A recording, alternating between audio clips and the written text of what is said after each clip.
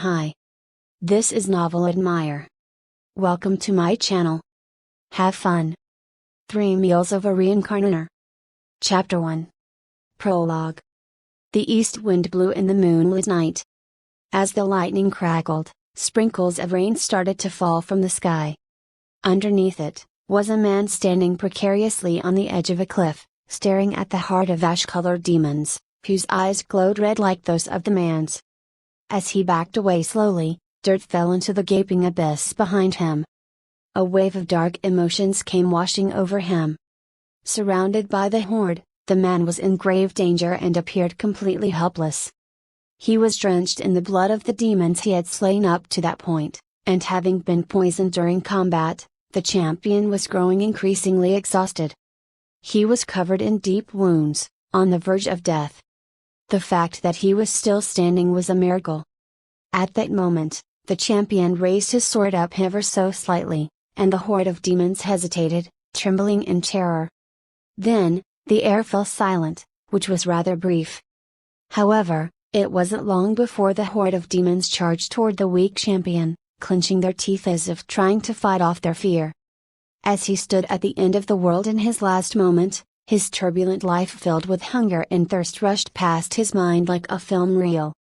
The endless war had only made his already difficult life even more like a living hell. Then, before he even had time to react, dozens of blades tore into the champion's flesh.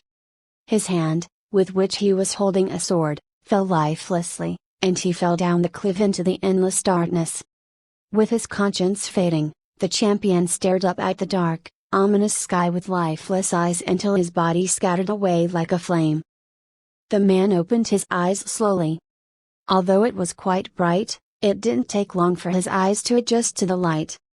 First, came the ceiling, and that was followed by the familiar scenery of a contemporary room, modern in its design. As he found himself in the room he had lived in as a Korean citizen prior to crossing over to the demonic realm, questions started to flood into his mind. He was now in a place that had only existed in his fading memories. Lying in his bed, confused, the man sprang up as his conscience grasped reality. He was breathing heavily. My name? He thought, struggling to remember. Apostrophe. Minutes. Sung. Kang? Yes, that's it. An old memory had been dug into his brain like a sharp nail, and his memories became even more vivid at the sight of the posters of mysterious creatures on the walls. Before being summoned to the demonic realm, Minutes Sung had had a keen interest in the mysterious monsters that were appearing on the daily news. Naturally, seeing the creatures on TV for the first time had been quite a shocking, yet astounding experience, and that had been more than enough to captivate Minutes Sung. From then on, his daily life upon returning from school had mostly consisted of researching those monsters, on and offline, extensively until bedtime. Of course, he had done so while completely unaware of how helpful his research it would be to his survival in the demonic realm. One day, after he had woken up, he had found himself in a cave, and the very subjects of his research had started to appear right before his eyes. Weapons had appeared out of thin air, which ended up becoming essential tools with which he defended himself against the monsters. Remembering the traits and characteristics of the monsters, Minutes Sung had killed countless of the mysterious creatures in order to survive and move forward, eventually reaching the world outside of the dungeon. However, the champion had been greeted by a world that had looked nothing like Earth, the demonic realm. It had been in that world of unrelenting darkness that Minutes Sung had adapted and survived. In that desolate land where there had not been a single blade of grass, Minutes Sung and the monsters had been the only living beings. There had never been a way out.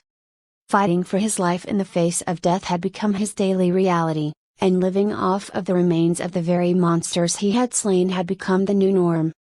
Then, one day, a new threat had appeared out of nowhere: demons. Horned and with eyes blood red, the demons exuded evil from their ash-colored skin, thirsty for blood and war. Although dealing with them individually was hardly a challenge, they were a tremendous threat as a group. Having had to fight against them regularly, Minutes Sung's life had been a miserable one, draining him both physically and emotionally. Eventually, the champion had met his demise on the edge of a cliff, or so he had thought. For some reason, he was now seeing a place that had existed in his life a long time ago. What had happened? Am I back from the dead? Minutes Sung asked himself, checking his body. He was still wearing the same clothes, which were stained all over with the blood of the demons. For some unknown reason, the wounds that had once covered his body were completely healed. Getting out of bed unhurriedly, Minutes Sung walked over to a wall in the room and touched it. It all felt too real for it to be a hallucination. It wasn't until he had done the same with the posters and his desk that he was convinced that he wasn't hallucinating. This is all real. I really am back. While the realization dawned on him, the clock ticked away relentlessly, and his heart started to beat faster, as if about to jump out of his chest. Upon coming out to the living room, Minutes Sung's gaze fixed on a certain place like an arrow. It was a portrait of his grandmother, who had been his only family, on the wall, smiling brightly. After staring intently at it for some time, Minutes Sung looked down at the TV stand underneath it and saw a torn-up notebook. Upon picking it up, he dusted it off, opened it and realized that it was his grandmother's will, which, in summary, said that she still believed him to be alive. Then, after he looked up and stared intently at the portrait of his late grandmother, he looked back down at the letter, and a certain sentence from his grandmother's will flashed in his mind: "Make sure not to skip meals." With a sticky noise, the refrigerator door opened, revealing its insides as a sour stench came wafting out. However, the smell paled in comparison to the stench of the freshly killed monsters of which Minutes Sung had had to live off. In fact, the smell of the refrigerator was almost sweet in comparison. As he was looking in the refrigerator, a certain item came into view. This. It was spam, a canned smoked ham. Taking it out of the refrigerator, Minutes Sung sat at the table with a pair of chopsticks and stared down at the can. From the moment he crossed over to the demonic realm, the champion had never stopped thinking about being able to eat real food. Needless to say, having to feed on dead carcasses was a pain that was bound to drive anybody insane, and it had taken a long time for it to become a habit for the champion. Now, having returned to Earth, Minutes Sung was staring down at the can full of smoked meat. Is this real life? He thought and slowly opened the top of the can. Click. The greasy, fatty aroma of the meat rushed into his nose. This is beautiful, Minutes Sung thought genuinely. The oily exterior of the ham was incredibly appetizing, making him swallow inadvertently. Picking up his chopsticks, he cut off a piece of spam and put it into his mouth, and the aroma of the meat spread through his mouth as he chewed. Wow! Minutes Sung let out, enthralled by the fatty, salty flavors dancing in his mouth and wrapping around his tongue. It was out of this world. Although it was raw, it was a heavenly treat for a champion who had been living off of dead monsters. At the realization that he now had the freedom to eat food that was even better than spam, his heart thumped with excitement. Minutes Sung walked into the bathroom in order to take a shower, his heart racing for yet another reason. The fact that he had returned to Earth was a miracle in and of itself. On top of that, being able to take a shower was an exciting development, to say the least. Although being drenched in blood had been completely normal in the demonic realm, things were completely different on Earth. He was back home. However, clack, clack. No matter how many times Minutes Sung turned the faucet, there was no water. The utility bill. The bill had to be overdue, which explained the lack of water. Having returned home after a long time, adapting to the present was proving to be a challenge. In the end, Minutes Sung was forced to give up on showering. Then, just as he was about to walk out of the bathroom, he was startled by his reflection in the mirror, which somehow reminded him that he wasn't seeing things. His appearance in the mirror made it obvious that he had been to the demonic realm. His hair was long enough for others to mistake him for a woman, and his face was covered in a scraggly beard. It was almost hard to distinguish whether he was an ape or a person, and looking at himself in the mirror made him aware of his current appearance. Thankfully, it wasn't anything a shower and a shave couldn't fix. Wait. What is this thing? LV1 minutes Sung Kang, newbie. There was a series of words floating above his head like a hologram. Although he tried to wave them away as he would a fly, it was no use. That's strange. Minutes Sung thought as he opened the door and stepped outside.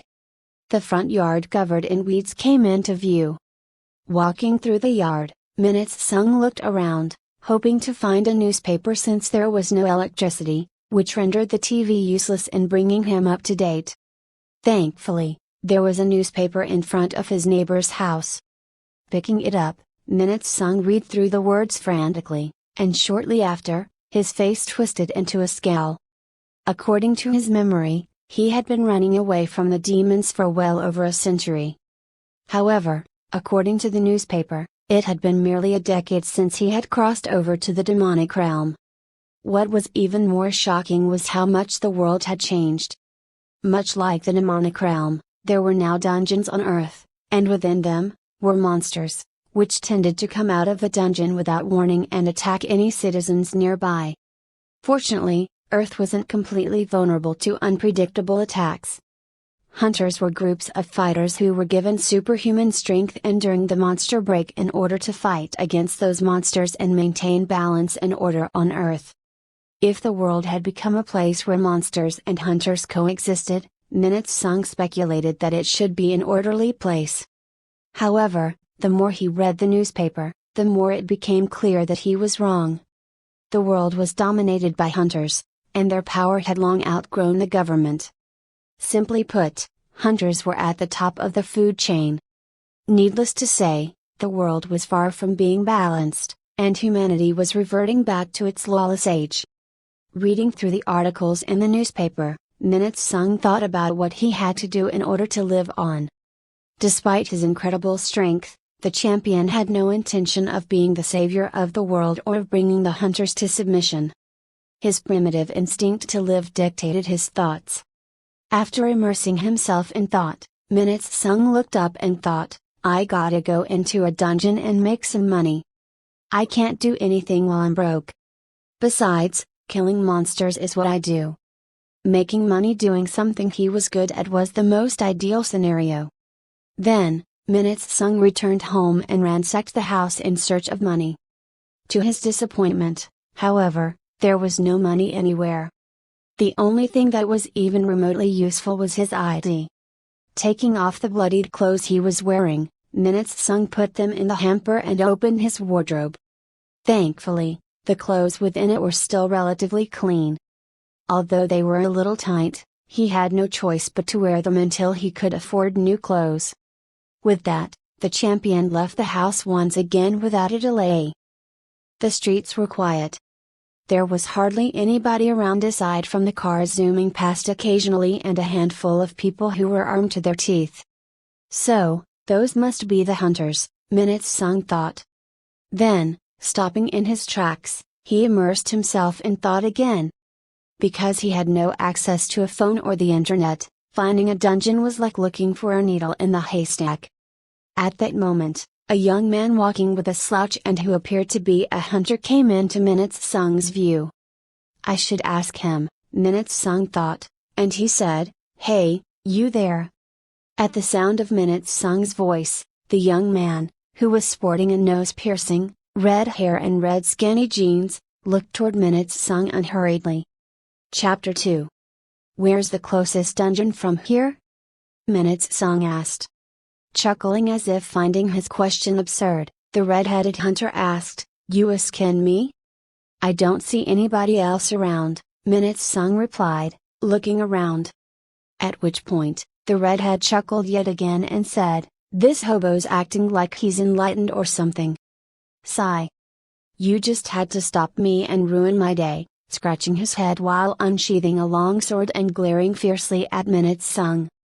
Shing. The blade shone brightly in the sunlight. Confused by the redhead's hostile behavior, Minutes Sung gave the hunter a puzzled look.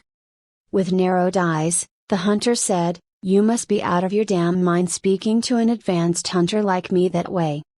Do you know who you're talking to? Do you not see my level? Oh, I get it. You don't value your life. Am I right?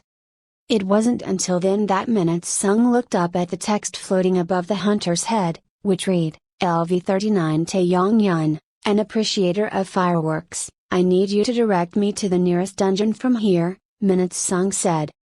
At which point, a murderous glare appeared in the redhead's eyes, and he said, You need me to do what? Are you telling me what to do? A newbie like you should be on your knees begging for your life by now. You just don't get it, do you? Amused by the redhead's attitude, Minute Sung chuckled. You're laughing? Let's see who's laughing when there's a sword stuck through your body. The redhead said, raising his sword above his head.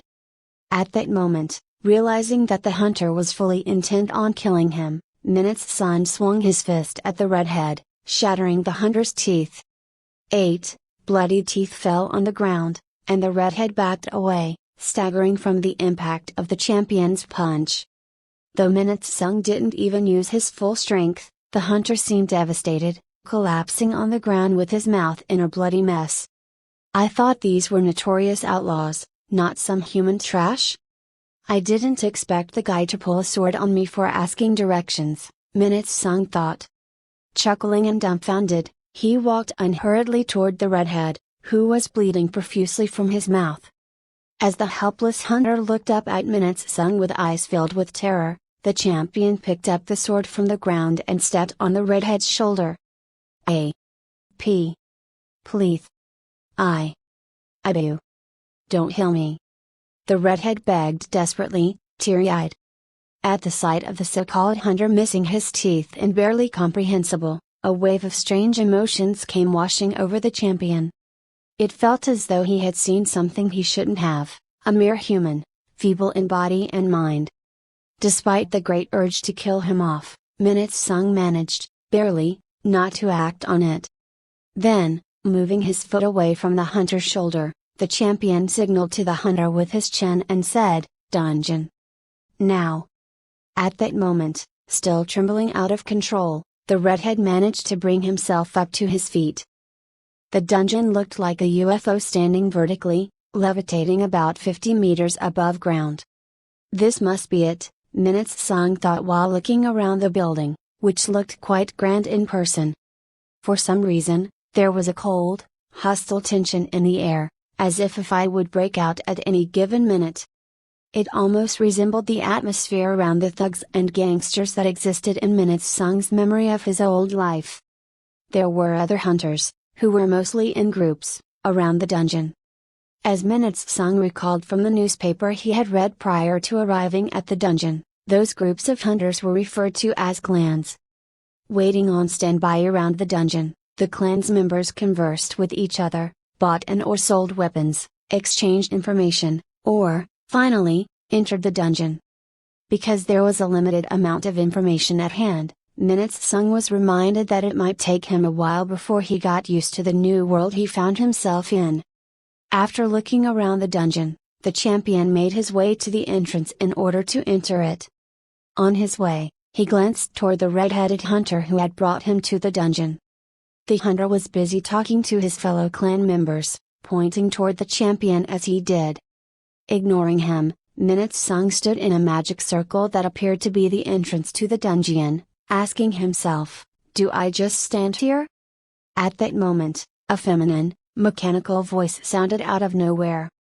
Welcome to your first dungeon. Stage 1, then, a burst of laughter came from the surroundings. He must be new. Look at his hair and beard. Oh, he looks enlightened all right. An enlightened hobo. Ha ha ha ha. Stage 1. Man, I can't remember the last time I heard that. Ain't he cute? I didn't know there were newbies still around. What's with his clothes though? Standing quietly at the entrance, Minute Sung ignored the jeering and mocking around him intentionally.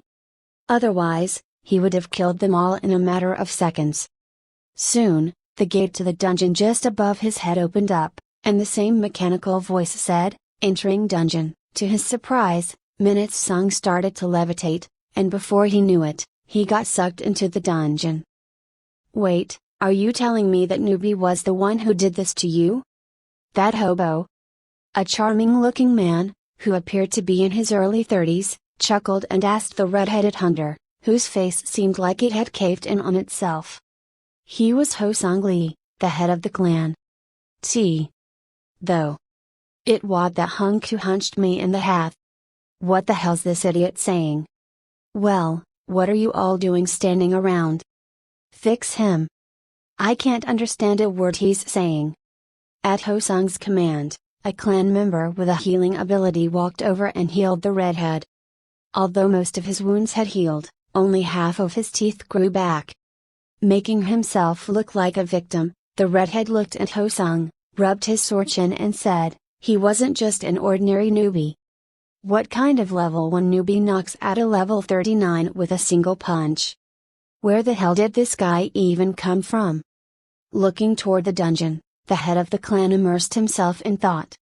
Hey, boss, you don't think he's working for the Central Hunters Institute, do you? What if the Institute showered him with legendary items to bring his stats up? The redhead asked. Looking at him with disdain, Ho Sung said, now, why would the Institute waste its time and resources on some level 1 newbie? Then, who do you think he is? The redhead asked, looking stressed and puzzled at the same time. Meanwhile, greed started to fill Ho Sung's eyes. How the hell should I know? I'm sure he's got good gear and all, but at the end of the day, you can only fight so many opponents at once, he said with an evil smile on his face. Tell everyone to get ready. We're following him as soon as he comes out. At his command, the redhead hesitated as he remembered the champion who had knocked him out with a single punch. Nevertheless, with a determined look on his face, he nodded. Welcome to your first dungeon. Stage 1, kill monsters and earn experience points for rewards. The mechanical voice echoed throughout the dungeon. That's nifty, Minutes Sung thought. At that moment, he felt his body lowering from midair and his feet touching the ground. At which point, the dark surroundings lit up at once, revealing a room made of gray marbles. After looking around briefly, the champion stood in front of automatic glass doors, and the doors slid open to either side of him. That dungeon's cutting-edge system was far more advanced than those of the dungeons in the demonic realm. Impressed and curious, Minutes Sung kept walking forward. Upon exiting the gray room, a dark, narrow hallway, which was about 30 meters wide, appeared, sparsely lit by the dim red lights on the ceiling. The champion strode across the hallway without hesitation, and it wasn't long before he came across the very first monster in the Earth Dungeon. LV1 small slime, looking like a piece of chewed-up gum, the slime crawled toward the champion. It looked almost too adorable to kill. In the end, after staring at it for a little while, Minutes Sung stomped on the monster. Splat! The slime exploded like a balloon and scattered in all directions. Small slime has been slain. You've earned 230 experience points. Rubbing his feet across the ground to remove what was left of the slime, Minutes Sung kept on. Then, a few paces later, he came across yet another monster. LV2 young goblin, fitting to its name, the goblin tilted its head from side to side, waving its axe at Minutes Sung as if trying to threaten him. Remaining unfazed, the champion stared intently at the creature, which started walking toward him, eventually charging at him with a strange squeal while swinging the axe. Clunk! Caught off guard by its axe bouncing off of Minutes Sung's thigh, the goblin started to swing at him repeatedly. Soon. Clunk! Clunk! Clank! The blade of the axe shattered into pieces, leaving the goblin shocked and flabbergasted. As fear sank in, the creature started to shake. Nevertheless, the champion kicked the helpless creature as if it were a soccer ball, sending it into the air. Shortly after, the creature met its demise as it hit the wall, splattering blood all over the place. Young goblin has been slain. You've earned 320 experience points. Level up. Apostrophe. That's it? I barely did anything, Minute Sung thought. Sighing, the champion kept on. To his disappointment, none of the monsters in the dungeon posed any threat to him. After killing a few monsters and chucking them into the distance, he started to grow skeptical of the place. Although the dungeon had been designated for lower-level hunters, there was a tremendous gap between it and the demonic realm, where he had had to fight desperately to survive. I better pick up the pace. There's no time to lose, Minute Sung thought. Hell, he's taking forever, Ho Sung let out while sitting in his oversized imported American car and spitting out the window. It had been 5 hours since the mysterious newbie had gone into the dungeon. The sun was almost setting, and the moon was about to come out. Maybe he's dead. A beautiful girl sitting next to him in the car clung to Ho Sung, trying to charm him. However, he pushed her away annoyedly, and the girl stormed out of the car and with a furrowed brow and lit up a cigarette. At that moment, as he got out of the car scratching his head while staring at the dungeon, the mysterious newbie appeared in front of the dungeon. Only something was different about him. Wait. What? Is that the same guy? LV 50 Minutes Sung Kang, leveling up at the speed of light. Blinking in confusion, Ho Sung rubbed his eyes several times, thinking that he was seeing things. However, no matter how many times he did so, the man who had once been a newbie was no longer. A level 1 newbie got to level 50 in just 5 hours? The head of the clan asked himself. Although leveling up to 50 wasn't all that difficult, the man had still done so at a frightening speed. Flabbergasted, Ho Sung rolled his eyes. However, his anxiety dissipated quickly upon realizing that the average level of his clan members was close to 100. Even equipped with legendary items from head to toe, it wasn't likely that a level 50 would stand against 3 or 4 level 100 hunters. Level 50. In 5 hours. What kind of gear do you have, anyway? Ho Sung asked himself, the greed in his eyes deepening. Upon exiting the dungeon, Minute Sung looked at his item inventory with a smile. The dungeon system on Earth was rather interesting, and the fact that there was a feature like an item inventory made it more so. It was almost like playing a video game. Then, while he was looking at his inventory proudly, the champion tilted his head as he was struck by a question: where do I sell all this? Because clearing a floor in the dungeon rewarded him with quite a few items, there was an impressive array of items in the inventory, including ones that looked quite valuable such as the soul-imbued goblin tooth, or those that seemed far from useful like the thorn bush.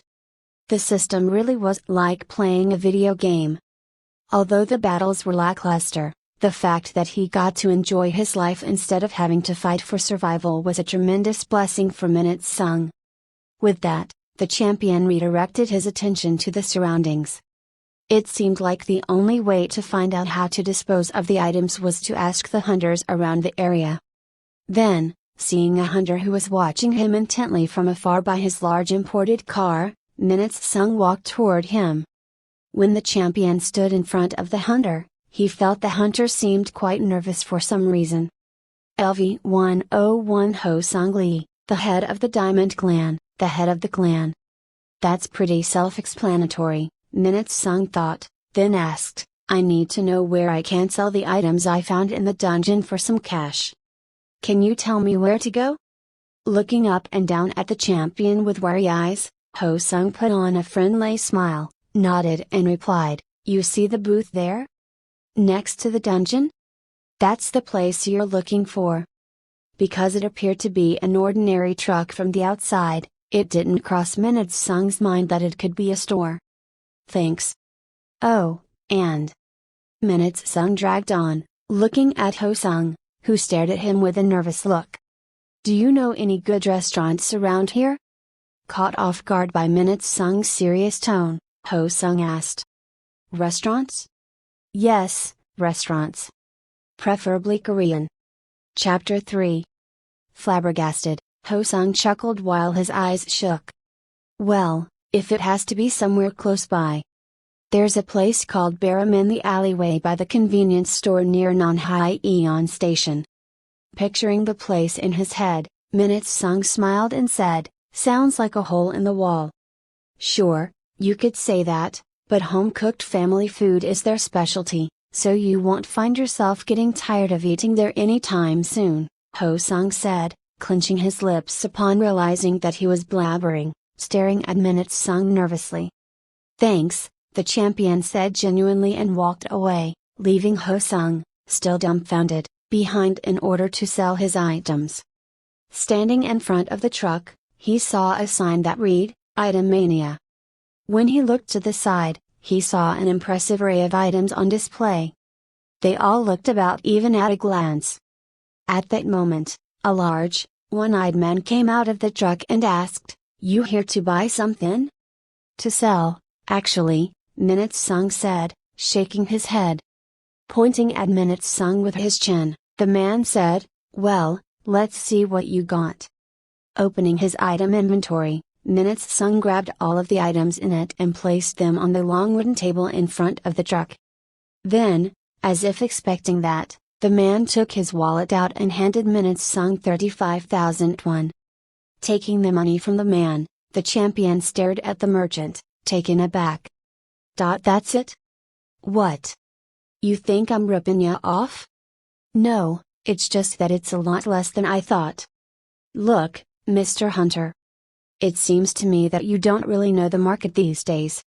The item values have been plummeting. You won't make any money with anything you find below the 30th floor. What you brought here is mostly trash. I'm the one being generous here. So, how high up in the dungeon do I have to go to start finding things that are worth something? Let's see. I'd say at least the 50th floor."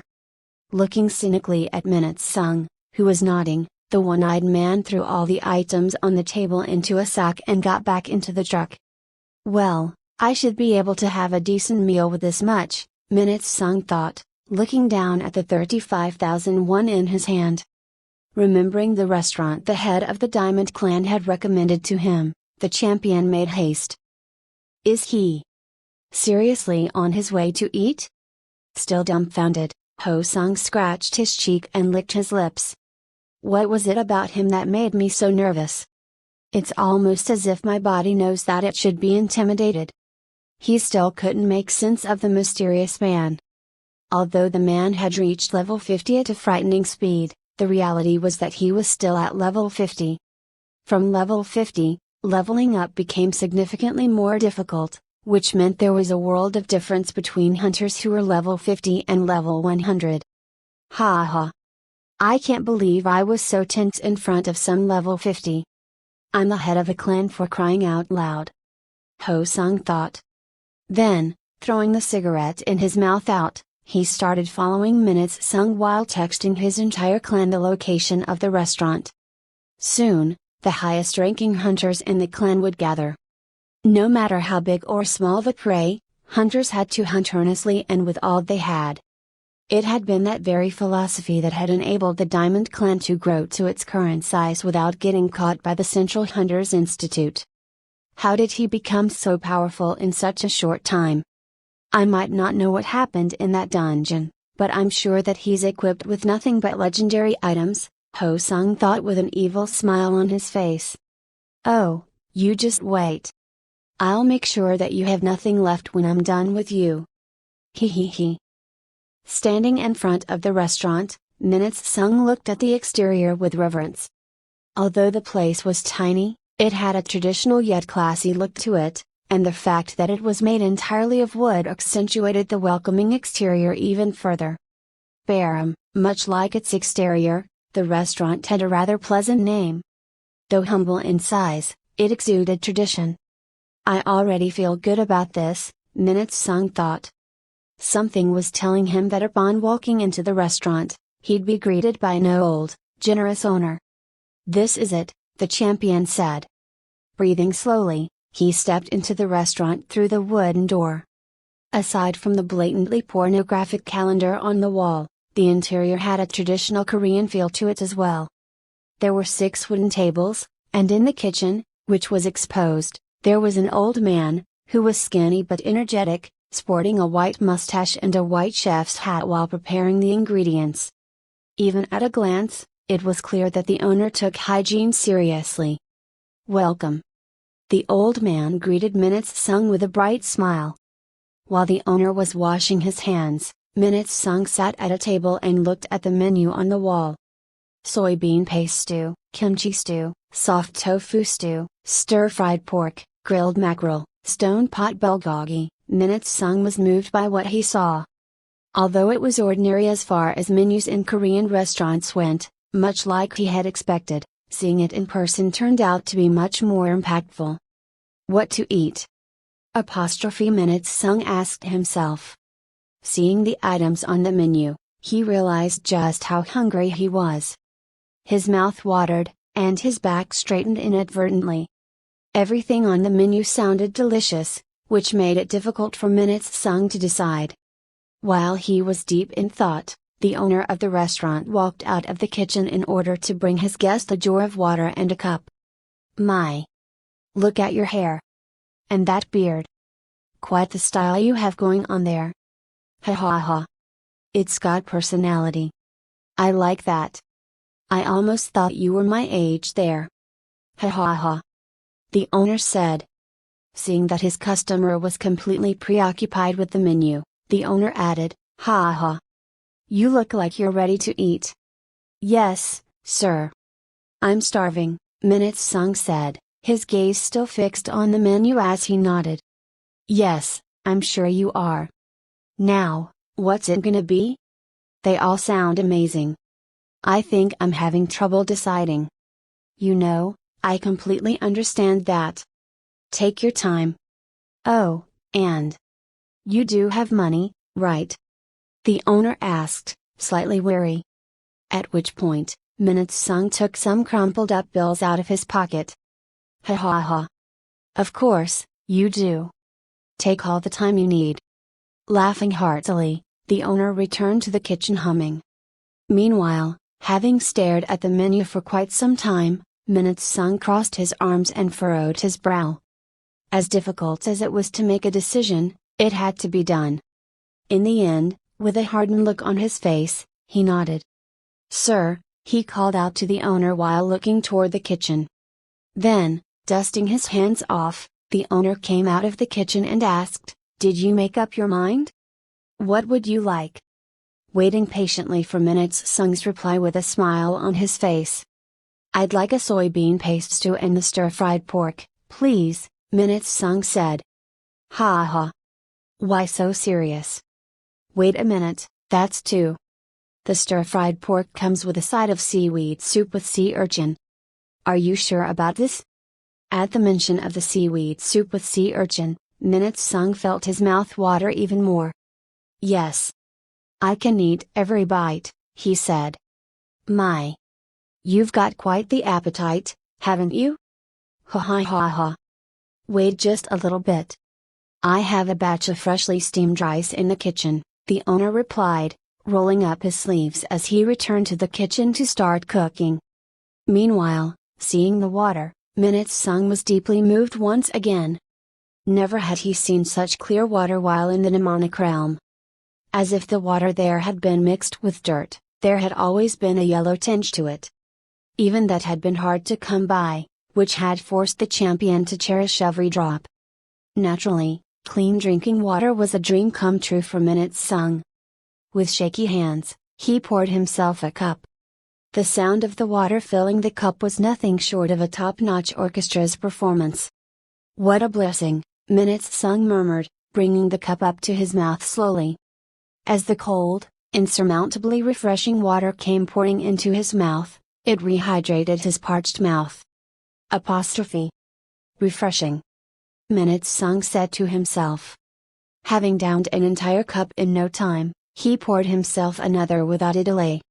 That time, pouring a bit quicker and less patiently. Upon filling the cup to the brim, the champion drank the entirety of its contents in a single gulp. After 2 cups of water, Minutes Sung carefully put the cup down on the table, breathing slowly, refreshed. It felt as though his heart had been washed clean. Who would have thought a cup of water could bring so much joy? He asked himself. He almost couldn't believe he had been able to withstand the living hell that was the demonic realm for such a long time. At that moment, a loud sizzle came from the kitchen, and the champion's head jolted in the direction of the sound. The owner seemed to have started making the stir-fried pork, cooking the marinated meat with cuts of vegetables on the frying pan over a big fire. Grasping the pan with his veiny left arm, the owner stirred the ingredients with the spatula in his other hand. The savory aroma came wafting from the kitchen and tickled Minute-sung's nose, which was more than enough to make the champion antsy. The smell alone was unbelievably appetizing, and he realized that he had forgotten the smell of meat cooking. Moaning, the champion closed his eyes. Apostrophe. The smell is irresistible. This is far more dangerous than those demons, Minute-sung said to himself, clenching his hands into tight fists, trying to resist his appetite desperately with every bit of his willpower. Eventually, sensing the owner's presence, Minute-sung opened his eyes and saw the old man bringing the food out from the kitchen. At which point, the champion's heart started to race, and his face flushed bright red. With a dull sound, the plates and bowls were placed on the table. First, the bowl of freshly steamed rice came into view, which had an enticing shine to it, followed by a steaming pot of soybean paste stew, and a plate full of stir-fried pork, complete with a bowl of seaweed soup with sea urchin. Minute-sung couldn't have asked for a better meal. Seeing the champion swallowing anxiously, the owner asked with genuine concern, "You don't look so good. Are you all right?" "Yes, I am. It's just that this looks out of this world," Minute-sung replied, breathing heavily. "Ha ha. You look and sound like somebody who hasn't eaten in days. Wait, is that what actually happened here?" Starvation couldn't describe the hunger Minute-sung had to live with during his century-long stay in the demonic realm.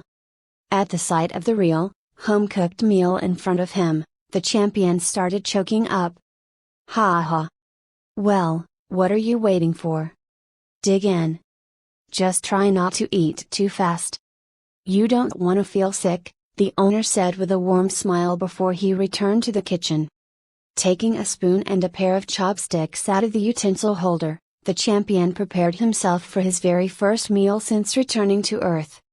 At that moment, drag, slam. The sliding door to the restaurant flung open violently. Chapter 4. Sensing a presence, Minute-sung looked up at the person approaching him.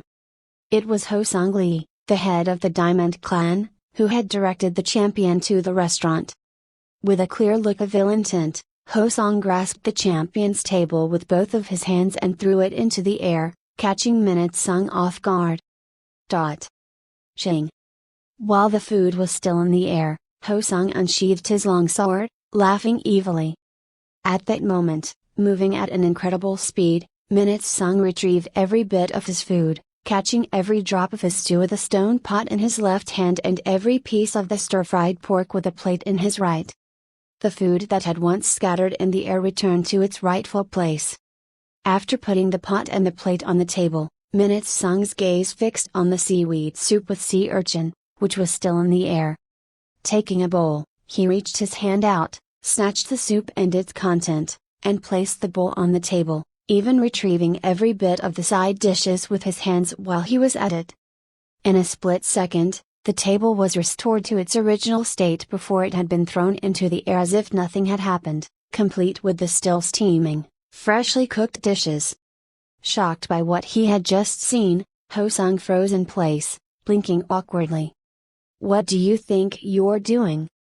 Minute-sung said in a serene tone, glaring fiercely and piercingly at Ho-sung. At that moment, with a thunderous roar, the entire place started to quake. What the hell? Ho-sung thought, flabbergasted. Initially, his plan had been to provoke and drag Minute-sung out of the restaurant.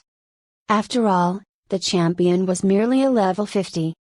However, after witnessing the champion's incredible speed and experiencing his terrifying aura, Ho-sung found himself at a complete loss, breaking out in cold sweats, unable to breathe.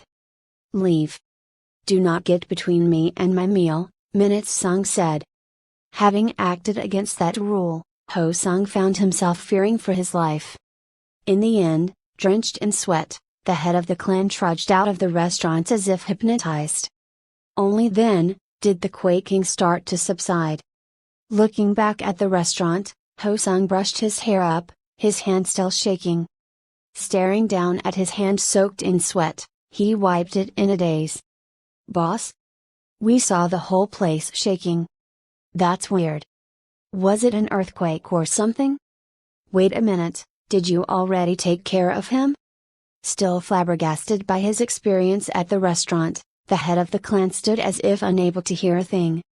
It wasn't until a certain clan member called out to him loudly that Ho Sung looked up at his 10, near level 100 members. "Boss.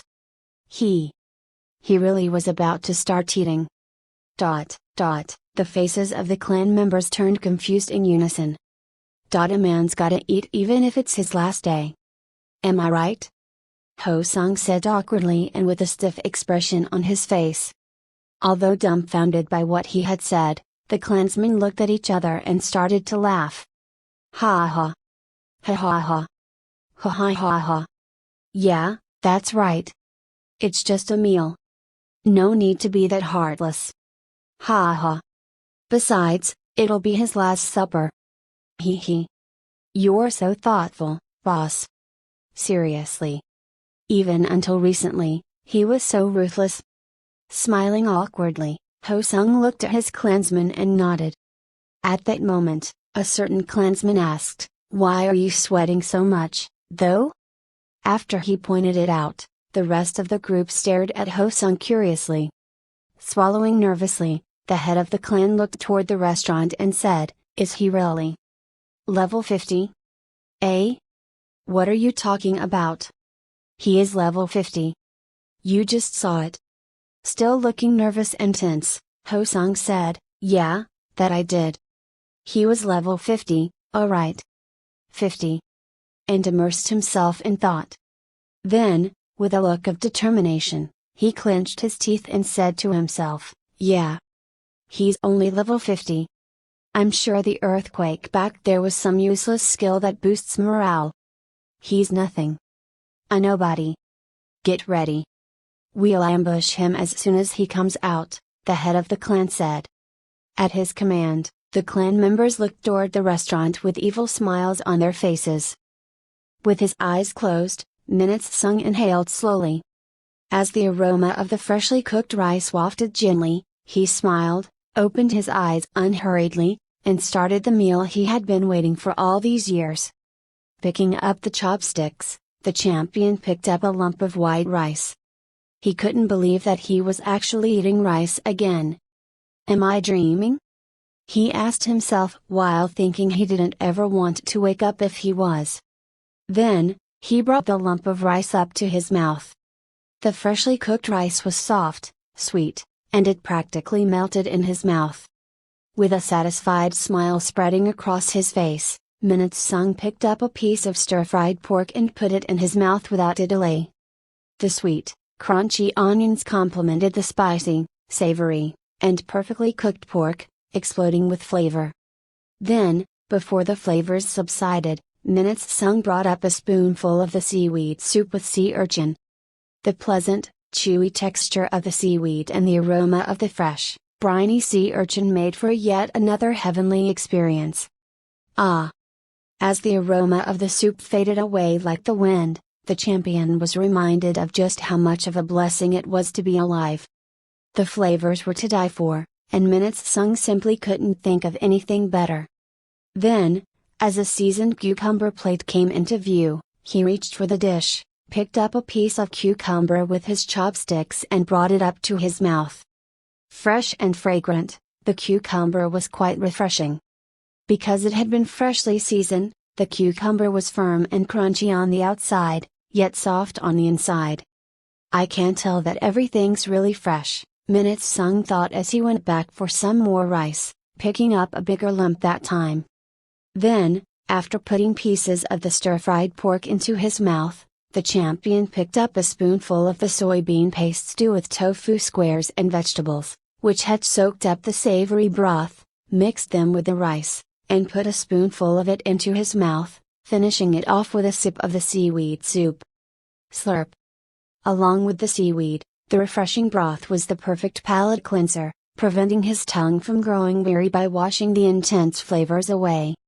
Although he wanted to engorge himself with the dishes before him, Minute-sung controlled himself, remembering that he could always come back for more.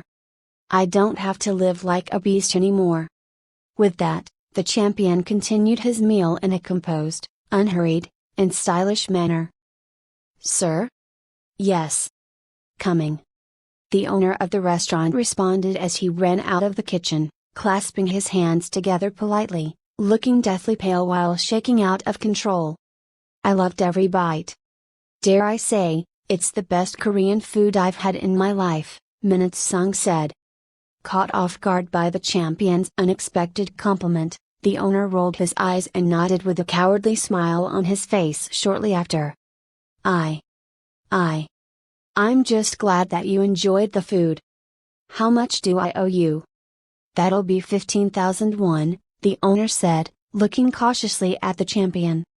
Out of the 35,000 won he had made from selling his loot, Minute-sung handed the owner a 10,000 won bill and a 5,000 won bill. Thank you. Oh, no. The pleasure's mine. You take care now, Hunter, sir. With that, Minute-sung opened the sliding door and exited the restaurant. When he walked outside, he saw the bright, moonlit sky, which was incomparably more beautiful than that of the demonic realm. Staring at it, he asked himself, when was the last time I looked up at the moon after stuffing myself with delicious food? It had been a luxury in a world filled with war, bloodshed, and unrelenting darkness. However, Earth was a completely different place from the demonic realm, and the fact that he was no longer there still felt surreal. Unfortunately, his reminiscence was disrupted by a voice that came out of nowhere. So, how was your last meal? When Minute-sung looked in the direction of the voice, he saw a group of 11 hunters armed to the teeth. By that point, it was obvious that they were targeting the champion. With a cynical look on his face, Minute-sung furrowed his brow and asked, My last meal? That's right. Your very last meal. You see, this is where you're gonna be buried. Right here. You're gonna kill me? Minute-sung asked, chuckling quietly. But, I'm not a heartless man. I'll let you live if you hand over everything you have. I mean it.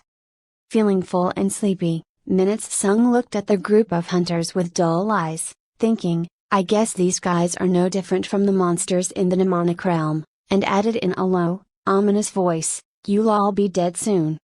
PFF? PFFFF. Pua-hi-hi-hi-ha-ha. Ah-ha-ha-ha-ha. The hunters burst out laughing. You? A level 50. Hurt us? Ah-ha-ha-ha-ha. Ha-ha-ha-ha. Ah, you're killing me. Seriously, that's cute. Ha-ha-ha-ha-ha-ha. Looking at them with disinterest, Minute-sung said quietly, Do your worst. PFFF. Do your worst. You've got guts for a newbie, I'll give you that. At that, looking at them with cold, piercing eyes, the champion approached them and said, Well? Unfazed, Ho-sung lit the cigarette in his mouth and said to his clansmen, Show that arrogant pig who's in charge around here. At his command, the clansmen got in position to attack the champion, and a brown-haired hunter standing closest to Minute-sung charged toward him. As the hunter swung his sword, the champion dodged by jolting his head away from the blade slightly, grabbed the hunter's arm, and twisted it. Snap! With a dull sound, the hunter's arm bent in an awkward direction, and blood gushed out as the broken bone ripped through it. Then, came a piercing scream. After the wounded hunter dropped his sword, Minute-sung picked it up and swung it horizontally at the group of hunters charging at him. With a thunderous roar, the hunters fell lifelessly, cut in half at the waist, leaving Ho-sung as the only survivor. Chapter 5 the torsos of the 9 level 100 hunters scattered all over with the champion's single swing. Then, Minutes Sung looked back at a certain hunter behind him, who was on the ground, moaning in pain with his arm twisted in an unnatural angle. While locking eyes with the terrified and helpless hunter, the champion walked toward him and slowly pushed the blade of his sword into the hunter's neck. Cough. Ah. Cough. As the blade gently pierced through the brown-haired man, blood poured out of the hunter's mouth like a fountain. Soon, there was no life left in his eyes. As the hunter's limbs hung lifelessly, Minutes Sung pulled the sword out of the dead hunter's neck and shook the blood off of it, splashing the dark red liquid all over the ground. Splash! Shocked by what he'd seen, Ho Sung's jaw dropped open, and the cigarette in his mouth fell out. Meanwhile, with the sword still in his hand, Minutes Sung walked toward the head of the clan unhurriedly. Who the hell are you? Ignoring Ho Sung's question with an ice-cold look on his face, the champion kept moving toward the head of the clan.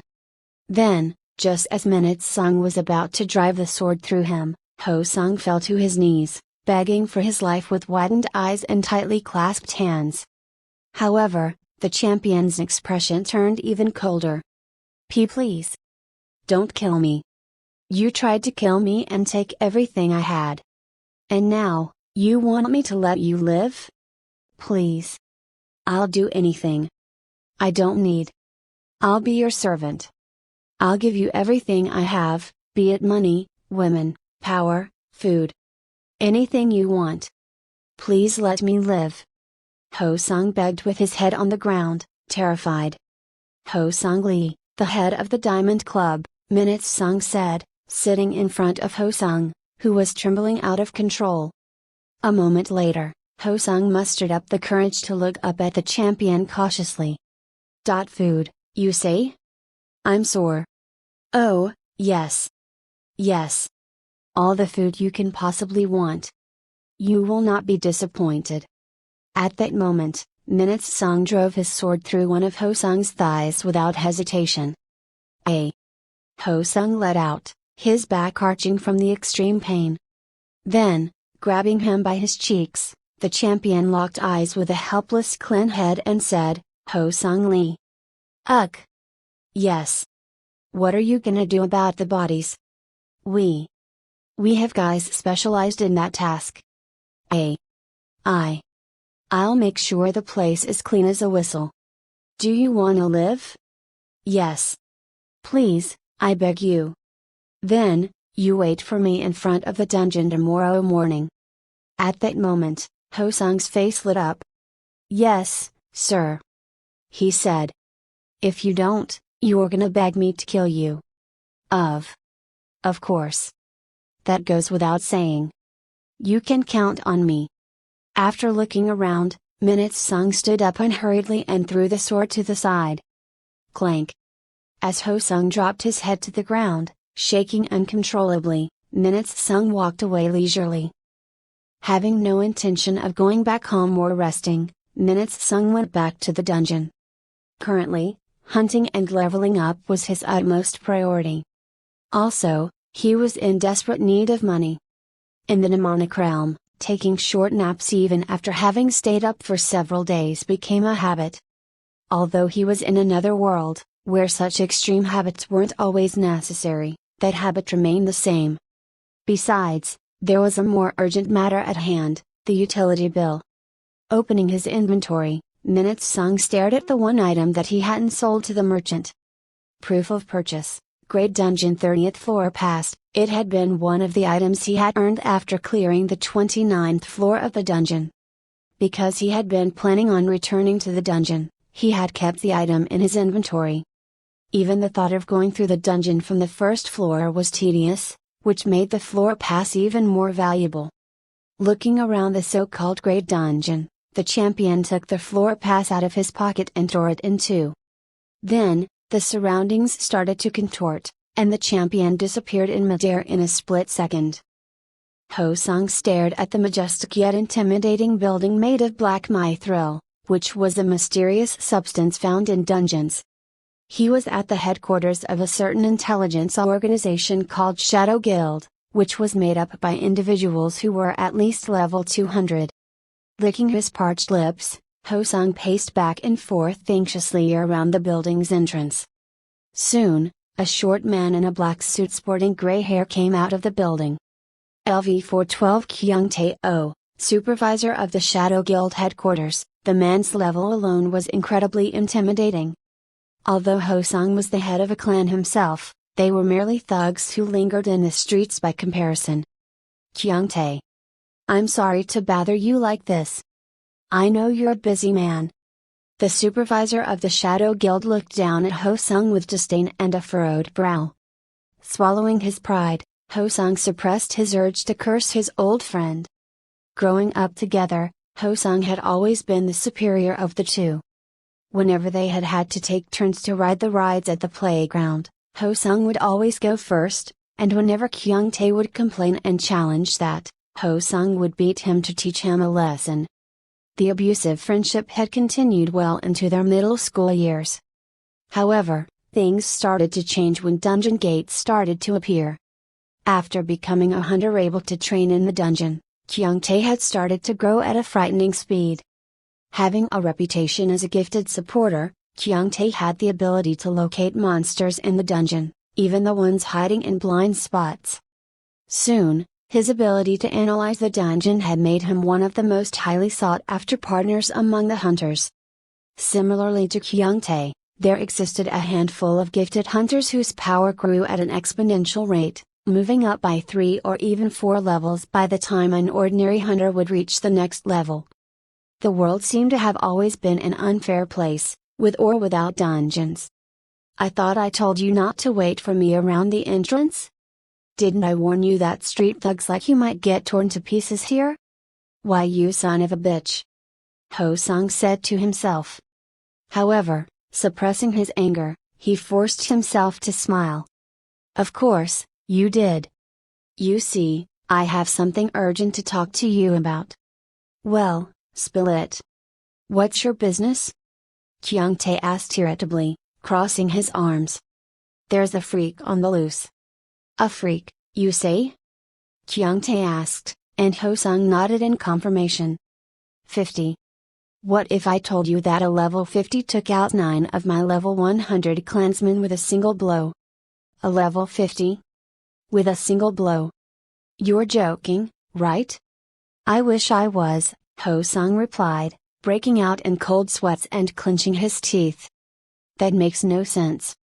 Levels are reference points for gauging an individual's minimum power.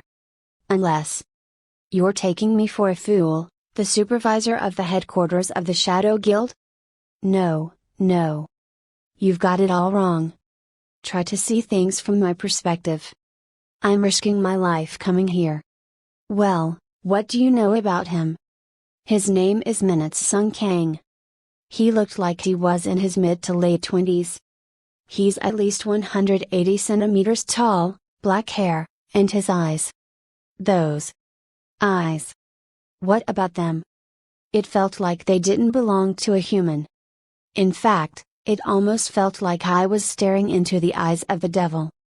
Ho-sung said, soaking in sweat as he described the champion's intimidating appearance. Wiping the sweat off his face, he swallowed nervously and kept on. Something tells me that he's growing as fast as a master. Initially, I thought it was his gear, but I was wrong. It turned out that his power had nothing to do with his equipment. At Ho-sung's description of the mysterious champion, Kyung-tae's expression grew harder. From the sound of it, the champion was far more powerful than Kyung-tae had expected. Master was the highest grade of hunters, above semi-master and expert, and any grade above master was considered to be in the realm of absolute power, the celestials. Master, huh? Ho-sung studied Kyung-tae, who seemed deep in thought. That freak won't stand a chance when the Shadow Guild, the biggest intelligence group around, is in the picture. I'll get them to start fighting and escape in the meantime. Ho-sung thought. Anything else? Kyung-tae asked. I'm supposed to meet him tomorrow morning. 4? Kyung-tae asked with a puzzled look, which turned into that of suspicion shortly after. I don't know. He never told me, Ho-sung replied. If you ask me, something's fishy. No. Whatever it is, it's not what you're thinking. Ho-sung said in a hurry, and Kyung-tae replied, who do you think you're raising your voice at? Do I still look like the pushover you used to walk all over? Give me one reason why I shouldn't end you right here, right now. Ha, ha ha. I must have not explained myself clearly. I was just frustrated that we weren't seeing eye to eye, you know? I didn't mean to raise my voice for any other reasons, I swear. Alright, whatever. Just get out of my sight, Kyung-tae said, sighing and looking at Ho-sung with disdain.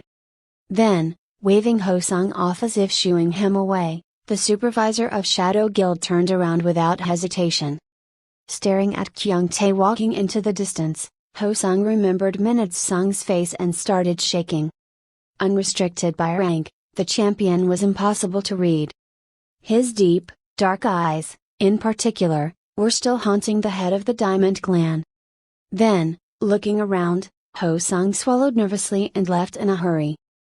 As Minute-sung kicked the ground, his body launched forward like a beam of light, piercing right through a giant spider. With an explosion, the spider's remains scattered in all directions like shrapnel. Giant arachnid has been slain. You've earned 1,200 experience points. Congratulations! You're the first hunter to slay the giant arachnid with a single hit. Achievement unlocked. Arachnid armor has been rewarded. Inventory full. You can't carry any more items.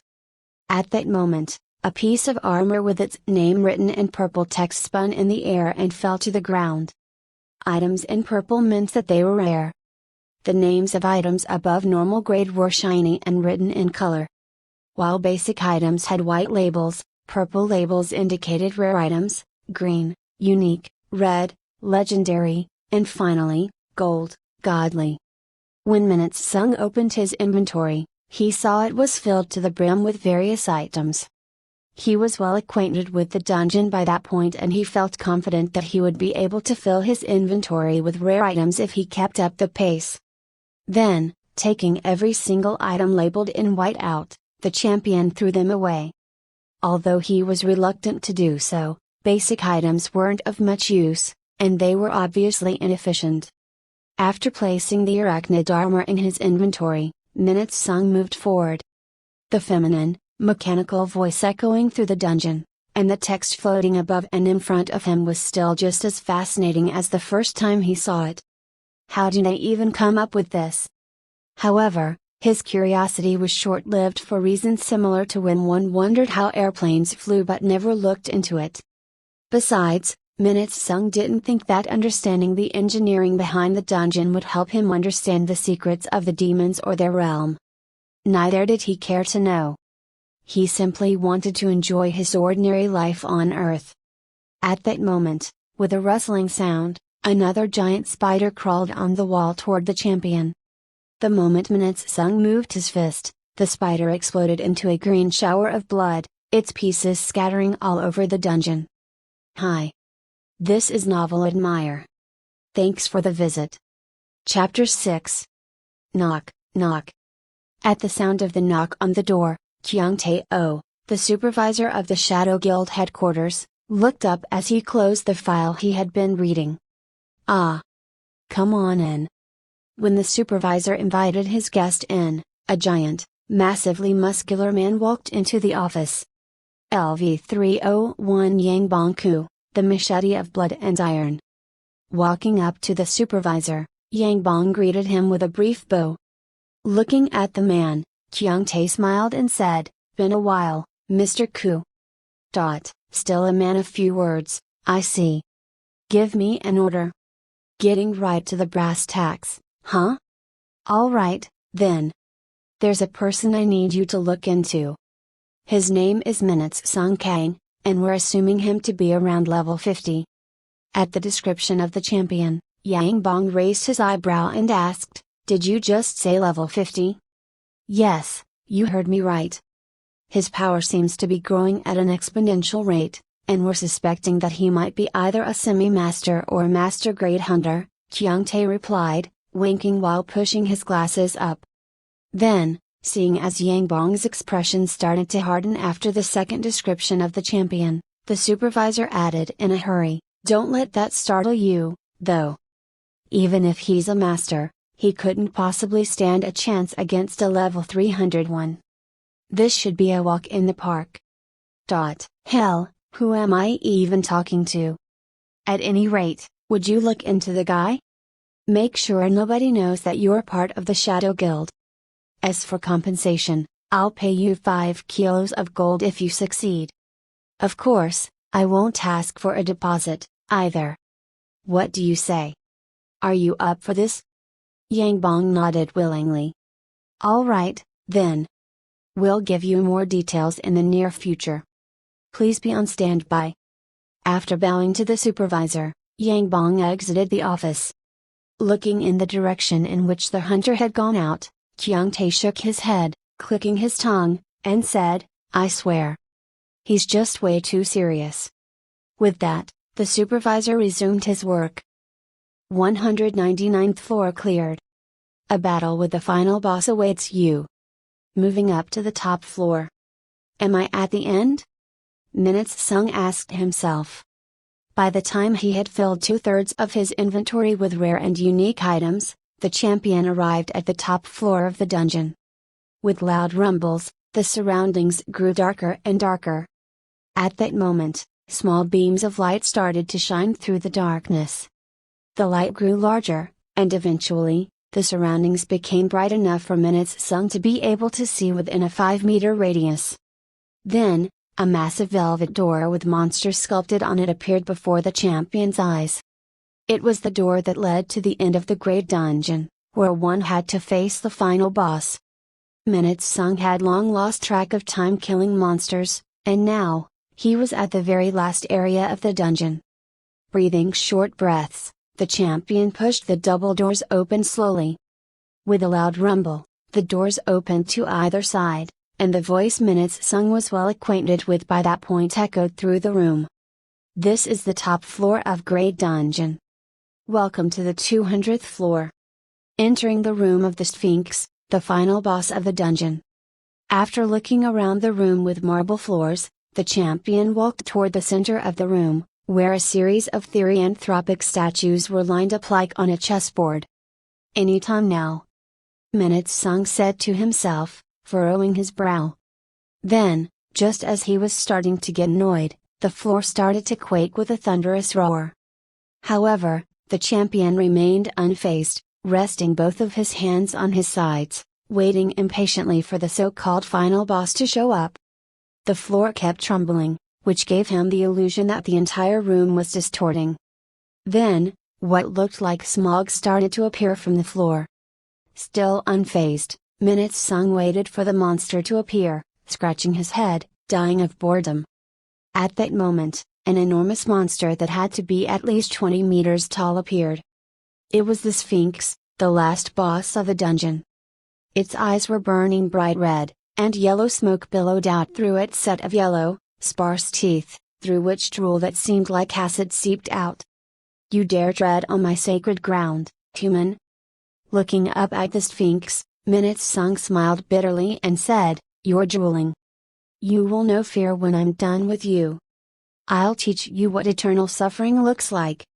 Then, the Sphinx slammed the staff in its hand on the floor, and with a loud boom, a magic circle appeared around it. The circle spewed flames that burned everything else around it in no time. This place isn't nearly as practical as it looks, Minutes Sung thought, walking toward the flames and the monster leisurely. While the unsuspecting Sphinx raised its staff in order to strike the champion, Minutes Sung took a small dagger out of his inventory. Due to the monster's drool, using his bare hands was simply less appealing to the champion. Taking the rusty dagger, he swung it with force. At which point, with a thunderous roar, the monster's body started to crack, and the Sphinx exploded into pieces shortly after. As pieces of the monster's flesh and bones fell from above like rain, Minute Sung dusted them off himself with the dagger in his hand. You've slain the Sphinx, the final boss of the dungeon. You've conquered the dungeon. Fastest to reach LV 150. Fastest to slay the final boss. New record. X2, achievement unlocked. Advanced treasure chest rewarded. Ultimate treasure chest rewarded for slaying the Sphinx. Glowing treasure chest rewarded for setting new record. Title changed to first for setting new record. At that moment, a golden light started to shine from all directions, and as the light faded, the surroundings changed to a place that looked like the dungeon's lobby. At the center of it, which felt slightly empty, there was a white, fluttering light that seemed like an exit. When Minute Sung walked into it, the light grazed past the champion and illuminated the floor of the dungeon as it opened up like an elevator door. Much like the way he had entered the dungeon, the champion was lifted off the ground and brought down slowly. After about 30 seconds of levitating. Tap. Minute Sung felt his feet touch the ground. You've successfully conquered the great dungeon. Wishing you the best of luck, champion. After the best wishes from the mechanical voice, the dungeon filled with bright light sealed its entrance with a rumble.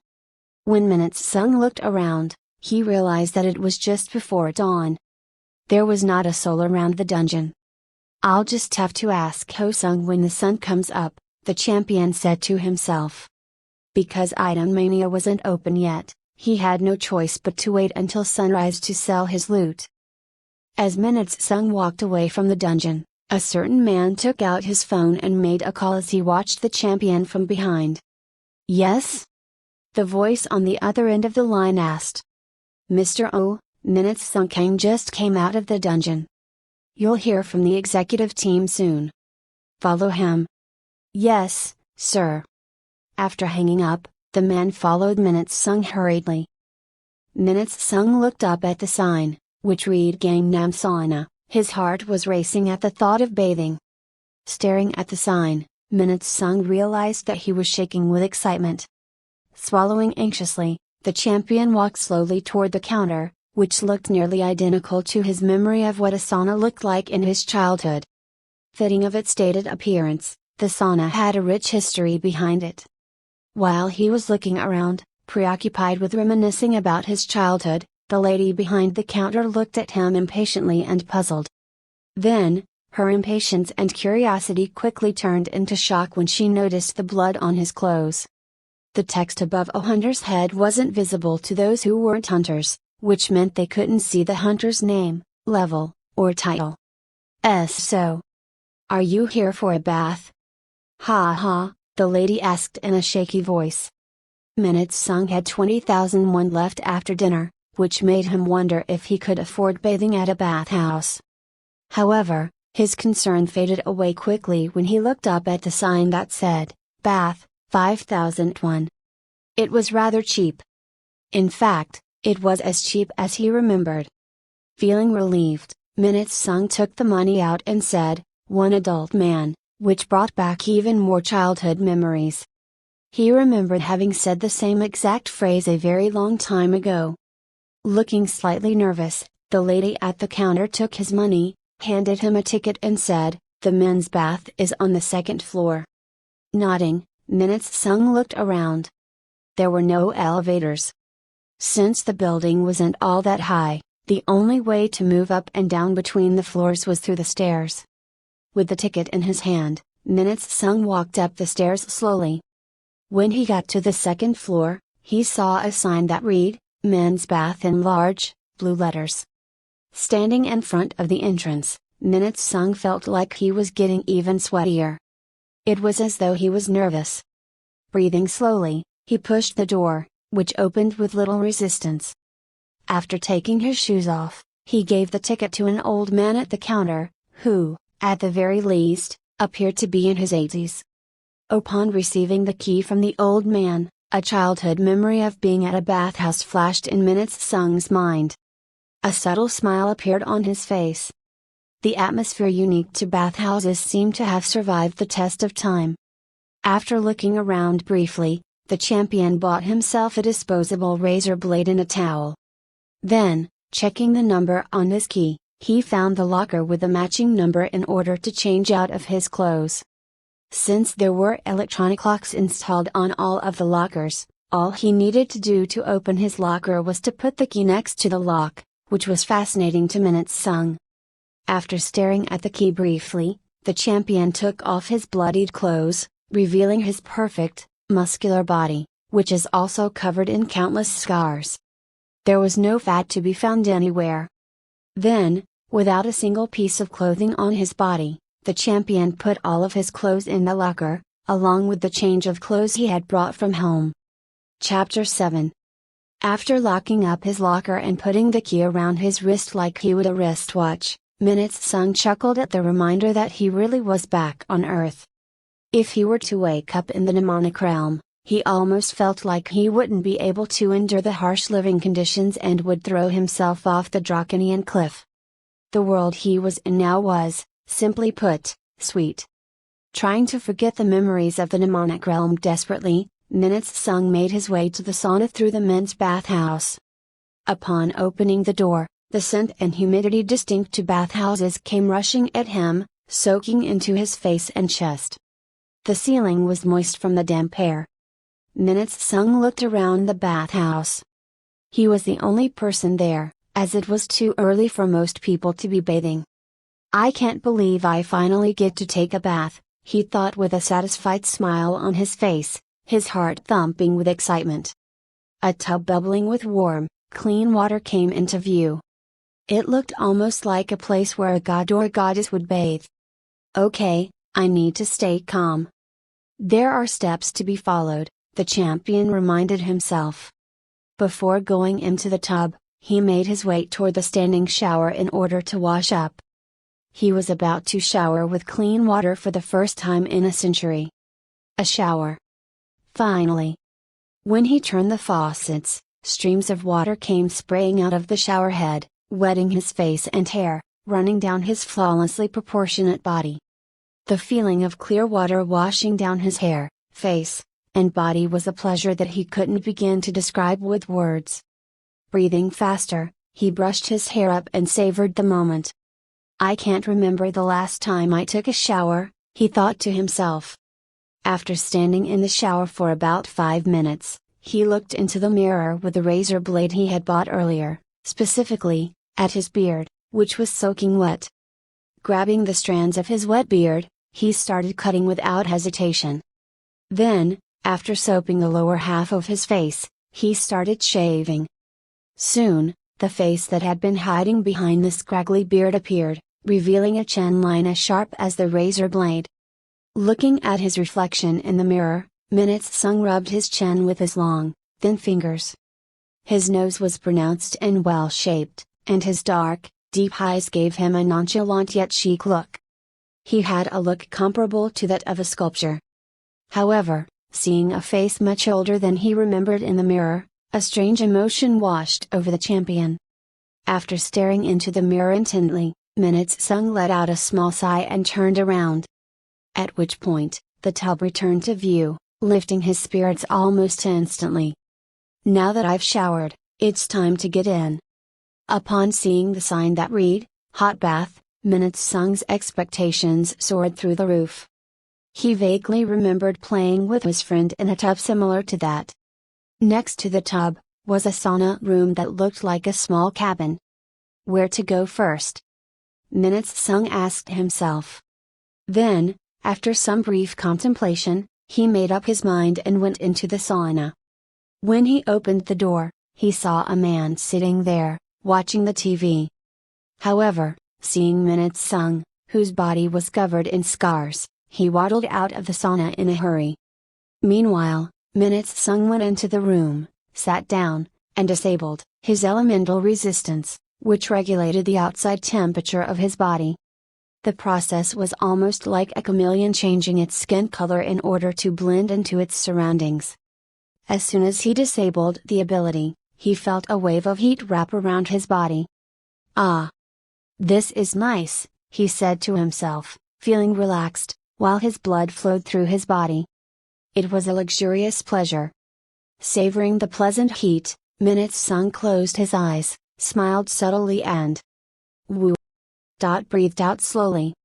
The temperature of the room turned his breath into hot air, which glazed through his arms and legs.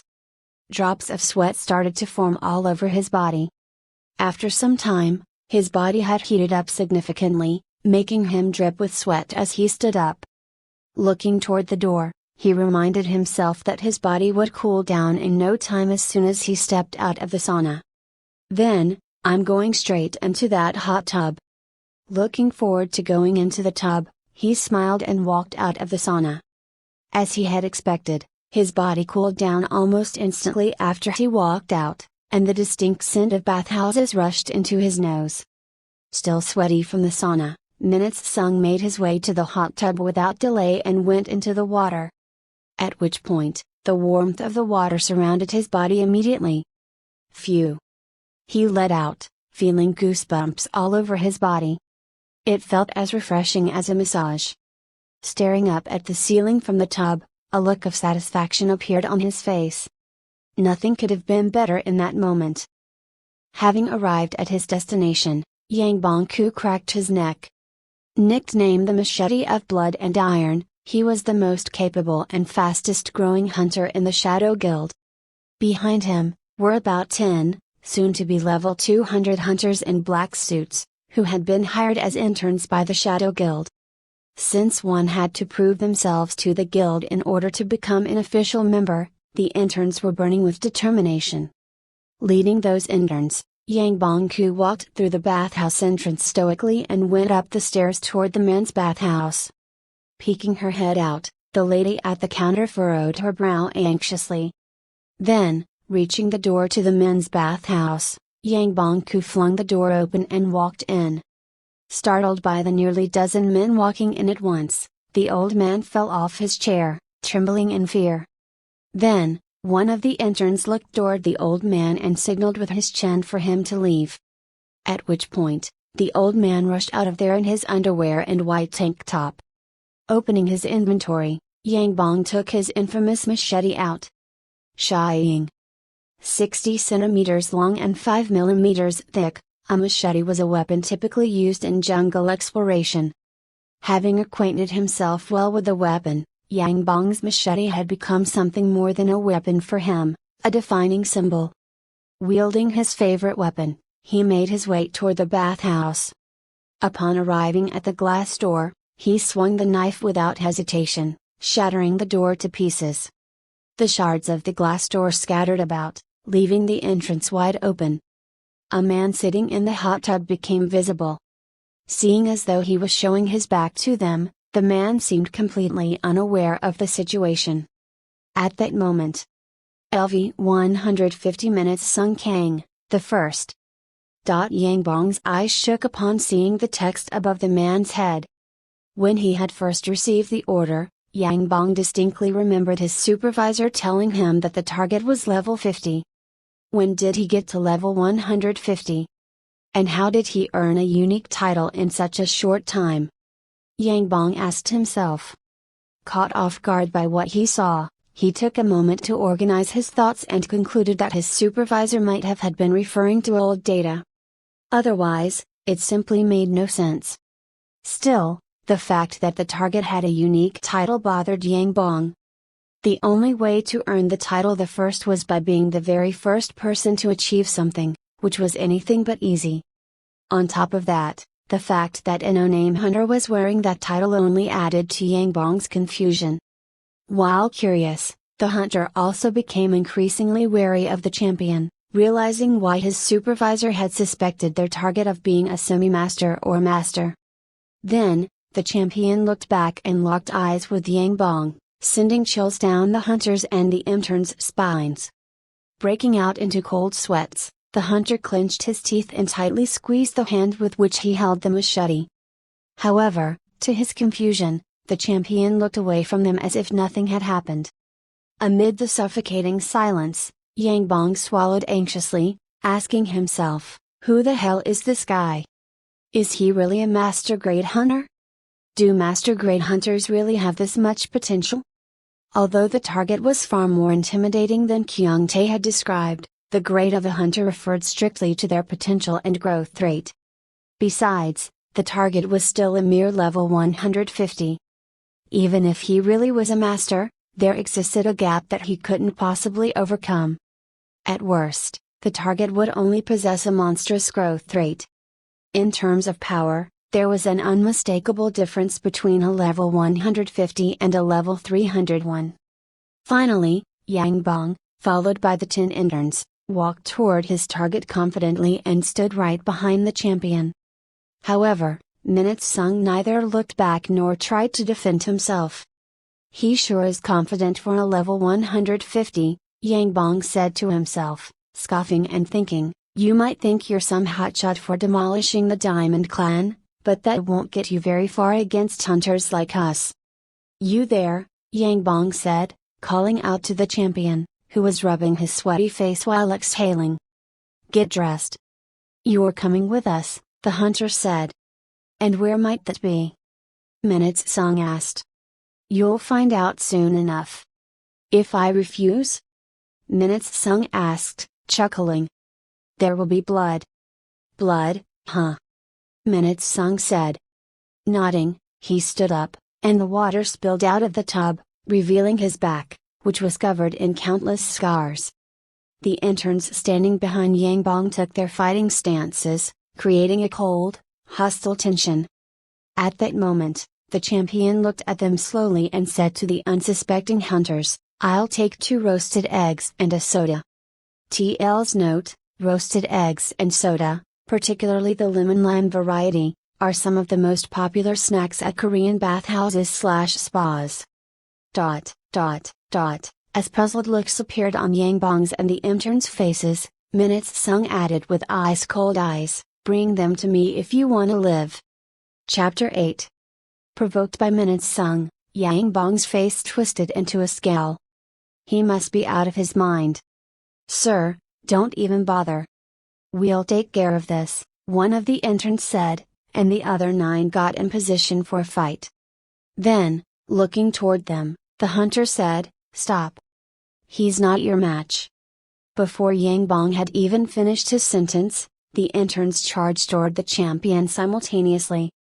Caught off guard by how quickly things had escalated, the hunter looked at the interns and let out, "Damn it."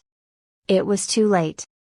Sure enough, a series of sounds that sounded like tires exploding echoed through the bathhouse. Bang! Bang! Bang! Spilling the water in the tub, the interns were sent flying across the bathhouse in all directions, and concrete debris fell from the ceiling. Ugh!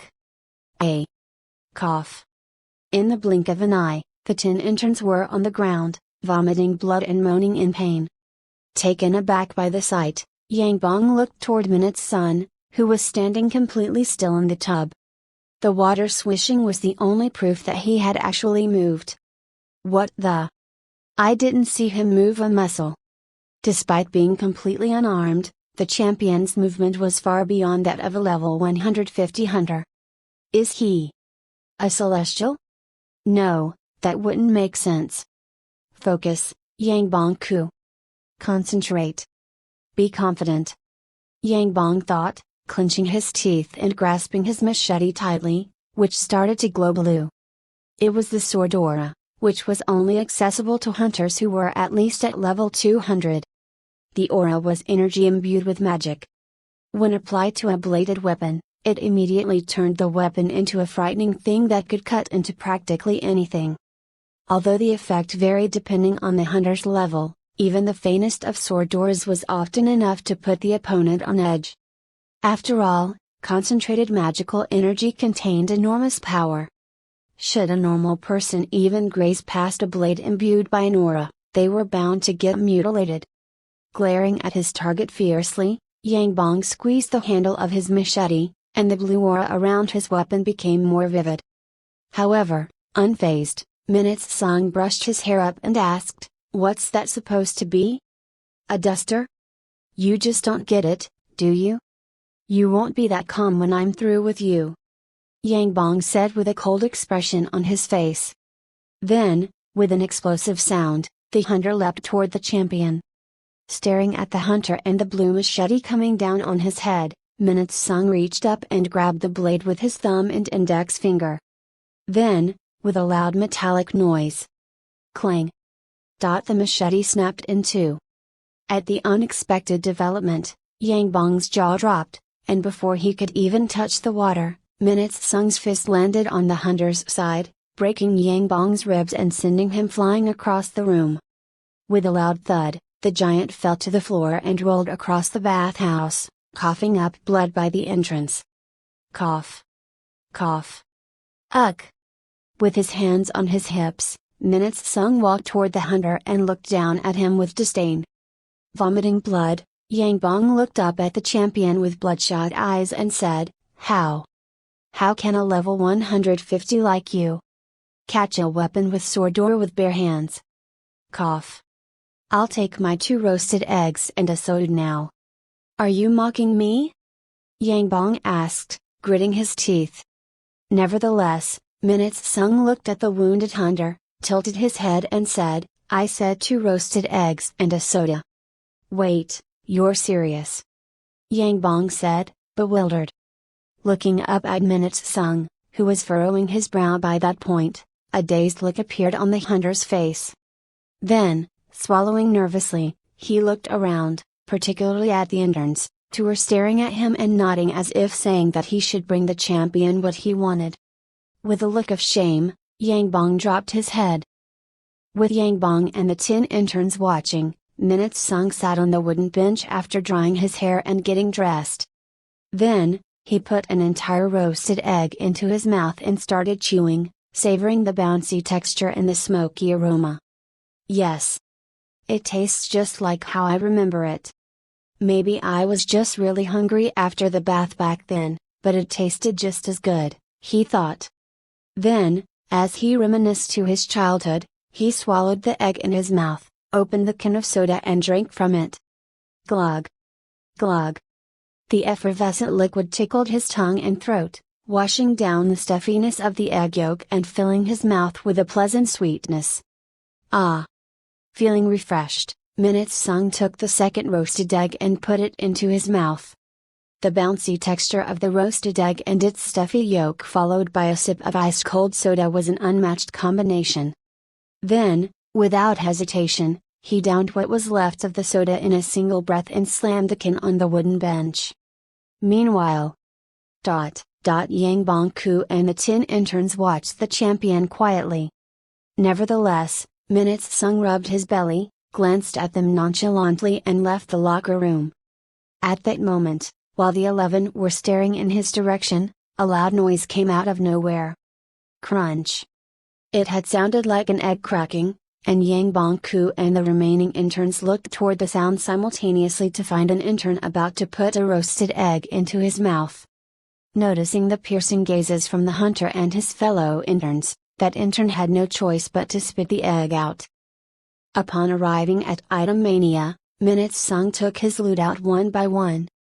The more items the champion took out, the darker the merchant's expression grew. On top of that, the items Minute Sung was pulling out were found only on the topmost floor of the Great Dungeon, which meant they were far from ordinary or common. "All right. That's quite enough," the merchant said, shaking his head while looking stumped. When Minute Sung looked toward him, the merchant said, "This is all I can buy from you," and pulled only 5 items toward himself. "Then, where can I sell the rest?" Minute Sung asked the merchant with a puzzled look. "You might want to check out the Central Hunters Institute. There should be a lot of merchants there." "And how far is that from here?" "About 15 minutes by cab." "Hold on," the merchant said, walked toward the driver's seat and came back shortly after. "Here. For your stuff." At that moment, Minute Sung looked down at his hand with widened eyes. Selling 5 of the most useless items in his inventory had brought him 5 million won. Astonished by the increase in item value, Minute Sung put the money in his pocket and put the rest of the items back in his inventory. "Now, where can I find myself a cab?" he thought to himself as he turned away from Item Mania.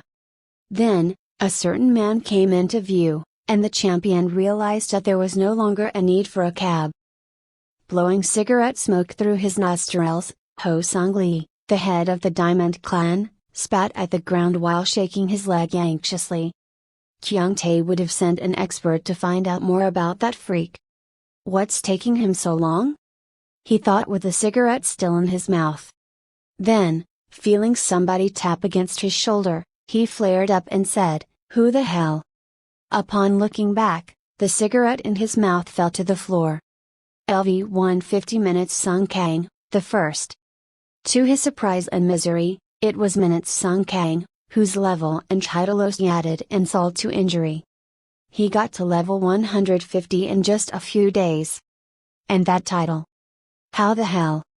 Sir. I've been waiting for you. Ho Sung said, clasping his hands together politely and making up an excuse. Thought he had been waiting for his clansmen in order to recruit additional members. Ho Sung couldn't help but lie. Perhaps, it was fear, or maybe he felt pricked in the heart, which was thumping as if about to jump out of his chest. Start the car, Minutes Sung said, and without hesitation, Ho Sung ran to his car and opened the back seat door. As the champion got in the car, Ho Sung ran to the driver's seat as fast as he could and started the car in order to avoid his clansmen asking questions or saying anything that would get him in trouble. Seeing that they were getting farther from the great dungeon, Ho Sung, feeling relieved, wiped the sweat off his face. I came across some goons earlier today. You wouldn't know anything about that, would you? Minutes Sung asked in passing while looking out the window. Of course, not. I would never do such a thing unless I was trying to get myself killed. Besides, I don't have that kind of power. Staring out the window quietly, Minutes Sung felt the breeze on his face. So, where are you headed? Ho Sung asked. The Central Hunters Institute. I have some stuff to sell. Ah. I see. In that case, I know just the place. They're honest and offer an impressive selection. Minutes Sung remained silent and watched the scenery pass by. Ho Sung swallowed nervously and drove faster. Soon, Minutes Sung was brought to the merchant whom Ho Sung had mentioned, the Gangnam Exchange Center. Although it seemed quite run down on the outside, the interior was anything but. There was not a speck of dust in the building. When Minutes Sung took his items out of his inventory, with the exception of a rare crystal dagger, Ho Sung stared at the impressive array of items with widened eyes. After crunching the numbers on a calculator, the owner nodded and said, "That comes out to 400 million for ya." Then, slamming a bag of cash on the table, he added, "You could make a lot more if you sold your loot to other hunters. Of course, it'll take much longer. So, do you still want to do this?" Minutes Sung looked at Ho Sung, who nodded affirmatively and said, "He has a reputation for being trustworthy.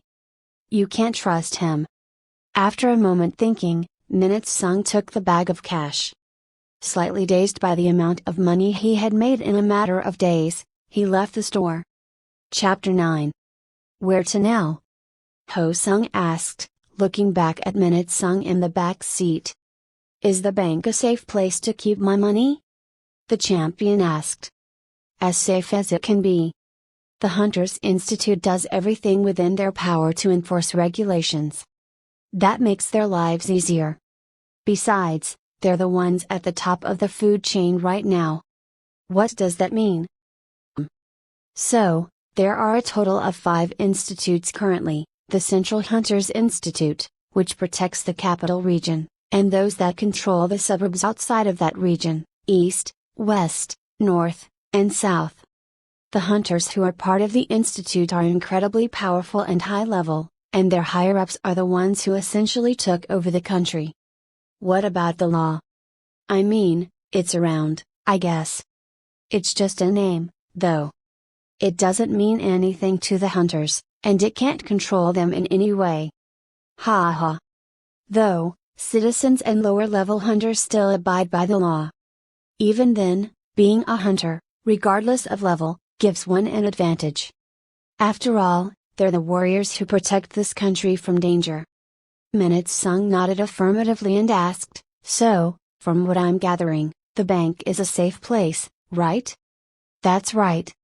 "Then, we'll go to the bank first." "Understood," Ho Sung replied and started the car. The bank wasn't all that far from the institute. After parking the car, Minute Sung and Ho Sung went into the bank, and with Ho Sung's help, the champion opened an account and got himself a check card.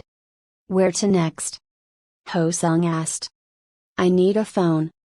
"Yes, sir." Ho Sung replied immediately. Driving the champion around to the nearest places, he helped Minute Sung get things done in the most efficient way possible. At which point, it dawned on Minute Sung just how useful Ho Sung could be. Naturally, as soon as Minute Sung opened a new line, Ho Sung's number was the first to end up in his new phone. "What were the last 4 digits of your number?" "It's 5312. Then, putting the phone in his pocket, Minute Sung once again got in the back seat of Ho Sung's car. "Where to next?" "I have to pay my taxes." Thanks to Ho Sung's help, all the problems that had been on Minute Sung's mind were practically solving itself in no time at all. Soon, the champion's trust in Ho Sung's ability to read the room and be proactive started to grow. "Sir? Would you mind if I had a smoke before I take you home?" "Suit yourself." "Thank you," Ho Sung said, bowing politely to Minute Sung. Then, getting out of the car, he placed a cigarette in his mouth, lit it in a hurry, took a drag, and looked up at the sky. "Son of a bitch!" he let out. Being the head of a clan, dealing with another person's chores, such as opening a new phone line and paying taxes, was hurting his pride, to say the least. Sigh. Blowing the smoke out, Ho Sung glanced at Minute Sung in the back seat of his car. "Now that he has my number, he's gonna call me whenever he needs something done. What do I do? Man, how did I get myself into this?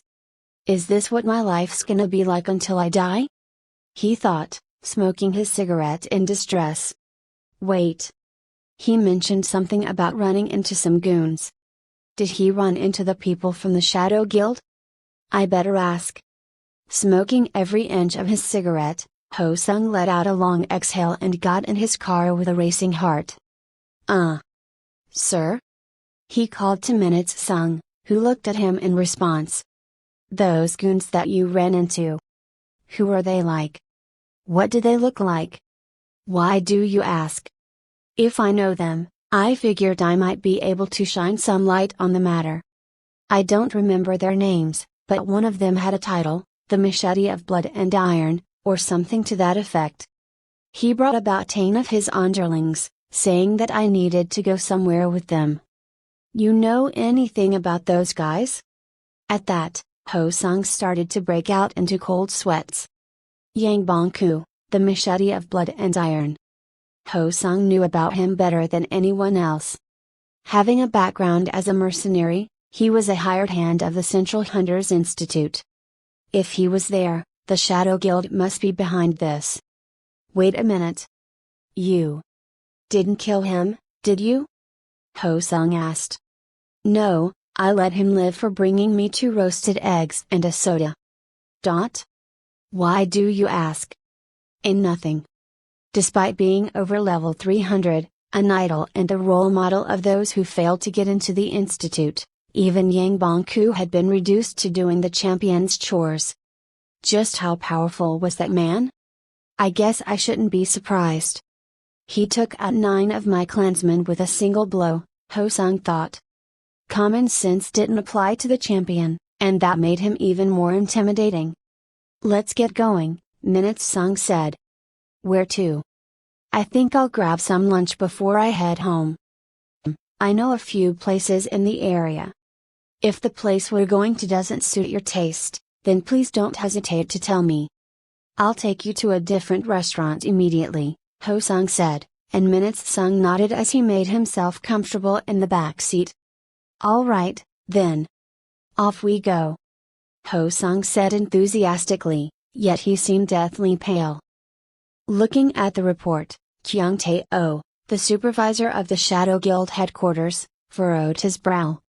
In front of him was Yang Bangku, the man of the infamous machete, with a dark expression on his face. Looking at the hunter, Kyung Tae poked the report with his index finger and said, "The report says that this man was level 150. I don't know how to make sense of all this. You, Mr. Ku, a level 301 hunter. And you had 10, level 200 interns with you? This is baffling to me." "He broke my machete barehanded while the sword aura was still active," Yang Bong replied. "Look, Mr. Ku. I get that you're embarrassed, but don't you think that's a little absurd?" "I'm not lying," Yang Bong said in a serious tone. At that moment, the smile on the supervisor's face hardened. "What else do you have for me aside from what's already on the report?" he asked. "What you're seeing is all I got." With that hardened expression on his face, Kyung Tae briefly immersed himself in thought, waving his hand as if fanning himself. "Okay. You may go." With his supervisor's permission, the hunter bowed and exited the office. Leaning back in his chair, Kyung Tae stared at the report confused. Were master grade hunters always this powerful? The only thing setting them apart is their growth rate. This is unusual, he said to himself while tapping on his desk. It's obviously not gonna be easy to bring him in, yet I hardly know anything about him. This complicates things. After some thought, he came up with a solution. If that man really was a hunter of the highest grade, recruiting him would be the most profitable course of action. Besides, it would bring Kyung Tae the most credit, which would be as substantial as getting him promoted into the classified intelligence unit. Although intelligence was what kept the Shadow Guild up and running, the guild would surely grow even stronger with the addition of a powerful hunter. Slamming his hand on the table, he said, "Gotta be creative to get by these days," his eyes glaring dangerously. As Ho Sung parked the car, Minutes Sung got out and looked up at the restaurant's sign. People's Sushi. A very subtle smile appeared on the champion's face as he thought, I knew I could count on him. Much like the previous restaurant, even the entrance gave off a welcoming vibe. Humble and clean, the sliding door was made of light-toned wood, which seemed fitting for the restaurant. On top of that, the humble name gave the impression that the chef would be a skilled artisan.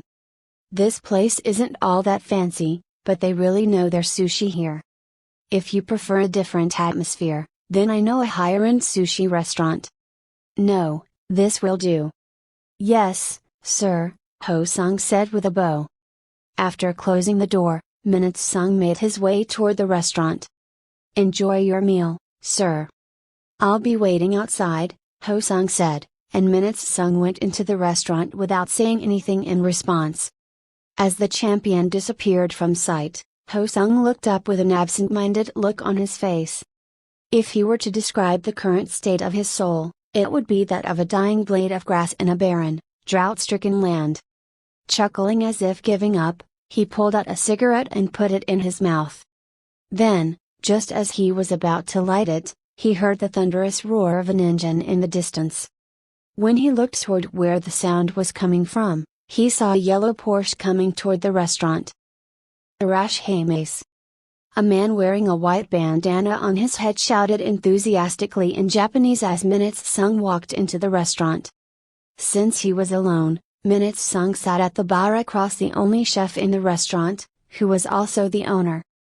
Although the exterior had given off the impression that there would have been a man well advanced in age making sushi for his customers, the man on the other side of the bar looked significantly younger from what Minutes Sung had expected. Looking up, he saw a large picture in a frame near the ceiling. Including the man in front of Minutes Sung, there were a total of 3 men in the picture, and seeing as though they were all wearing chef's uniforms, sushi making seemed to have been passed down through generations. From the look of it, it was likely that the young man on the other side of the bar was the 3rd generation of owners of the restaurant. Feeling like he'd been invited to the home of a family whose sushi making spanned a number of generations, Minutes Sung felt his expectations soar through the roof. Looking at the menu, which was also made of the same, light-tone wood as the door, the champion opened it, revealing the neat letters within it. The inconsistencies in the handwriting were telling Minutes Sung that the letters had been carved by hand. "Take your time," a short, young woman said to the champion politely as she placed the water and water cup on the counter.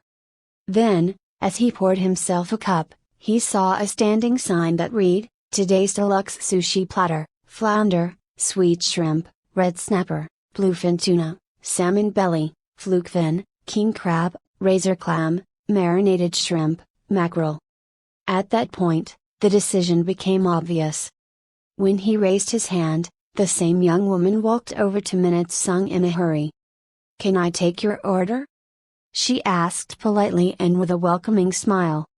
"I'll have the deluxe sushi platter, and an order of seasonal udon." "So, our deluxe sushi platter comes with a half-size serving of udon. Would you still like to order the full-size serving on the side?" "Then, I'll just have the deluxe sushi platter." At that, the woman bowed politely with the same welcoming smile and took the menu from Minutes Sung. Sipping his water, the champion waited for his sushi patiently, looking around the restaurant and at the chef, who was in the process of making sushi. Focused and unhindered, there was a sharp glare in the chef's eyes. It was that unwavering concentration that enabled the chef to create state-of-the-art sushi. In the end, Minutes Sung watched the chef from beginning to end, and soon, his deluxe sushi platter, along with a small bowl of udon soup, made its way to his table. Chapter 10. A series of beautifully made sushi lined up neatly on a thick wooden platter. It was truly a piece of art. Then, while Minutes Sung was looking down at the glossy surface of the rice and sashimi of each piece of sushi with excitement, a small concern crept into his mind. His diet in the demonic realm had consisted entirely of the raw flesh of dead monsters, and sure enough, sushi was also raw. What if I still have a trauma of eating things raw? Thankfully, he didn't find the sushi in front of him repulsive, which was a good sign. Only one way to find out, the champion thought to himself as he lifted his chopsticks slowly, trying to decide which one to try first. At that moment, just as he decided to start with the razor clam, the door of the restaurant flung open, and Minutes Sung looked toward the man who had come into the restaurant. LV412 Kyung Tae-oh, supervisor of the Shadow Guild headquarters, recognizing the name of the guild, Minutes Sung speculated that there could only be one reason for a Shadow Guild member to come to the restaurant. "He must be looking for me. This is getting really old," he thought to himself. Meanwhile, upon finding Minutes Sung sitting alone at the bar, a slightly nervous look appeared on Kyung Tae's face. A heavy yet sharp tension started to fill the restaurant. "Should I just finish him off, right now?" Minutes Sung thought. However, he quickly scrapped that idea, thinking, "I wouldn't want there to be blood, especially when I'm about to eat." At that moment, the supervisor of the Shadow Guild approached the champion with a big smile on his face. Meantime, looking anxious, Ho Sung chain smoked outside the restaurant. Upon arriving at the restaurant in his yellow Porsche, Kyung Tae-oh had asked him the whereabouts of the champion and had gone into the restaurant without hesitation. The fact that Kyung Tae-oh, a supporter whose strength wasn't in combat, had turned up alone could only mean one thing: he was there to recruit Minutes Sung Kang. Shaking his leg anxiously, Ho Sung smoked his cigarette while wondering if the champion would take the supervisor's offer. If it had been an ordinary person, they would have accepted it without thinking twice, especially when the offer came with terms that were almost too good to be true. However, Minutes Sung was far from ordinary. In a positive term, he was unique. In a negative term, he was closer to being insane than most people. It only made sense Ho Sung would be worried and anxious. Should the champion decide to hurt the supervisor, things would be bound to blow out of proportion. Since Ho Sung himself had been taking orders from Minutes Sung against his will, the thought of the champion being at odds with the Shadow Guild alone made Ho Sung shudder. The head of the Diamond Clan being by the champion couldn't possibly reflect well on him. Please, God. Either make him accept the offer, or have him turn it down quietly like a civilized person. Ho Sung prayed earnestly. "Hello, there. Kyung Tae-oh, from the Shadow Guild," Kyung Tae said, handing a business card to Minutes Sung as he sat next to the champion. However, pouring soy sauce into a small bowl and mixing it with wasabi, Minutes Sung paid no attention to the supervisor intruding in his space. Irked by his lack of response, Kyung Tae's eyebrows and cheeks started to twitch, and his expression hardened. Then, he pushed his glasses up, regained his composure, and said, "I came here to make you an offer." Instead of giving him an answer, Minutes Sung picked up the razor clam sushi with his chopsticks, dipped it in the soy sauce mixed with wasabi, and put it in his mouth. The rice ball broke apart in his mouth as he chewed, and the razor clam made itself known with its tender, bouncy texture. "Ah!" Minutes Sung let out, realizing that he had been worrying over nothing.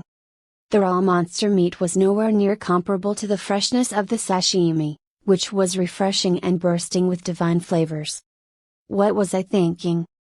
The food here is at a whole new level compared to what I used to eat in the demonic realm this last century. Sir? Mr. Kang? Kyung Tae called to the champion.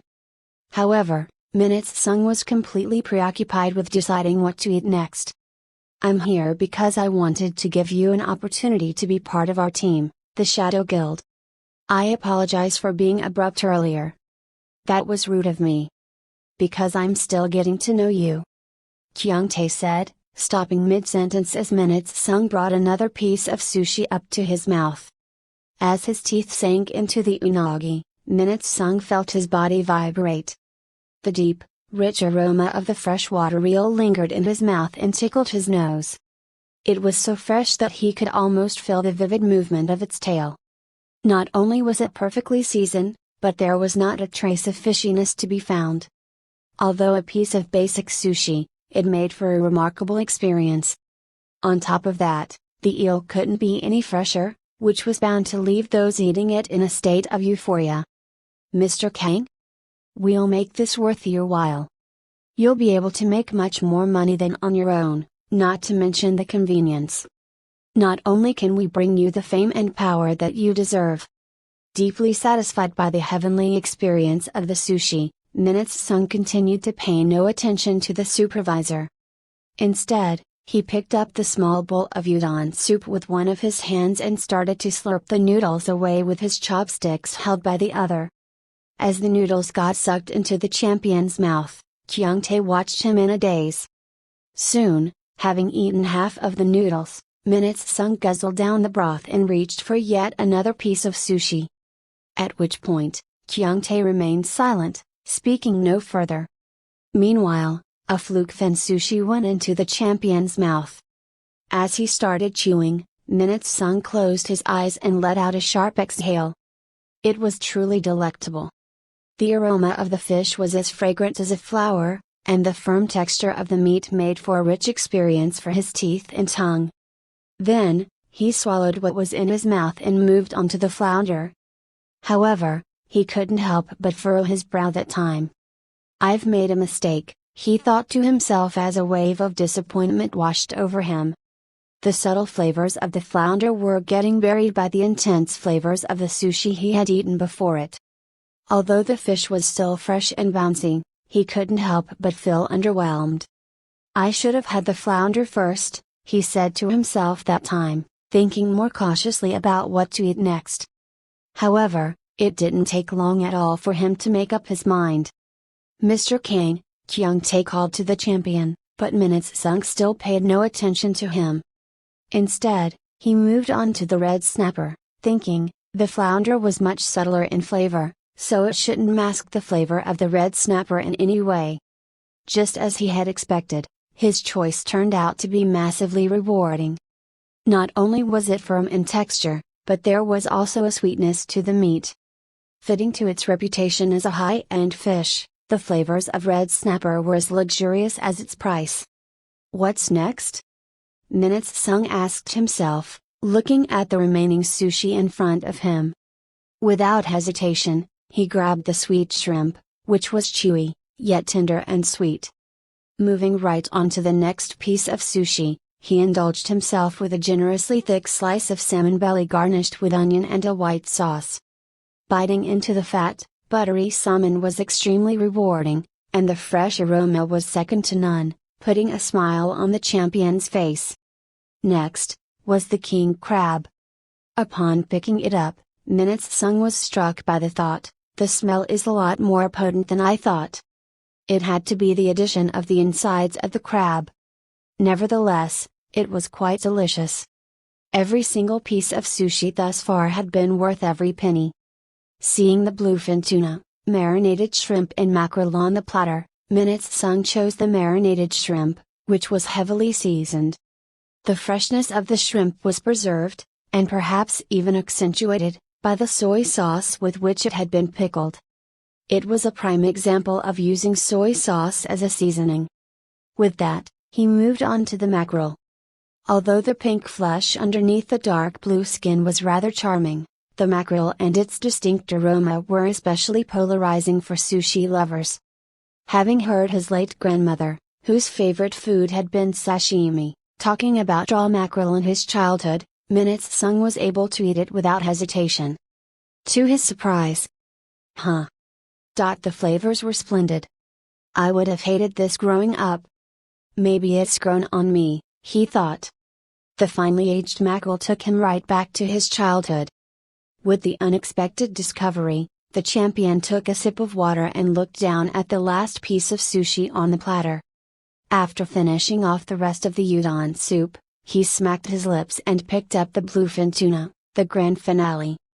Known for its fine grain of meat, bluefin tuna was one of the most highly prized fish.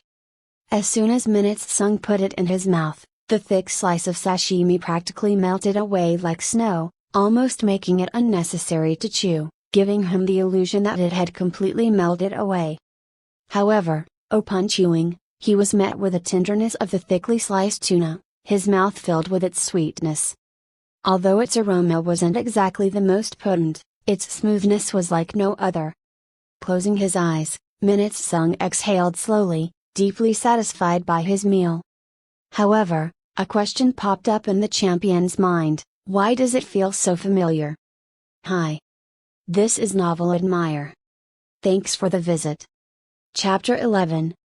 Minutes Sung couldn't shake off the feeling that there was a memory just within reach. What could it be? Grandma? Why am I thinking about her cooking? He asked himself. However, he had no recollection of having eaten sushi with his grandmother. While the question lingered in his mind, Minutes Sung took a sip of water in order to cleanse his palate. Did you enjoy your meal? It wasn't until then that the champion looked toward Kyungtae. Mr. Kang, I would highly advise you that you join the Shadow Guild. You'll be treated with the utmost respect. I'm sure you came here knowing what my answer was going to be. In case you don't, my answer is no. Ain't that a shame?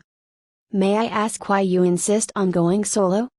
I have no intention of taking orders from another person. Mr. Kang. This kind of behavior will get you in trouble one of these days. Are you threatening me? Minutes Sung asked, chuckling.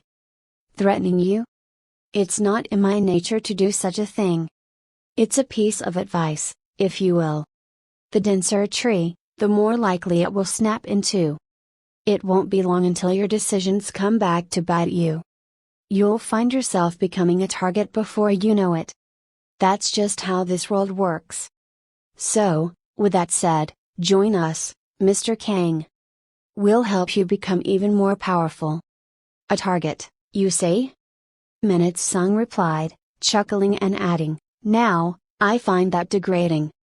Aren't thugs like you at the center of this crime-stricken world? Now, it sounds to me that what you're suggesting is that I be part of your criminal pack, and I hate to break it to you, but that makes no sense to me. At that, a look of anger appeared on Kyung Tae-oh's face. I think you're way out of line, Mr. Kang. You're insulting my guild at this point. Supervisor of the Shadow Guild, did I guess that right, Kyung Tae-oh? Minutes Sung asked, looking at Kyung Tae with his deep, dark eyes. What's really insulting here is that I'm sharing a table with a piece of trash like you. At that, Kyung-tae's face flushed bright red.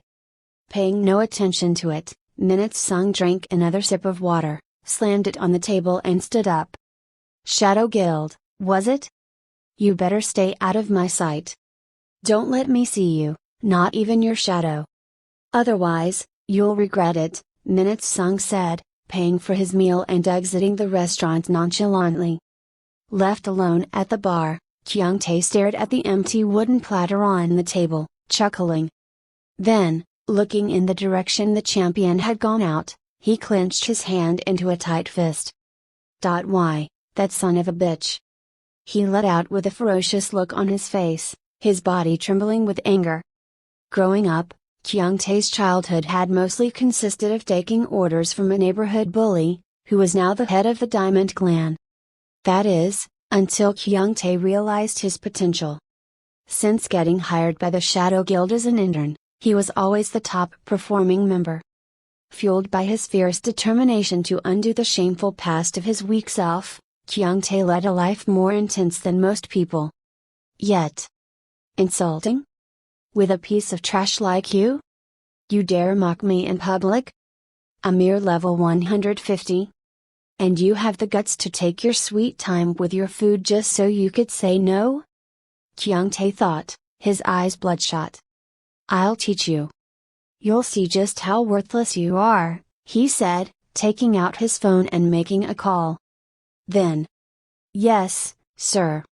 We're holding an event. We'll give out 1 whole kilogram of diamonds as a reward, Kyung-tae said. Understood. Should I head there immediately? Come find me in my office in 30 minutes. Yes, sir. After hanging up and with tightly clenched lips, the supervisor caught his breath, rose from the seat slowly and buttoned his jacket. Seeing Minute-sung getting in the back seat of his car, Ho-sung quickly turned toward the champion and asked, So, how did the conversation go?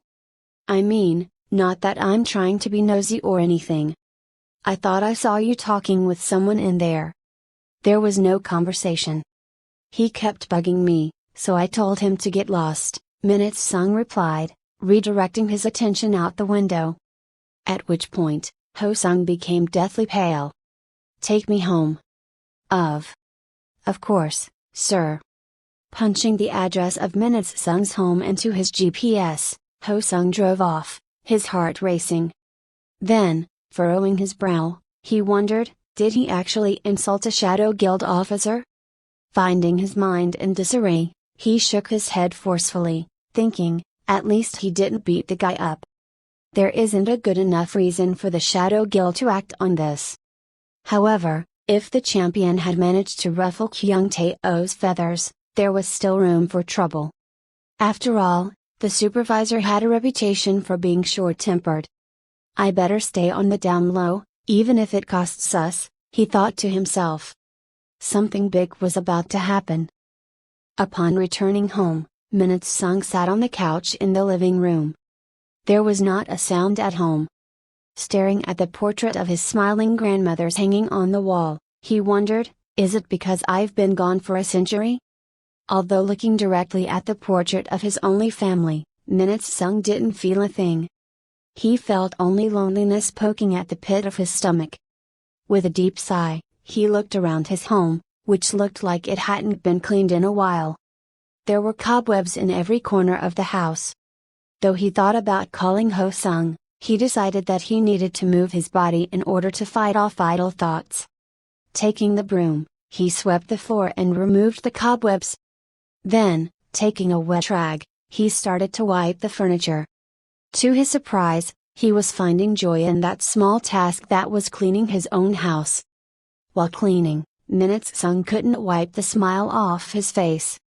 After cleaning the living room, his room, the kitchen, and the bathroom, he looked toward the balcony. One more to go. At that moment, as he opened the door to the balcony with a freshly washed rag, he stopped in his tracks. Something had caught his eye, a jar that came up to about his knees. Puzzled, Minute-sung opened it. It was filled with soy sauce, which had to have been made a long time ago by his late grandmother. In which case, it had to be at least a decade old. There was also a saying that aged soy sauce had a medicinal quality to it. Yeah, I remember. Minutes Sung's grandmother was in the habit of aging her soy sauce. Reminiscing to his distant past, he dipped his pinky finger into the soy sauce and tasted it. Followed by an intense saltiness, there was a deep flavor to it. At that moment, he was struck by a certain realization. Now I know why I thought of my grandma at the restaurant. It had been the soy sauce, which had been brewed in small batches at home rather than being mass-produced in a factory. So, that was why, he thought to himself, staring intently at the surface of the soy sauce in the jar. Then, he closed the lid and wiped it with care, thinking, this should come in handy when I eat at home. Staring at the jar in good spirits, he started cleaning the balcony. Knock. Knock. Come in, Kyung-tae said. At his permission, a certain man with pearly white skin came into the office. Closing his document file, the supervisor looked up at the man, who appeared to be 20 years old at the oldest. However, his dark, ominous eyes defied his age. Despite his age, the black uniform suited him quite well, the only flaw being that it gave him a sly look. LV-369 Yoon-hee Lee, the Eternal Flame. From his name to his feminine appearance, one would be easily convinced that he was a woman. However, he was an assassin who excelled at eliminating targets without a sound. His impeccable skill had never let Kyung-tae down, which made Yoon-hee his secret weapon of sorts. Because of him, the supervisor was confident that Minutes Sung wouldn't be around much longer. Although his incredible growth rate would have made him a valuable asset to the guild, he was a rookie who didn't know his place in Kyung-tae's eyes. No matter how talented one might be, they couldn't fully realize their potential without luck or without being born at the right time.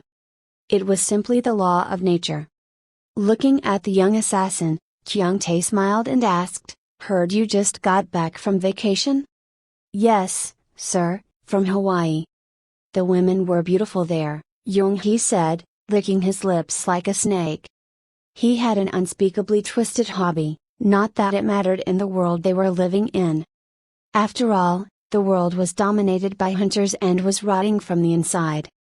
Taking the file, Kyung-tae tossed it toward Yoon-hee, who caught it in midair and opened it. After reading it, a look of contemplation appeared on the assassin's face, which was a look uncommon to him. Tilting his head, he groaned ambiguously. Getting antsy, Kyung-tae stared at Yoon-hee. So, he's level 150, yet he managed to take out Yangbong-ku with ease. From the looks of it, those interns must have been mere decoration. It says he's a master grade hunter? Intimidated? Kyung-tae asked. Not one bit. This won't be my first time taking out a hunter with master grade potential. Though, considering that he has potential similar to the highest possible master, I might wanna be thorough about this. Even if he's just a level 150, Yoon-hee replied as he closed the document file. What does that mean? I'll give it a shot, but I can't get close to him or confirm his death afterward. That's more than I can ask for, Kyung-tae said with a big smile. I'll get ready. At the young assassin's answer, the supervisor smiled with satisfaction. Sir, Yoon-hee said. Then, after bowing to the supervisor, he left the office. Leaning back in his chair, Kyung-tae looked up at the ceiling with a smile on his face and said, "Pretentious prick. You can regret all you want when you're in hell." Chapter 12. After staring up at the moonlit night sky, Yoon-hee Lee, the young assassin, looked down at a residential building where his target lived with a dangerous glare in his eyes. Raising his hand, he checked the time. 1 a.m. The target had already gone inside by that point, and the lights had turned off 2 hours ago. Perfect. With a murderous glare in his eyes, the assassin drew the bow from his back and pulled out an arrow from the quiver on his waist. Taking a traditional Korean archery stance, he inhaled, fixed his eyes on the target, and grazed his fingertips across the arrowhead. At that moment, a small ember formed around the arrowhead, which turned into a flame. With his eyes fixed on his target's residence, he pulled the bowstring back until the arrowhead almost touched the bow, aimed, and inhaled quickly. Then, he released the string, and the fire arrow flew toward its target, whistling as it cut through the air.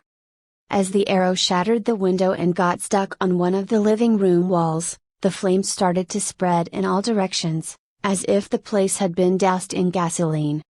Looking at the flame spreading through the house, the assassin curled his lips into a subtle smirk.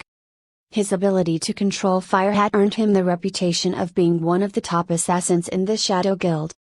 Burning several times hotter than ordinary fire, his fire was impossible to extinguish without a cleansing potion from the dungeon. Until put out by the potion, it consumed everything in its path mercilessly and unceasingly. Although the Central Hunters Institute had expressed their concerns about the use of the fire, the young assassin had nothing to worry about as Kyung-tae, the supervisor of the guild, would protect him from any possible consequences. Watching the black smoke rising from the window, Young-hee smiled evilly. When Minute-sung opened his eyes, he noticed the smoke and its musty smell in the air. His house was on the verge of being engulfed by fire, which soon reached Minute-sung. The fire was spreading at a frightening rate, and with a furrowed brow, Minute-sung got out of bed unhurriedly and walked out to the living room. Although he couldn't see a thing through the fire, he paid no attention to it. He made haste toward the balcony, letting his intuition navigate him through the flames. Upon arriving, he picked up the jar of soy sauce, which was also in flames. What happened? At that moment, the memory of his late grandmother, who had been his friend, mother, and father, flashed against the wall of fire in the living room. Still holding the burning jar, Minute-sung rose slowly, walked through the flames unhurriedly, and walked out of the house through the front door. Upon escaping the thick smoke in the air, Minute-sung opened the lid of the burning jar. Unfortunately, having long succumbed to the extreme heat, the soy sauce within it had turned into a heap of burning ashes. Closing his eyes, the champion focused his mind, heightening his senses in order to find the arsonist responsible for the fire. His senses spread in all directions like a spider web, and shortly after, Minute-sung recognized the unusual nature of the fire. Following his senses, the champion made haste like a hungry spider. Young-hee cackled as he walked toward his car parked on the street. Regardless of how powerful the target might have had been on the report, the target couldn't have escaped his death when he had been completely unprepared. What should I do with all those diamonds? The assassin thought to himself in delight. At that moment, as he reached for the door handle of his car's door, he froze in place upon hearing what sounded like an object cutting through the air. Then, when the assassin looked to his side, he saw a man covered in ashes charging toward him, his eyes flashing brightly. However, upon getting a closer look, Young-hee realized that the man was flying toward him with. To further add to his confusion, the man had something in his hand. Is that a jar? On fire? Young-hee thought with widened eyes. At that moment, the very jar he had been looking at struck the assassin's head. Tapping against the surface of his desk with his index finger, Kyung-tae looked at his phone anxiously. He should be done by now. What's taking him so long? Then, as Kyung-tae put a cigarette in his mouth, his phone finally started to ring. His eyes sparkled, and he picked up without hesitation. However, upon checking the caller's name on the screen of his phone, he couldn't help but furrow his brow. It was from the Shadow Guild. After organizing his thoughts briefly, he answered the phone. Kyung-tae speaking. You're needed in the Central Operations Room. Who's looking for me? The chief. At that, Kyung-tae sprung up from his seat. The chief was a 4-star officer. There was an enormous difference in level between Kyung-tae and a 1-star officer, so the fact that the chief of the Special Intelligence Unit was looking for him was startling, to say the least. Needless to say, the chance of even running into him was nearly non-existent. assuming that there had to be a reason for why a 4-star officer wanted to talk to him. Kyung-tae realized that things were going seriously wrong. "Alright. I'll be right there." "Yes, sir." After hanging up, Kyung-tae was left in a state of shock as a wave of anxiety washed over him. Maybe something's wrong. Was it a mistake to send Young-hee? He asked himself as he wiped the sweat off his forehead. No, it's too soon to assume the worst. Who knows? It might be good news, he thought, desperately trying to convince himself, but to no avail. With a hardened look on his face, he let out a deep sigh. Well, only one way to find out. Straightening his clothes, he made his way to the central operations room. After getting on an elevator, he walked through a long hallway and arrived at the room. When the secretary saw that he had arrived, they made a phone call, and after getting permission from the other end of the line, the secretary opened the door for the supervisor. As he walked into the room, he saw a middle-aged man dressed in a luxurious suit glaring at him piercingly with a dark expression on his face. Swallowing nervously, the supervisor rushed further into the room, bowed at a 90-degree angle and said in a loud voice, "It's a privilege, sir." "How do you explain this?" the chief asked, pointing at a series of monitors behind him. Sweating profusely, Kyung-tae looked up at the screens, which show detailed reports of Minutes Sung's identity and the assassin burning down the champion's house. So, there was this man who I thought would be a fantastic addition to the guild. I tried to recruit him, but he started insulting our guild, and I couldn't just sit there. Chuckling, the chief walked toward the nervous supervisor suffocating with anxiety. "Tell me." "Why yes, sir." "How would you handle a subordinate who completely forgets to follow official procedures, because he let his personal feelings get the best of him?" the chief asked with a cold, blank look on his face, placing his hands on Kyung-tae's shoulders. I'll take responsibility for my actions, sir," the supervisor said. "Responsibility, you say?" It appears to me that I didn't know my place, and I was disrespectful of your authority. Forgive me, sir. I'll finish what I started." Sighing on the supervisor's face, the chief said, "Kyung-tae, oh. Yes, sir. I'm a man willing to overlook other people's mistakes. But, it's a whole nother story when they keep repeating that same mistake knowingly," the chief said. Then, he squeezed the supervisor's shoulder. Crack. Ugh. Followed by the loud crack, sharp pain shot through Kyung-tae's shoulder. It felt as though his shoulder blade had shattered under the chief's inhuman grip. Allow me to make it up to you, sir. I'm not generous with my time. You understand? Of course. With that, the chief loosened his hand, and Kyung-tae staggered in place, breathing harshly. Lighting a cigarette nonchalantly, the chief blew the smoke through his mouth and immersed himself in thought, scratching his forehead. Then, he nodded as though he had made up his mind. "You realize that there will be consequences on your end, right?"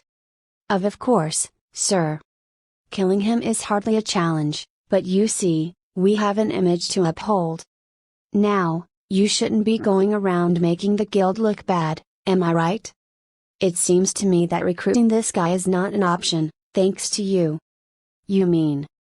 Kyung-tae said, rolling his eyes around in confusion while swallowing nervously. "Make up an excuse." "An excuse? That's your job now. Come up with something so that it seems like we didn't have a choice but to take this up and come her out. That way, we don't give the Central Institute a reason to pester us. Got it?" "Why yes, sir. Fix this before the news gets out. Remember that your punishment depends on the weight of your responsibility." "Yes, sir." "Now, go and come up with something," the chief said, signaling the supervisor to leave with his chin. "Yes, sir," Kyung-tae said, bowing politely and rushing out of the room. Meanwhile, putting his cigarette out on the ashtray, the chief sat on the couch with his legs crossed and looked at the screen. Chapter 13. The main lobby of the Shadow Guild was protected by 2 security guards, one of which was a marksman. Looking around, he struck up a conversation with his fellow guard. "Did you hear?" "About what?" "You know who Yang Bongku is, right? The machete of blood and iron? Word is that he and a handful of interns got their asses handed to them by some level 150. "What? You're kidding." "I'm afraid not. My brother was one of those interns. I heard it from him after he got discharged from the hospital." "But what sense does that make? A level 150 taking Yang Bongku and the interns out with a single blow? From what I heard, it's looking more and more certain that this guy is a master." "That's insane." "A master? Holy. That's like an officer of the Central Institute." "Yep. I think things are about to get crazy around here." "Which means?" "I think the guild is gonna try to recruit him." "Yeah, that'll make some noise, alright. The competition's gonna be fierce with people fighting over the top candidate position. We better prepare ourselves." "Like you said, it sounds like things really are about to get crazy around here." "Well, we don't really have anything to do with any of this, though. There's a reason why Celestials are called Celestials, you know? It's a realm ordinary hunters like us couldn't even dare think about. Sigh, this world has always been so unfair. Screw it. I'm treating myself to something nice when my shift is over. Wanna come with? Let's do it." While the 2 hunters were snickering, a figure walked into the lobby through the rotating door. It was still the crack of dawn. Huh? Who could that be at this hour? At that moment, as the figure's title and the name came into view, the 2 guards were left shocked. Yonghee Li, the Eternal Flame. Thinking that they were seeing things, the 2 guards rubbed their eyes simultaneously. No matter how many times they did so, the figure's title and name remained unchanged. However, there was something odd about his appearance. What happened to him? The 2 guards were flabbergasted by the sight of the infamous assassin trudging across the lobby wearing nothing but his white underwear. His face was covered in dried up blood, and he seemed overcome with terror. What the? As the 2 guards stared at Yonghee with perplexed eyes, another person followed the assassin into the lobby, keeping the 2 guards on their toes. Minutes Sung Kang, LV 150. The man seemed to be wearing the assassin's uniform. Upon closer inspection, the 2 guards noticed that the man was holding something in his hand. "What is that?" "It's still burning. I think it's a jar?" "Wait a minute, isn't that the guy you were talking about earlier?" "Wait, what?" "Right? Him maybe. I have no idea what to make of this situation, but I think something's gone terribly wrong. We better let the others know." At that moment, while the 2 guards were whispering to each other, Yonghee raised his hand slowly and said, "Hey! You two!" Startled, the 2 straightened their backs almost immediately. "Sir! Are you alright? Who's that behind you?" the 2 hunters asked in turn nervously. Then, just as Yonghee was about to answer them, a voice came from behind the assassin. "Yonghee Li," Minutes Sung said, and the assassin, shaking uncontrollably with fear, looked back at the champion. "Call him." At Minutes Sung's command, the assassin pulled out his phone with shaky hands. Upon arriving at his office, Kyung Tae's phone started to ring. Seeing the young assassin's name on the screen, the supervisor let out a long sigh and answered the phone. "Things are getting complicated." "Wait, what?" Kyung Tae shouted, his eyes widened. "Minutes Sung Kang is in the lobby, looking for you." Hanging up the phone, Kyung Tae turned away from his office and made haste, trying to think about the best course of action. At that moment, he stopped in his tracks as he was struck by a certain realization. Chance. This is a chance. The chief had ordered the supervisor to eliminate the champion quietly while he was at it. Now, the opportunity had practically fallen into his lap. Although there was no getting around the punishment, it was still possible to minimize it.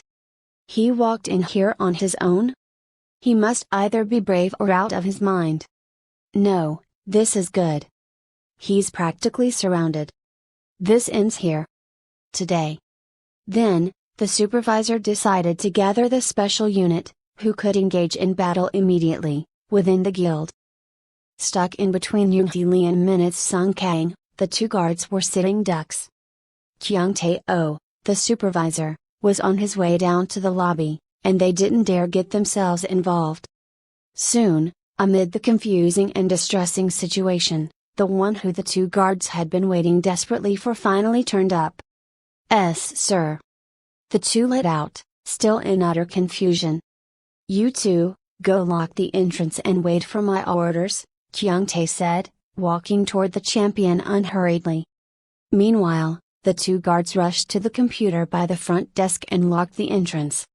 Soon, with mechanical sounds, the locking mechanism started to engage, and the entrance was sealed by two thick steel doors closing in from either side. Mr. Kang, about my employee here.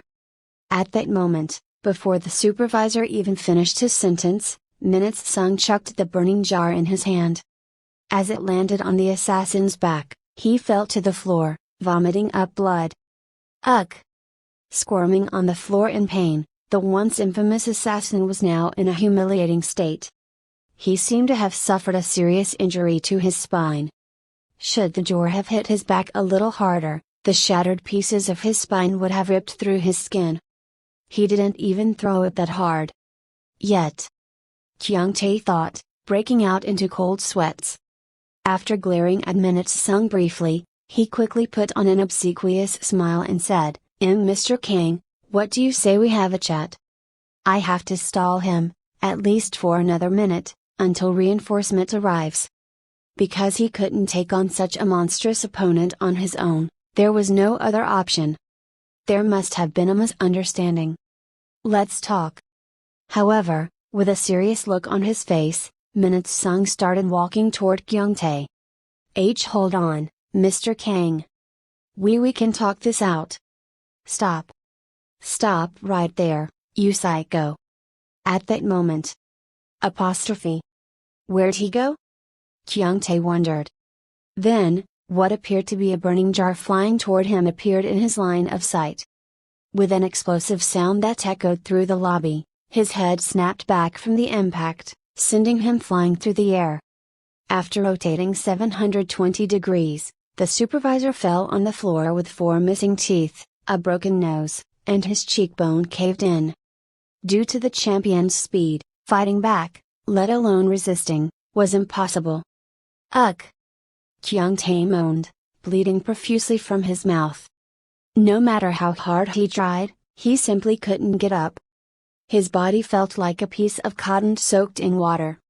Then, just as his conscience started to fade, he heard a series of footsteps approaching from behind. Faced with the champion, the 5 specially trained hunters were flabbergasted by the weapon in Minutes Sung's hand. Although Kyung Tae wanted to remind the 5 hunters to be on their guard, he was simply too weak to speak. Because he had summoned the hunters in such a short time, he hadn't been able to provide them enough information about the intruder. Nevertheless, contrary to his concerns, the special unit was made of hunters who were experienced fighters. Because of that, they were able to analyze the combat situation quickly. Stay on your guard. Don't let his level fool you. He is much more than what meets the eye. Otherwise, Lee and Mr. O wouldn't be in the shape they are, the hunter of the highest level within the group said. Agreeing with him, the rest of the team prepared for battle, and blue indicators of boost abilities appeared above their heads. Flashing unceasingly, they enhanced their attack, defense, and elemental resistance. After staring at them intently, Minutes Sung approached them unhurriedly. Unfortunately, the hunters couldn't catch his movements as quickly. Before they even got into formation, Minutes Sung's burning jar sent one of the hunters' heads flying. With an explosive sound, one of the hunters' heads bent backward and rolled across the lobby, spraying blood all over the place. The boost ability seemed to have helped little to prepare them for the blow. The protective shield offered little protection against the champion. At which point, the eyes of the four remaining hunters widened. They were facing an opponent far faster and more powerful than they had been led to believe. Unfortunately, by the time they got in an offensive formation, their opponent had already made his next move. As Minutes Sung swung the jar from left to right, another hunter went down like a lead balloon. Although the champion was visible, their eyes simply couldn't catch up to his movements. Seeing two of their teammates on the floor, completely incapacitated, the remaining three of the special unit charged toward the champion all at once. At that moment, with a thunderous roar, a wave of energy, which looked like a fire breathed from a dragon, powerful enough to tear the building down, exploded out of the champion, swallowing them whole. In a matter of seconds, the three burned to a crisp and rolled across the lobby floor. Without a hint of weariness, Minutes Sung looked around the lobby with his deep, dark eyes. Having witnessed the frightening power of the champion, the two guards trembled in terror. Then, amid the suffocating silence, one of the guards cautiously set the emergency alarm off. Soon, the blaring sound of the alarm filled the air, alerting everyone in the building. "We're gonna die, aren't we?" "Probably." Having witnessed what the champion was capable of, the two speculated that killing them would have been no different than killing ants to him. The man was clearly unrestricted by his level, and assuming that he wouldn't let them live for sounding the alarm, the fear of death washed over the two guards. Sure enough, Minutes Sung chucked his burning jar in their direction. With a loud boom, the magically enhanced fire started to surround the two hunters. Then, as if they had been hit by a truck, the two flew across the lobby, and their bodies slammed against the wall. Chapter 14. Looking nonchalantly at Young Hee and Kyung Tae amid the blaring alarm, Minutes Sung walked toward the two men who had tried to kill him and who were also on the ground, helpless and heavily wounded. Trembling in terror, Young Hee looked up at the champion, who proceeded to stomp on the back of the assassin's head, killing him instantly. At the sight of the young assassin's head exploding into splatter of blood across the floor, Kyung Tae shook uncontrollably, struggling to accept that his life was coming to such an anticlimactic end. Then, "Screw why." The burning jar in Minutes Sung's hand came down on the supervisor's head mercilessly, crushing Kyung Tae's head and reducing it to a bloody mess. At that moment, dozens of Shadow Guild hunters poured out of the emergency door, and an officer came out of the elevator, Ji Hyuk, the 4-star officer. Minutes Sung glared at the officer and at the text above his head. LV 779 Ji Hyuk, Chief of the Special Intelligence Unit. As the hunters awaited for the chief's commands anxiously, Ji Hyuk said, "Kill him," and the dozens of hunters charged ferociously toward Minutes Sung at once. Then, the champion swung his burning jar, and with what sounded like a roaring thunder, the hunters fell to the ground, their lifeless bodies in flames. Before long, the flames spread across the lobby. Standing completely still amid the vicious flames, the champion seemed like the devil himself in the flesh. With his face twisting into a scowl, Ji Hyuk glared piercingly at Minutes Sung. "Who the hell are you?" Instead of giving him an answer, the champion started walking through the fire toward the chief. At which point, the chief unsheathed his treasured weapon, the bayonet of life. As the burning jar collided with the bayonet of life, the chief groaned from the sheer impact. His entire body vibrated. His arms grew numb by the second, and he felt as though he was being crushed by a giant boulder. The bayonet's deadly ability of absorbing its victim's life seemed to offer no help in that situation. Rather, Ji Hyuk felt his stamina leaving him as if he was under a spell.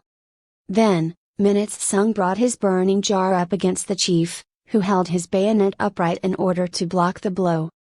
With the explosive impact, the bayonet flew out of Ji Hyuk's hands, spinning in the air before it lodged itself on the floor, leaving the chief completely vulnerable.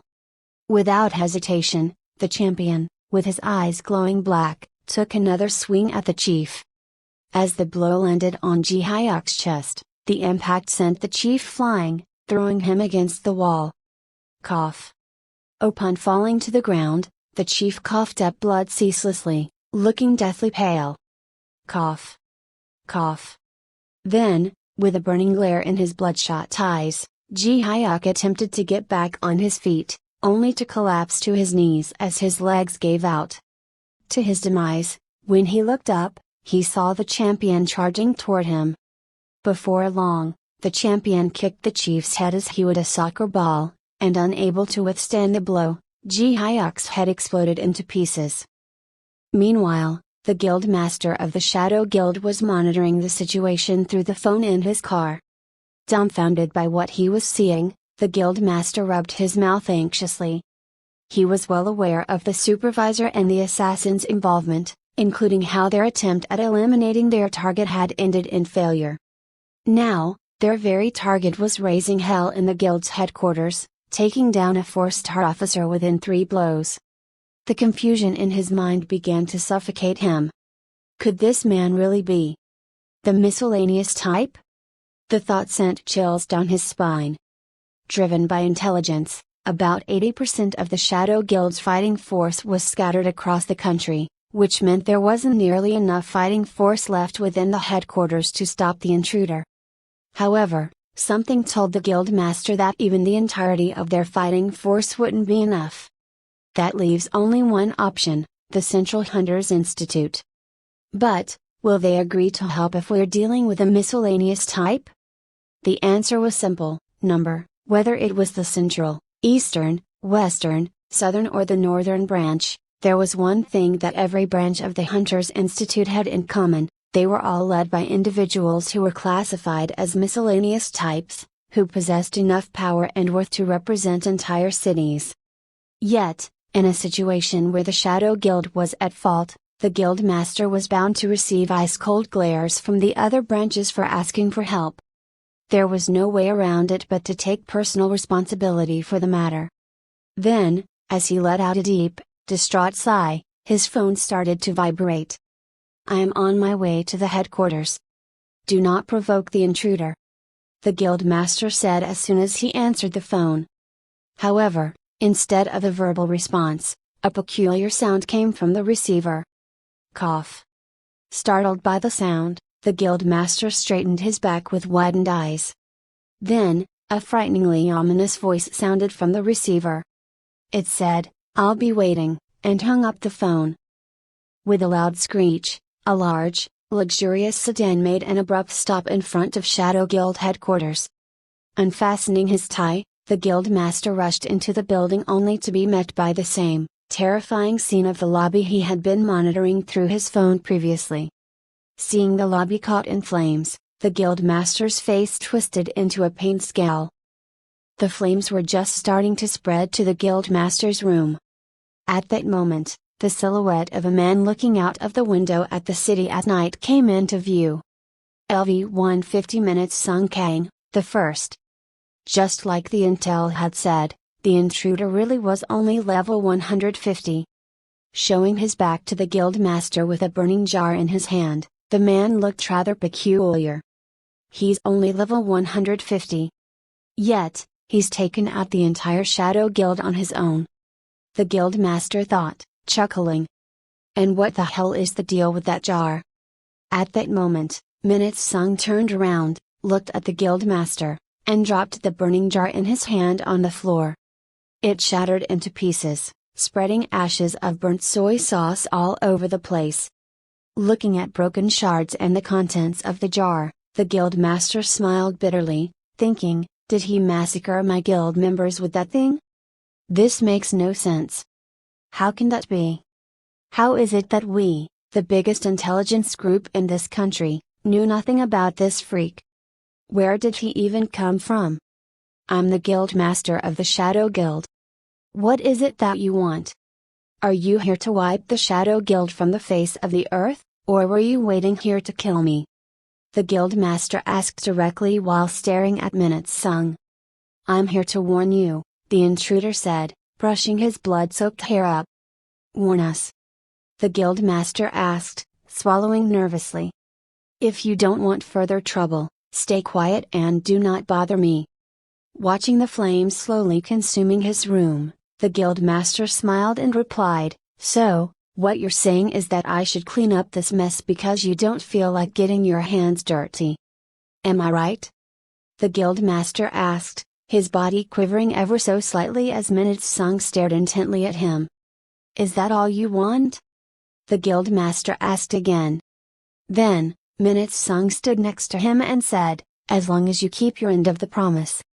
With that, the intruder walked out of the room unhurriedly, and staring in his direction, the guildmaster closed his eyes tightly, feeling helpless and humiliated.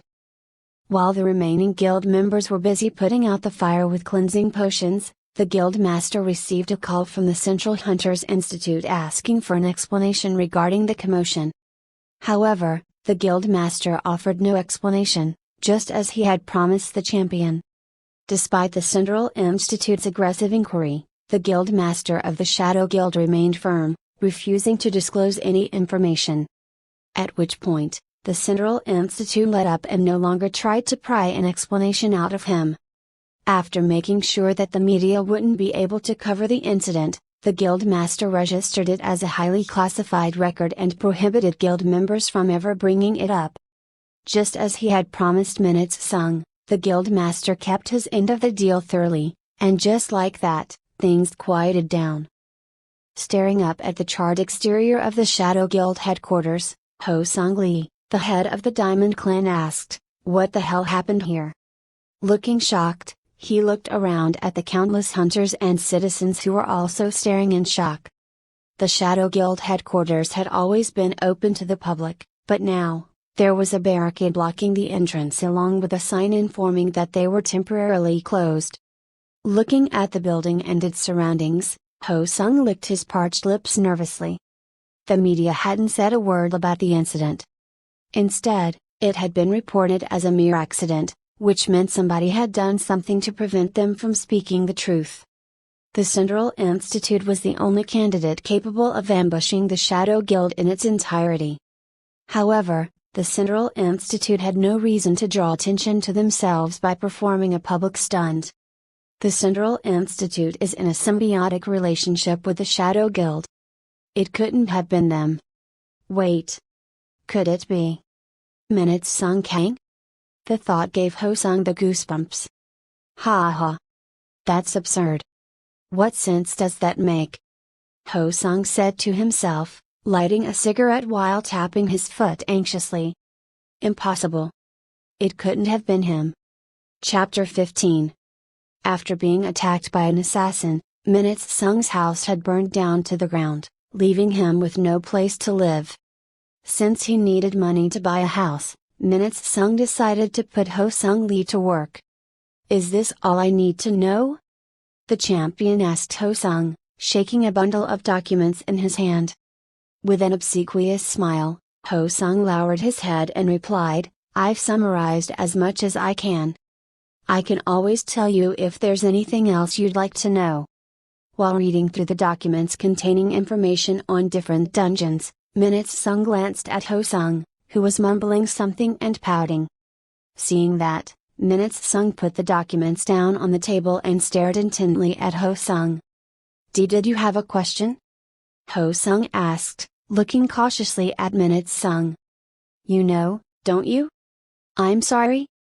That you tried to kill and rob me at one point. Of course. Which is exactly why I'm here. Being a loyal servant, doing my absolute best to serve you at all times. I'm not sure how accurate that statement is. It seems to me that you have a lot to say, Minute Sung said, nodding as he opened his inventory. Then, as he was about to unsheath his crystal dagger, Ho Sung sprung up from his seat with tears streaming down his cheeks, saying, Why must you doubt my loyalty? What? Minute Sung asked, furrowing his brow. Do you even know what was on my mind? Ho Sung asked while tears dripped down his chin. Puzzled, Minute Sung tilted his head and stared at him. I was regretting bringing you to such a terrible coffee shop.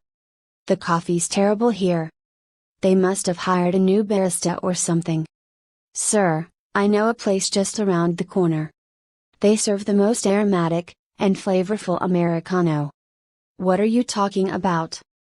Our coffee isn't even out yet, Minute-sung said, eyeing the buzzer, which had just started to vibrate.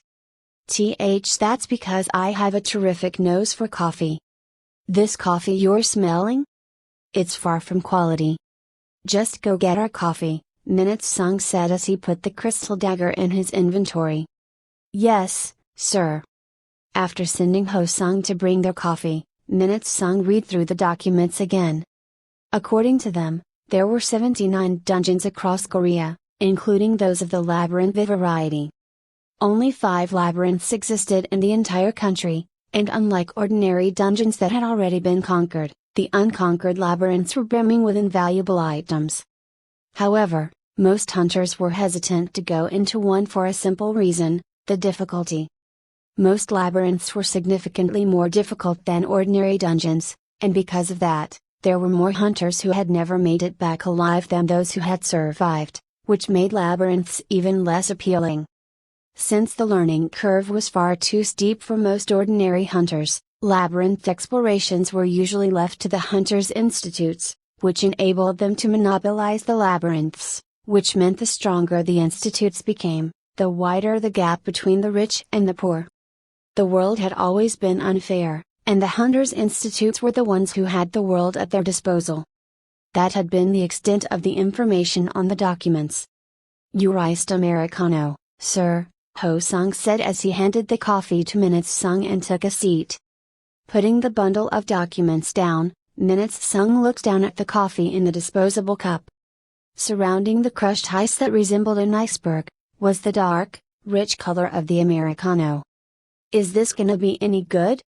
He had been 19 years old when he had been summoned to the demonic realm. Prior to that, Minute-sung had no recollection of ever having had an Americano. After all, it hadn't been common for a high school student to be in the habit of drinking coffee. Let's find out, Minute-sung told himself. Bringing the straw up to his mouth, he pulled the coffee through it. Immediately, the coldness of the iced coffee filled his mouth, followed by an intense bitterness, the smooth aroma of the coffee, and a rush of caffeine. The experience brought him comfort that was difficult to put into words. If he were to put it concisely, it would have been refreshing and relaxing, as if sitting under a stream of water coming down a waterfall. Although it was his first experience with coffee, it was not half bad. Let's try another sip. Minute-sung pulled the dark brown liquid through the straw one more time. As the ice-cold coffee quenched his thirst, the caffeine made him feel as though his mind was clearing up. Ah! So, is this what caffeine does? Fascinating. It makes sense that people don't ever get tired of coffee. Wondering if his 19-year-old self would have had the same experience, Minute-sung savored another sip of his Americano, and before he knew it, his cup was empty. Would you like another? Ho-sung asked. However, Minute-sung shook his head and said, I think I've had enough. Then, moving the empty cup aside, the champion said to Ho-sung, So, tell me more about this labyrinth. Oh, the labyrinths? How should I put it?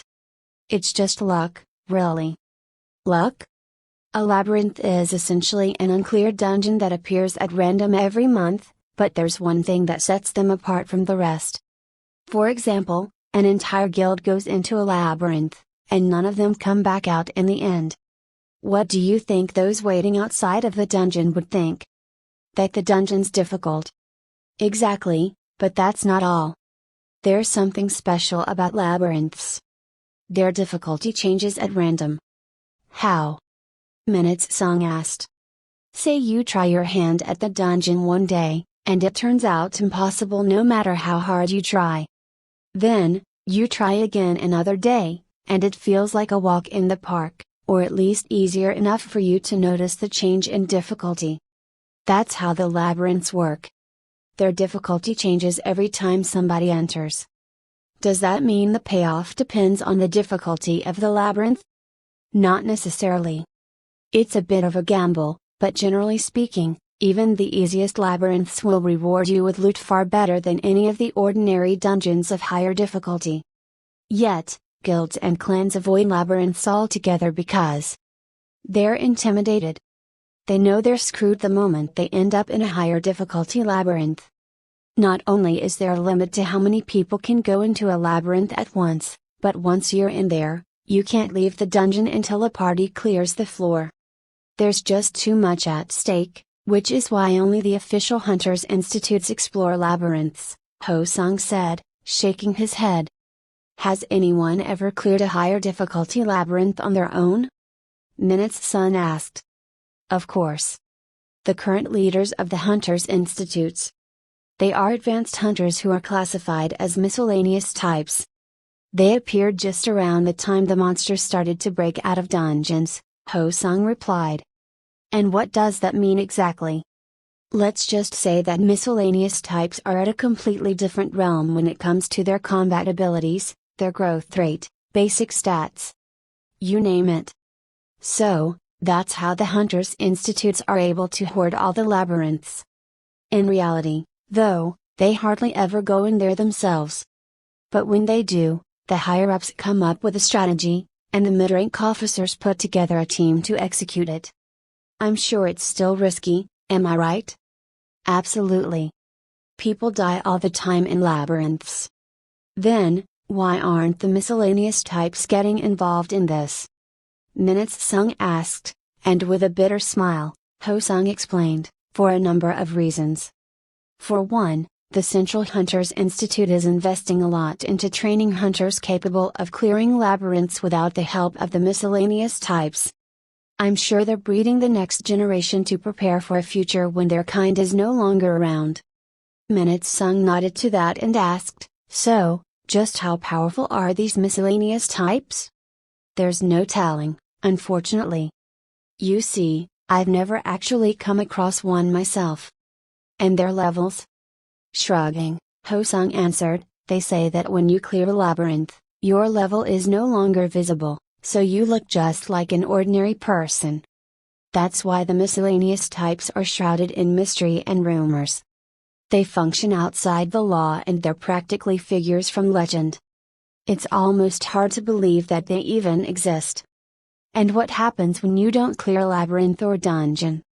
Minutes Sung asked. The monsters break out of the dungeon. As for time, you get as little as. Raising his hand, the champion stopped Ho-sung mid-sentence and said, that'll do. What will you do now? Breakfast. Ah. Of course. Right away, sir. We're here, Ho-sung said upon arriving at a certain restaurant. As Minutes Sung got out of the car, he said enthusiastically, enjoy your meal, sir. Without responding, the champion made his way toward the restaurant. Watching him from behind, Ho-sung murmured internally, asshole. Would it hurt him to ask if I want to come along? Satisfied by Ho-sung's tactfulness, Minutes Sung looked at the sign in front of the restaurant and smiled. It was the perfect place to start off the day with a light breakfast. Noodle soup, 2,901. It was an astounding value. It had been a decade since Minutes Sung had crossed over to the demonic realm. Yet, the fact that a bowl of noodle soup still cost 2,901 was astonishing. Do they even make a profit? He wondered. Then, a small worry crept into Minutes Sung's mind, what if I'm getting what I paid for? However, the worry quickly faded away as he remembered who had recommended the restaurant to him, Ho-sung Lee. Whether Korean or Japanese food, Ho-sung had known just exactly where to take Minutes Sung, and so far, the champion was satisfied with every one of his recommendations. But did that mean he could expect the same from Ho-sung this time? There's only one way to find out. Hi. This is Novel Admire. Thanks for the visit. Chapter 16. The bell on the door jingled as Minutes Sung walked into the restaurant.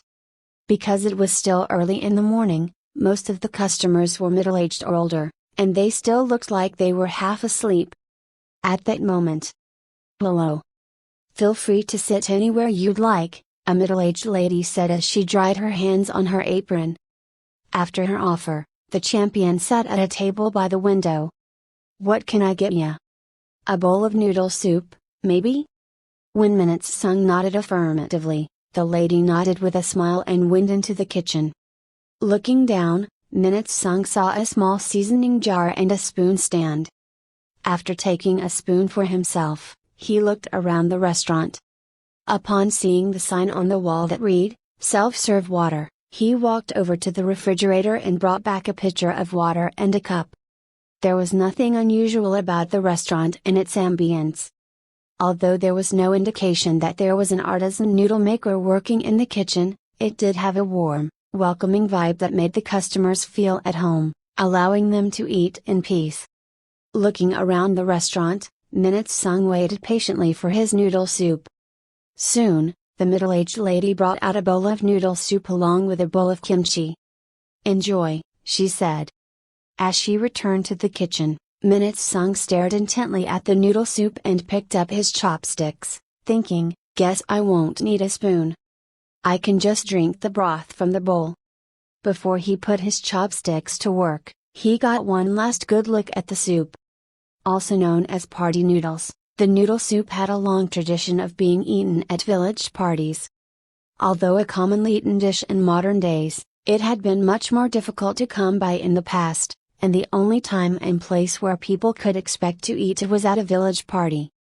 With it currently being sold at only 2,900 won, the soup's price was a direct indication of the change in time. TL's note: currently, 2,900 won is about $2.50. After putting some seasoning in the noodle soup, Minute Sung mixed the noodles and the seasoning with the broth. Picking up a big mouthful of the noodles, he blew on them a few times and slurped away. As Minute Sung's mouth sucked the noodles like a vacuum cleaner, the soft texture of the noodles filled the champion's mouth. Then, he picked up the bowl with both of his hands and drank the broth. Ah! He let out a jet of hot steam coming out of his mouth. The dried anchovies broth was deeply gratifying. Although often humble and ordinary in appearance, the food of the commoners was extraordinary in flavor and value. "This is amazing." Putting the bowl down, Minute Sung picked up a piece of refreshing, perfectly fermented kimchi and brought it up to his mouth. After that, Minute Sung went back to the bowl of noodle soup without delay. Every time his teeth sank into the flour noodles, the softness of the noodles made for an experience as comforting as lying in a soft bed. Then, instead of cutting the noodles with his teeth while eating, Minute Sung ate them without doing so, filling his mouth with the flour noodles. However, it wasn't overbearing by any means. If anything, the rich texture enhanced the experience even further. Hot, slightly spicy, and yet refreshing, the noodle soup soothed the inside of his mouth and his nose. It wasn't until he looked down that he realized that he had eaten every bit of it. Although it felt like he hadn't been eating for that long, the noodles were nowhere to be found. Nevertheless, they were quite filling. After savoring what was left of the broth, Minute Sung put the bowl down, let out a satisfied sigh, and guzzled down a cup of ice-cold water. Refreshed and thoroughly hydrated, he rose from his seat with a satisfied look on his face and said, "Phew. Now, that's breakfast." Seeing Minute Sung walk out of the restaurant, Ho Sung put out the cigarette in his mouth in a hurry and asked, "Did you enjoy your meal, sir?" "Sure did," Minute Sung said, nodding affirmatively. As he got in the back seat of the car, Ho Sung got in the driver's seat, looked toward the champion and asked, "Where to now, sir?" "Take me to one of those labyrinths." "Right away." "Wait, what?" Ho Sung let out, blinking, dumbfounded. "Take me to the nearest labyrinth," Minute Sung said while looking out the window. "Are you sure? It's gonna be dangerous there." "Anytime, now." Still in a daze, Ho Sung tilted his head and started the car. Is he insane? He's actually going into a labyrinth? Is he trying to get himself killed? I guess he's just drawn to danger like a moth to a flame. At that moment, a realization struck the driver. Wait a minute. This is a big chance. He might be a monstrous hunter, but a labyrinth is not an easy dungeon by any stretch of the imagination, which means I'll be a free man the moment he steps into one. Poor bastard. Don't say I didn't warn you. The champion seemed to have little to no awareness of the danger that lurked within the labyrinth. Even the guilds who were looking to make a profit deemed going into a labyrinth suicide. Yet, Minute Sung was planning on going into one alone. Then. Wait, hold on. A chill ran down Ho Sung's spine. Sir? You weren't thinking about taking me with you, were you? He asked. Is that a question? I thought it was obvious, Minute Sung replied with a furrowed brow. Shit. Ho Sung let out internally, turning deathly pale. Why is he dragging me into this? Sir? A labyrinth, might I add, is a seriously dangerous place that even clans and sizable guilds shy away. You can either go in with me or die by my hands. There was no way out. With sunken eyes and a deathly pale face, the driver looked around frantically and asked, Is there a reason why you're insisting on taking me with you? Because I can only carry so much stuff. I'm gonna have to borrow your inventory space. At Minute Sung's reply, Ho Sung wiped the tear running down his cheek in a hurry. Although he had been as cold and heartless as one could be at one point, there really was no telling how life would change a person.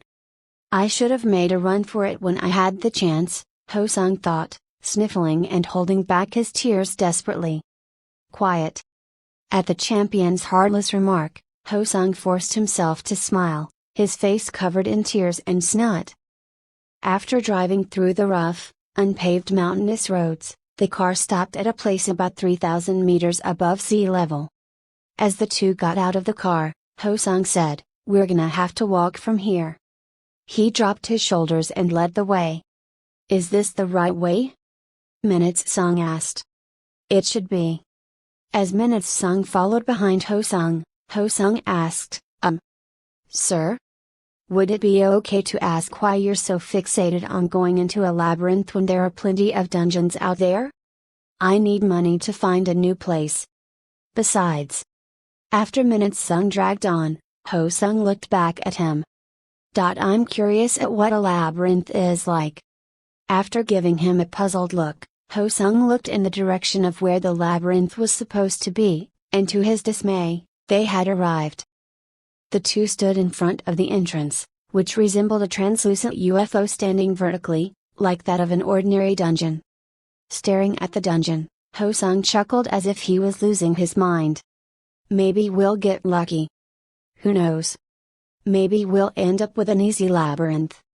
Now that I think about it, I have a vague memory of hearing about the easiest difficulty being the most common with labyrinths. Looking at the dungeon's entrance, Ho Sung swallowed nervously. Never had he thought that he would be going into a labyrinth. Now, just moments before entering, he barely managed to swallow the words about to leave his mouth. If you're planning on getting yourself killed, couldn't you leave me out of it? Should those words leave his mouth, that devil of a champion would surely tear him to pieces before they even set foot inside the labyrinth. Let's go, Minute Sung said, leading the way. At which point, Ho Sung felt a sinking sensation in his chest. Are we really doing this? Is this real? Then, Minute Sung looked back and gave Ho Sung an irritated look. See coming. Forcing the driver to follow him. With that, the two stood by the entrance in order to enter the dungeon, and soon, they started to levitate. This can't be happening. Shit, I'm so screwed. Please. Please be an easy one. In no time, darkness swallowed their consciousness. Within the gaping darkness, an automated voice echoed. Welcome to the labyrinth. You may not exit the labyrinth until you clear the dungeon. Difficulty revealed in 5 seconds. 5, 4, 3, 2, 1. Please be an easy one. Labyrinth difficulty, hell, nah, ooh ooh ooh ooh. Ho Sung cried out, thinking, this is it. There's no going back. There were a number of difficulties to a labyrinth: easy, normal, intermediate, difficult, advanced, hell, inferno, and impossible. It was widely known that hell was a difficulty even the entirety of the Shadow Guild wouldn't be able to handle. Yet, To Hosung's dismay, he found himself in a hell labyrinth with the monstrous champion. I'm dead. I'm so dead. Why did we have to cross paths? Hosung cried out internally as a wave of disappointment and sorrow washed over him. At that moment, beams of light started to shine in the darkness, and when Hosung opened his eyes, the labyrinth revealed itself. Looking like he was about to have a breakdown, he breathed harshly, his heart pounding as if it was about to explode. They were in a large cave, where the luminous minerals on the ceiling were the only light source. We are done for. This is a hell labyrinth. This is the end. We're gonna die here. Hosung said anxiously, teary-eyed. Hosung Lee. Yes? Stop talking. And if I don't? What are you gonna do, huh? Are you gonna kill me? Do your worst. We're gonna die here anyway. Hosung shouted internally, barely keeping himself from saying the words out loud. As desperate as the situation was, survival was his utmost priority, even if it meant being alive for a few more seconds. Meanwhile, looking ahead, Minutes Sung opened his inventory and equipped the crystal dagger. Chapter 17. The crystal dagger glowed purple with the light emitted by the luminous minerals on the ceiling of the cave. At that moment, an ominous chuckle echoed throughout the cave. From the sound of it, the source couldn't be too far off. Startled by it, Hosung froze in place. Soon, a shadow appeared, followed by a monster. LV-621 Ginseng Yu, decaying bandit leader, with maggots crawling all over his body and his face crushed beyond recognition, the monster was rotting all over. To make matters worse, dozens of undead bandits followed their undead leader. Wait, Ginseng Yu? Hosung thought. Prior to his death, Ginseng Yu had been a hunter and leader of a bandit guild called the Mountains. One day, after having set foot in the dungeon with reckless ambition, the leader and his guild had vanished from the face of the earth as a result. So, he died here and became a zombie, huh? On top of being the leader of a bandit guild, Ginseng Yu had also been an infamous criminal who had been known to rob hunters passing by his territory. The most notable rule of the Mountains was that they never left their targets alive, not to mention their notoriously horrendous and cruel methods. Just a couple of small fries, the undead bandit leader said in a harsh, scratchy voice. Although Hosung was about to faint from that horrible sound, Minutes Sung remained completely unfazed, chuckled, and said, huh. So, you talk. Is he laughing? Does he even realize the weight of the situation? Hosung thought and said, his level is in the 600s. I can't believe this place is throwing level 600 monsters at us right off the bat. What kind of crazy place is this? At that moment, the undead ring leader raised his oversized axe. Although it looked crude, its blade, which shone brightly from the luminous minerals on the ceiling, still seemed incredibly sharp. Wielding the giant axe, the zombie started to waddle toward the champion and Hosung in the most bizarre and terrifying manner. Standing toe-to-toe with a walking corpse, Minutes Sung glared at it with disgust. Why, I almost thought you were a girl for a second. You must be pretty popular with the ladies, am I right? I think I'll carve out that pretty face of yours and keep it as a trophy. So, do people become walking corpses when they die here? Minutes Sung asked. He. A mere level 150 walking into a labyrinth? You don't seem to know your place, little one. I should skin you alive to teach you a lesson. Seized by terror due to those horrendous words coming out of the monster's mouth, Hosung shuddered and shook uncontrollably. At that moment, noticing something different about Minutes Sung, the zombie tilted his head and stared intently at the champion, saying, You are not afraid.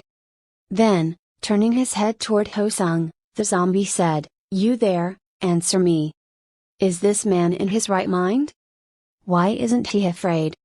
Paralyzed by fear, Hosung rolled his eyes around anxiously, unable to say a word.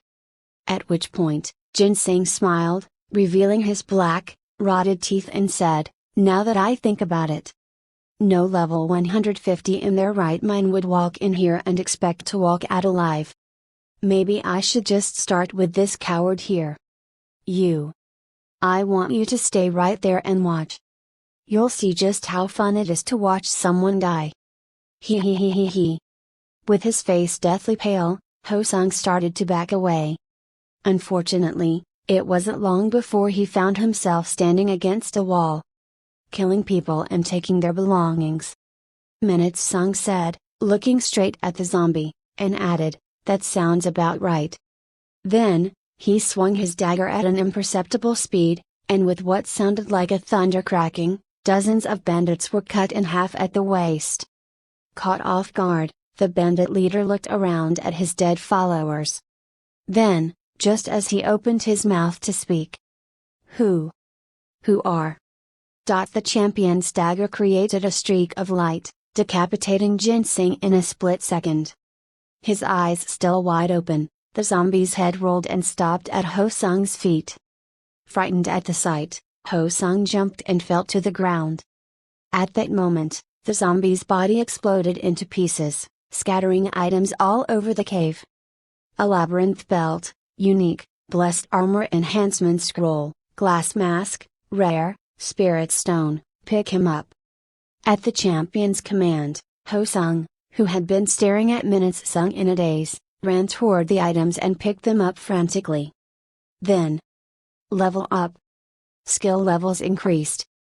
All stats increased by +1. Ho-sung's eyes widened upon seeing the text that appeared before him. Having picked up all the loot, he stared at the cynical champion who had already started walking. What's going on? Having been thrown into a hell labyrinth, the very first monsters he had come across were a zombified bandit leader in the 600s and his followers. Yet, the champion had not only massacred dozens of the undead bandits in a single blow, but he had also managed to decapitate their leader with a single swing of his dagger, in a manner that resembled the way he had killed Ho-sung's clansmen. The champion was far more powerful than Ho-sung had expected. In fact, powerful could only begin to describe the extent of the champion's power. Wait. Maybe. Just maybe. Ho-sung thought, swallowing anxiously. I'll get out of here in one piece. His heart started to thump at the thought of leaving the dungeon alive. At Ho-sung's level, one had to kill thousands of monsters in an ordinary dungeon just to move up to the next level. However, in a hell labyrinth, his level had gone up in a matter of seconds. It had to be the benefit of being in a party. Maybe, it'll be one hell of a ride sticking with this guy, Ho-sung thought. If you check out on me again, you're gonna be wandering the depths of this cave with your undead friends. At Minutes Sung's warning, Ho-sung gathered his senses. Clack. Clack. A series of metallic sounds came from the zombies' armor whenever they took a step. So far, most of the monsters Minutes Sung and Ho-sung had run into appeared to be dead hunters. LV-777 Decaying Central Hunters Institute soldier. Upon coming across the next monster, a ghastly look appeared on Ho-sung's face. Central Hunters Institute? Ho-sung said, shaking uncontrollably and hiding behind Minutes Sung. Meanwhile, remaining completely unfazed, Minutes Sung stared intently at the monster, whose shoulders and limbs were hanging loosely. Armed with a long spear, the monster was at a whopping level 777.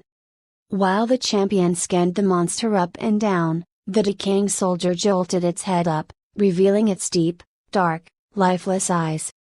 Then, unlike the previous monsters, it started charging at the champion at a frightening speed. Remaining unfazed, Minutes Sung fixed his gaze on the monster and swung his dagger horizontally, creating a streak of light.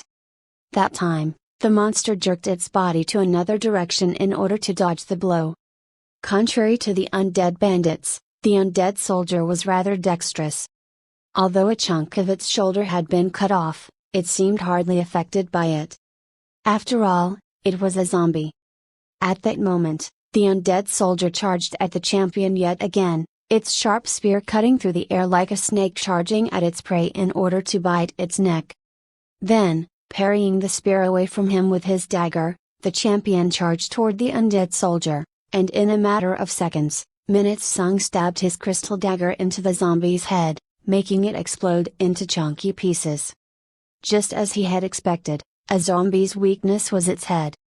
As its brains splattered all over the place, the limbs of the undead soldier hung lifelessly.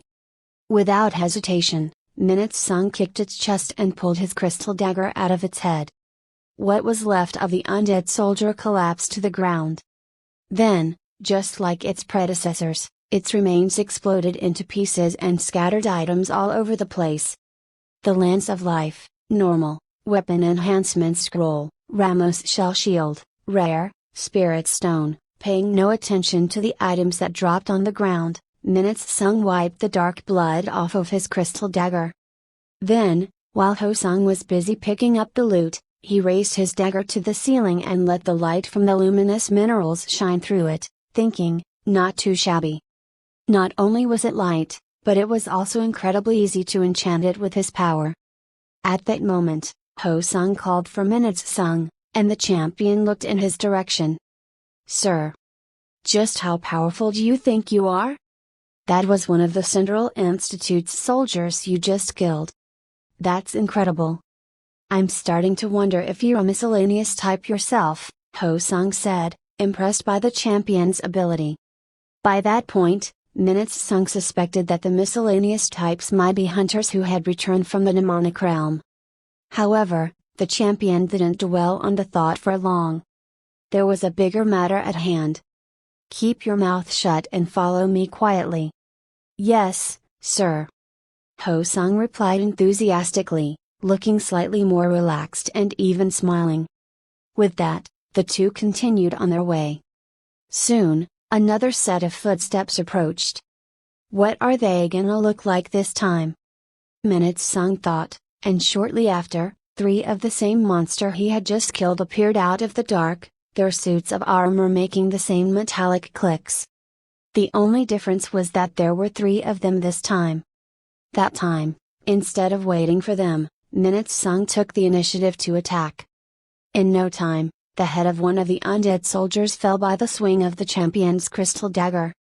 As the decapitated head was launched into the air, the other 2 swung their spears at the champion, sending streaks of blue light through the air. Then, while Minutes Sung parried the blows, one of the streaks ricocheted off of the champion's crystal dagger and flew toward Ho Sung, grazing past his neck before it lodged itself into the wall, creating a massive crack. Feeling the scratch on his neck, Ho Sung couldn't help but shake uncontrollably. Had he been even remotely closer to it, he, too, would have lost his head. As his legs gave out, Ho Sung collapsed to his knees. Nevertheless, Minutes Sung, dodging the spears nimbly, observed the monster's movements. Seeing as though he was still able to catch the movements of their spears, the champion realized that his combat ability hadn't suffered one bit since the time when he had lived in the demonic realm. This is getting old. With streaks of light as bright as the stars, the heads of the undead soldiers fell by the blade of his crystal dagger, and they went flying everywhere. Chapter 18. As Minutes Sung and Ho Sung went deeper into the dungeon, the number of undead soldiers increased drastically. Starting with 1 at first and 3 the second time, they were now facing 8 undead soldiers at once. Thankfully, having learned their fighting patterns, the increase in numbers hardly made a difference. Without hesitation, Minutes Sung walked unhurriedly toward the center of the group of the undead soldiers. Sure enough, spears imbued with glowing magical aura came at the champion from all directions. Seeing the champion surrounded by spears, doubt crept into Ho Sung's mind. What if this is it? What if he can't get himself out of that? Of course, Ho Sung's doubt quickly turned out to be unnecessary. The champion's movements were beyond what a human mind could comprehend. Although they seemed slow on the surface, his movements were extremely refined as a result of his intense training. However, to an ordinary hunter like Ho Sung who didn't recognize that, the champion's movements were simply an object of marvel. Despite the spears coming at him from all directions, Minutes Sung parried each of them with a short, swift movement of a mere dagger. Relaxed and stable, it almost seemed like a beautiful dance from a distance. Then, whenever his movements seemed to slow down, they were soon followed by yet another set of movements that were both as explosive and as fast as a lightning bolt.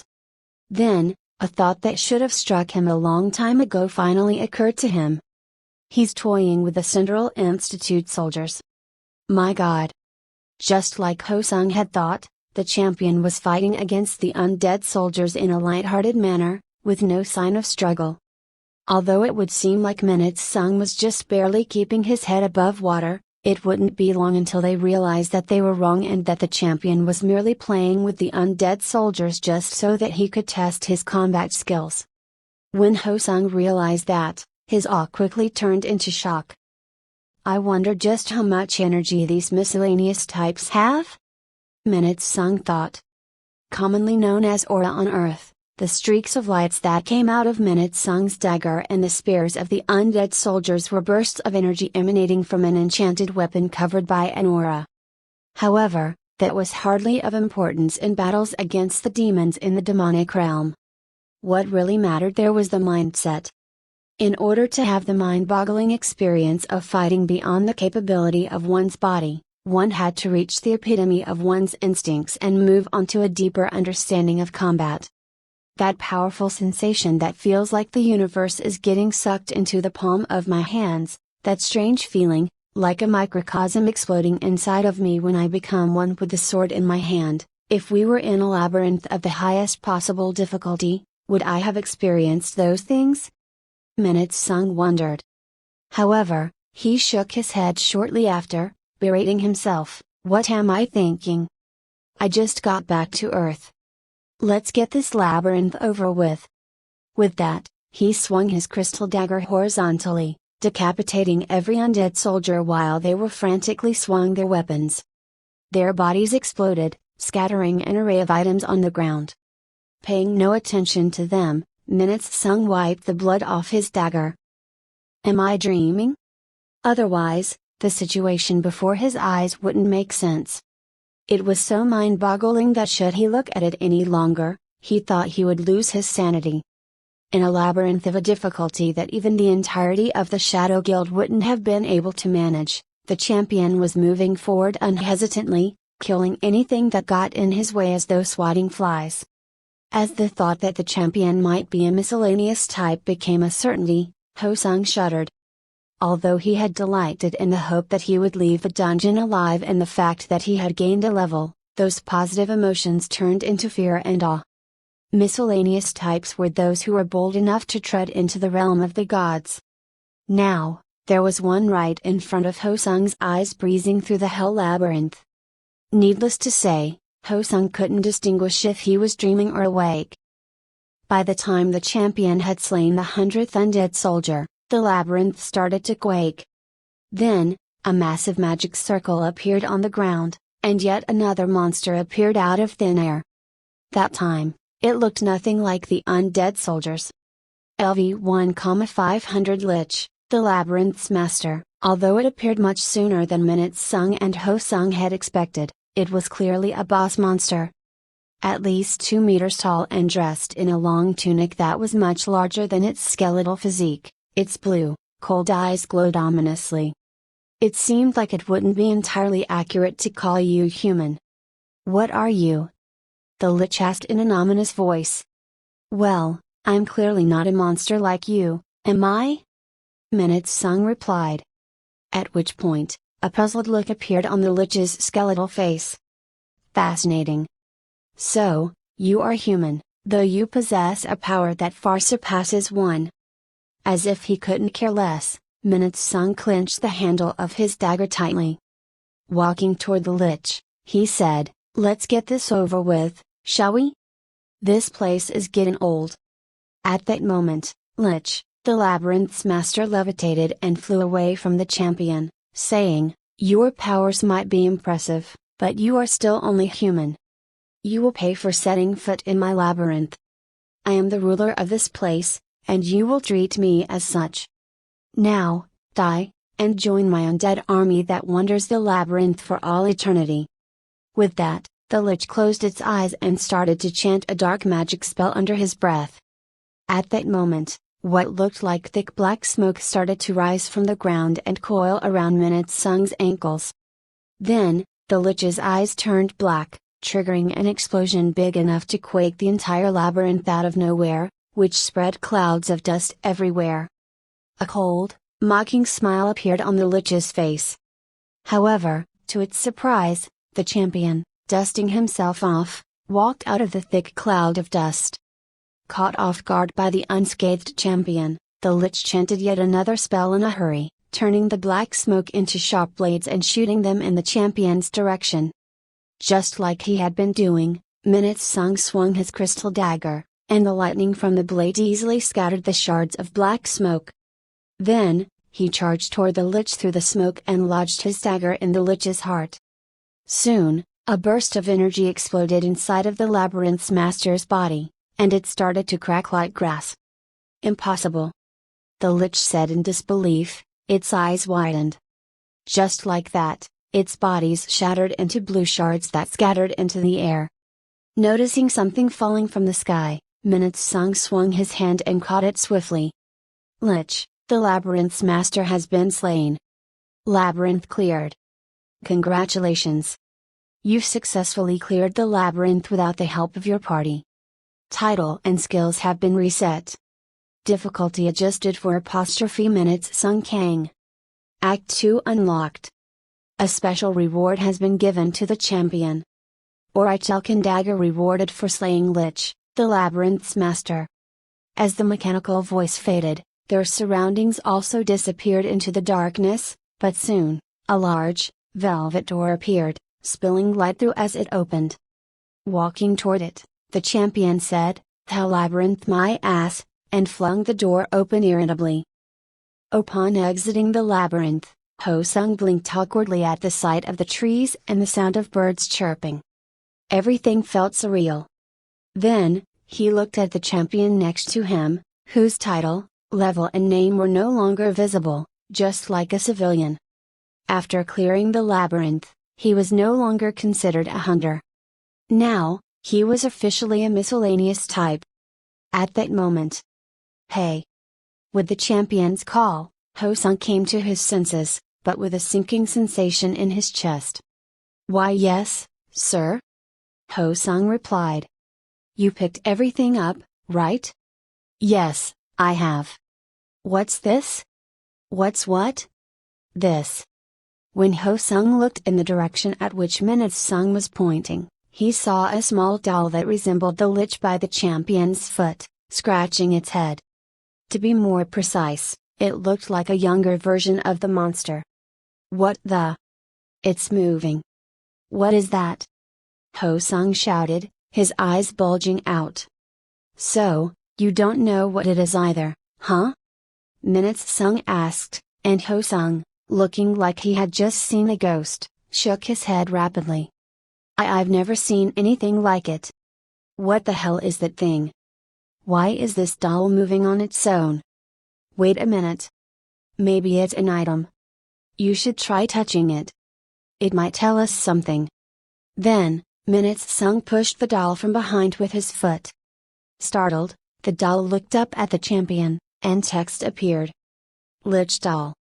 This familiar belongs to Minute Sung Kang, LV1, grade, legendary, HP 1500, MP4, 000, strength, 120, dexterity, 97, intelligence, 31, luck, 59, damage, 349, defense, 337, accuracy, 70, chance to dodge, 86%, elemental resistance, 1000, property, dark magic, special ability, revival. That's about it, Minute Sung said, and Ho Sung, looking dumbfounded, replied, "That's one hell of an accessory.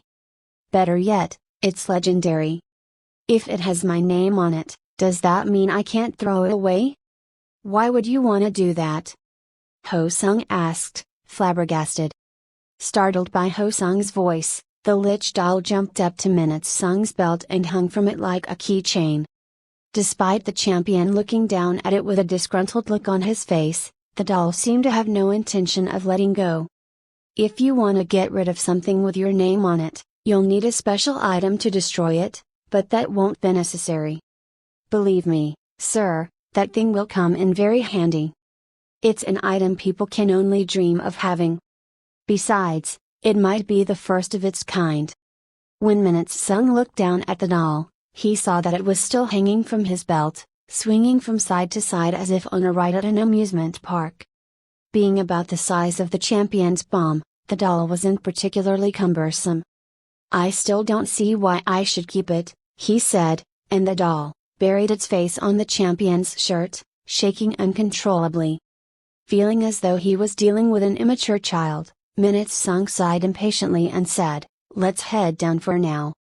With a dumbfounded look on his face, Ho Sung stared at the champion leading the way and the lich doll hanging from his belt, put his hand on his forehead and murmured, "What is happening right now? Not only did I get out of the labyrinth alive, but he's a miscellaneous type? On top of that, an enchanted doll?" Chapter 19. Starting the ignition, Ho Sung thought back to the moment when Minutes Sung had killed the lich with a single swing of his dagger. The champion's power was beyond imagination. Were miscellaneous types always this strong?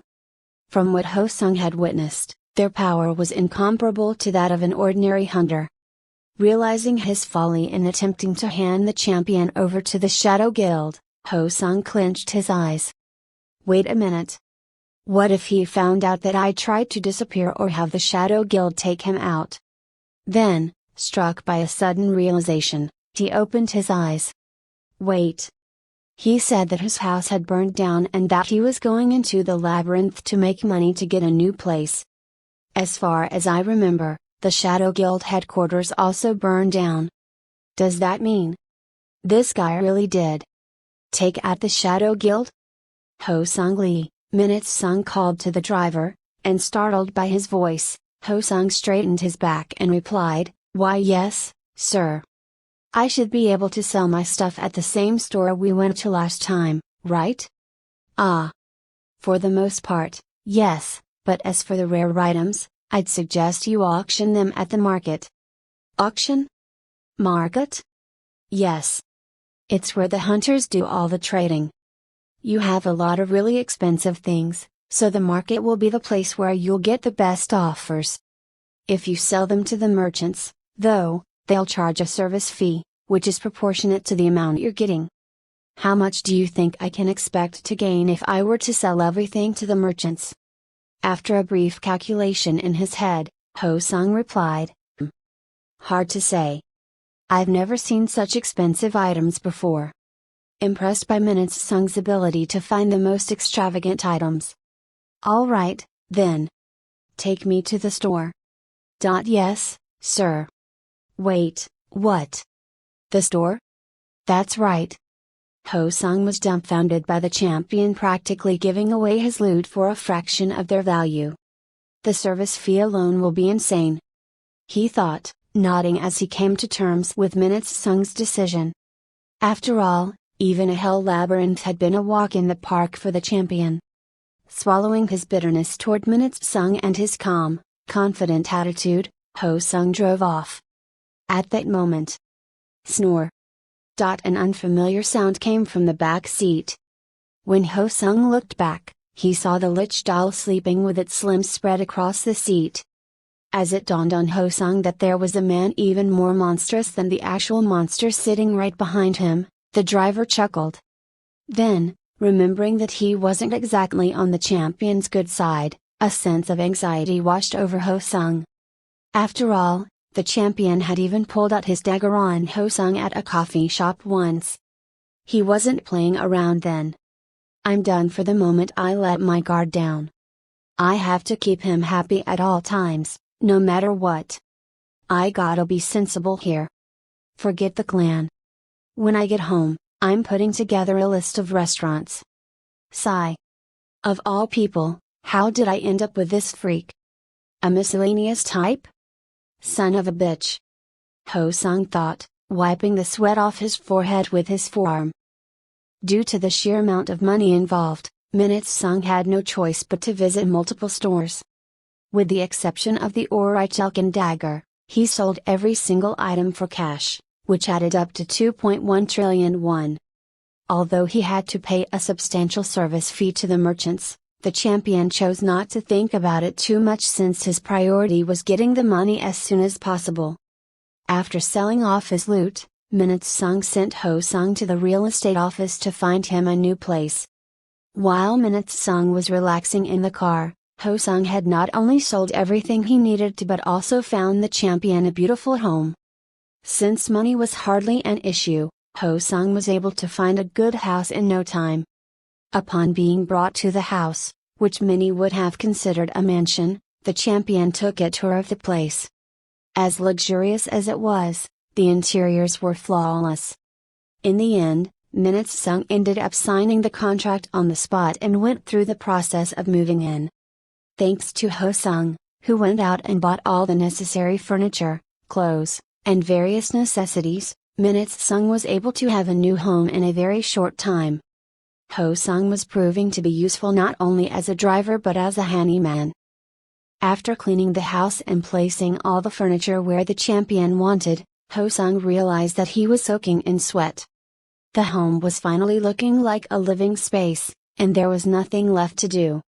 Or so he thought. The place should be squeaky clean, sir. May I go home now? Ho-sung asked Minute-sung, catching his breath. After Minute-sung's command to make it quick, Ho-sung had run around the house frantically, moving all the furniture, cleaning and doing various chores. Since his life was at stake, he had worked desperately and without a moment to spare. Now, exhausted, Ho-sung was desperate to go home and rest. Getting tired? Minute-sung asked, looking at Ho-sung. Sir. Oh, no. Tired? Absolutely not. It's an honor and privilege to be able to work for. I mean, serve you. Ha ha. Did you need me for anything else? Just say the word, and I can be on standby 24/7. Then, go ahead and do that. Sir? Ho-sung said, his heart sinking, sweat pouring off him. No, no. You idiot. Why did you say that? He thought to himself, looking at Minute-sung, who seemed serious. At which point, Ho-sung dropped his gaze and remained quiet, thinking, you just had to go the extra mile, didn't you? You don't really seem like you're up for it. All right, then. Minute-sung said, opening his inventory and reaching for the Orichalcon dagger. At that moment, Ho-sung looked up and said, now, that hurts my feelings. Like I said, it's a big privilege to serve such a powerful hunter like yourself. If only you knew how delighted I was to be here. Ha ha ha. I'll be glad to wait outside. With that, Ho-sung bowed to the champion at a 90-degree angle and rushed out of the front door to the front yard. Standing on a spacious lawn, he stared up at the sky in a daze and let out a sigh from the depths of his heart. At that moment. Click. The front door opening behind him sounded off. Was it a joke? Is he letting me go? Ho-sung asked himself, looking toward the sound in hope. However, to his disappointment. Eat up. I gave you more than usual, Minute-sung said, putting a pot full of rice on the ground and closing the door. Staring at the enormous pile of rice, Ho-sung realized just how stupid he had been to expect anything from the champion. In the end, he picked up the pot and started eating with his bare hands. There was no choice in the matter. Should Ho-sung decide not to eat, the merciless champion wouldn't hesitate to pull out his weapon on him. It wasn't long before he started choking from the sheer amount of rice that he was putting in his mouth. This is so much rice. He could have given me some kimchi or something. Putting the pot down, he looked up at the starry night sky with teary eyes, rubbing the rice off of his hands. Please, I beg you. I'm sorry for everything I've done. I'll be good, I promise. I won't rob anybody. I won't live like a criminal. Please, get me out of this. Ho Sung prayed desperately. Then, in order to prevent himself from being heard by the champion, he said internally, "Set me free from that godforsaken piece of shit. I can be good. I mean it. Please God, I beg you." At that moment, while he was praying earnestly and desperately, his phone went off. When he checked the phone, he saw a text message that read, "Make sure to do the dishes when you're done. Minutes Sung Kang." Asshole. Ho Sung said, sniffling and eating the rice with his bare hands. Bark. Bark. A dog barked in the distance. Feeling hungry, Minutes Sung rubbed his belly upon waking up. That's new. It was a sensation unfamiliar to any he had experienced in the demonic realm. It was as if his appetite had started to grow as he started eating rice again. Moaning and half asleep, he got out of bed, walked across the living room and opened the front door. Seeing as Ho Sung was nowhere to be found there, he went out and saw Ho Sung sleeping in his car. Walking over to the car, Minutes Sung tapped on the window. Seeing as though Ho Sung wasn't responding, Minutes Sung kicked the car door. Which startled Ho Sung awake. Looking around, he rushed out of the car when he saw Minutes Sung standing outside. Morning, sir," Ho Sung said, his hair unkempt, bowing and wiping the saliva off his mouth. "Get ready while I go get washed up. We're going out for breakfast." "Yes, sir," Ho Sung said, nodding repeatedly, still half asleep. Then, the champion went back inside and into the bathroom. Being a luxurious home, the bathrooms were spacious and comfortable. Entering the shower, he stood underneath the streams of water falling from the ceiling. Being able to shower was a tremendous blessing, and every shower was a different experience. Brushing his hair up, Minutes Sung closed his eyes and savored the moment, thinking about enjoying a delicious breakfast after the shower. After getting out of the shower, Minutes Sung looked at the set of clothes Ho Sung had set up in the closet. The clothes were simple and stylish, but not too fancy. He's got a good taste, Minutes Sung thought. Dressing in a white t-shirt, jeans and a pair of sneakers, he stood in front of a mirror and straightened his clothes. At that moment, the Lich doll came up and stood next to him, mimicking the champion's movements. "You're a skeleton. You're hardly wearing anything," Minutes Sung thought, chuckling. Although he had thought of the doll as a burden at one point, the familiar was turning out to be rather quiet and well behaved. Besides, it was rather cute. "Let's go." At his command, the doll jumped up and crawled into one of the pockets of Minutes Sung's jeans, peeking its head out and looking around. With that, the two left the house in order to get breakfast. Because summertime was just about to start, the breeze was starting to feel warm. Having disabled his elemental resistance ability, as usual, the champion was able to feel the temperature on his skin. Having returned to Earth after spending a century in the demonic realm, feeling nature was truly a one-of-a-kind experience, and he was grateful for even the fine dust particles that made the air stuffy. If anything, they reminded him that he had returned home for good. After getting in the back seat of Ho Sung's car, Minutes Sung looked at the driver's unkempt hair and asked, "Did you eat?" "Yes, sir." "Of course," Ho Sung said, smiling with a swollen face. "Well, go get washed up while I'm eating. You're starting to stink." "Yes, sir." Ho Sung replied enthusiastically, smiling brightly and starting the car. "What will I be eating today?" Minutes Sung wondered, checking his steel wristwatch. According to it, the day was Saturday. "Are there restaurants open this early on weekends?" the champion asked. "Of course," Ho Sung replied without hesitation. "I wonder what they're like," the champion thought, looking out the window, looking forward to his weekend breakfast. Chapter 20. When the two arrived at the restaurant, it started drizzling. Although it had been quite nice out while they had been on their way, it wasn't long before the rain clouds covered the sky. "I'll get the umbrella," Ho Sung said, getting out of the car and taking a luxurious-looking umbrella out of the trunk before opening the back door. Taking the umbrella from the driver, Minutes Sung got out of the car and looked intently at the restaurant's sign. A smile appeared on his face. Grandma's 24-hour spicy beef soup, made with all Korean beef. Actually, the weather is just right, he thought, and told Ho-sung, go get washed up. Enjoy your meal, sir, Ho-sung replied, leaving the driver who was bowing at a 90-degree angle behind. Minutes Sung walked toward the restaurant, closed the umbrella and walked into the restaurant.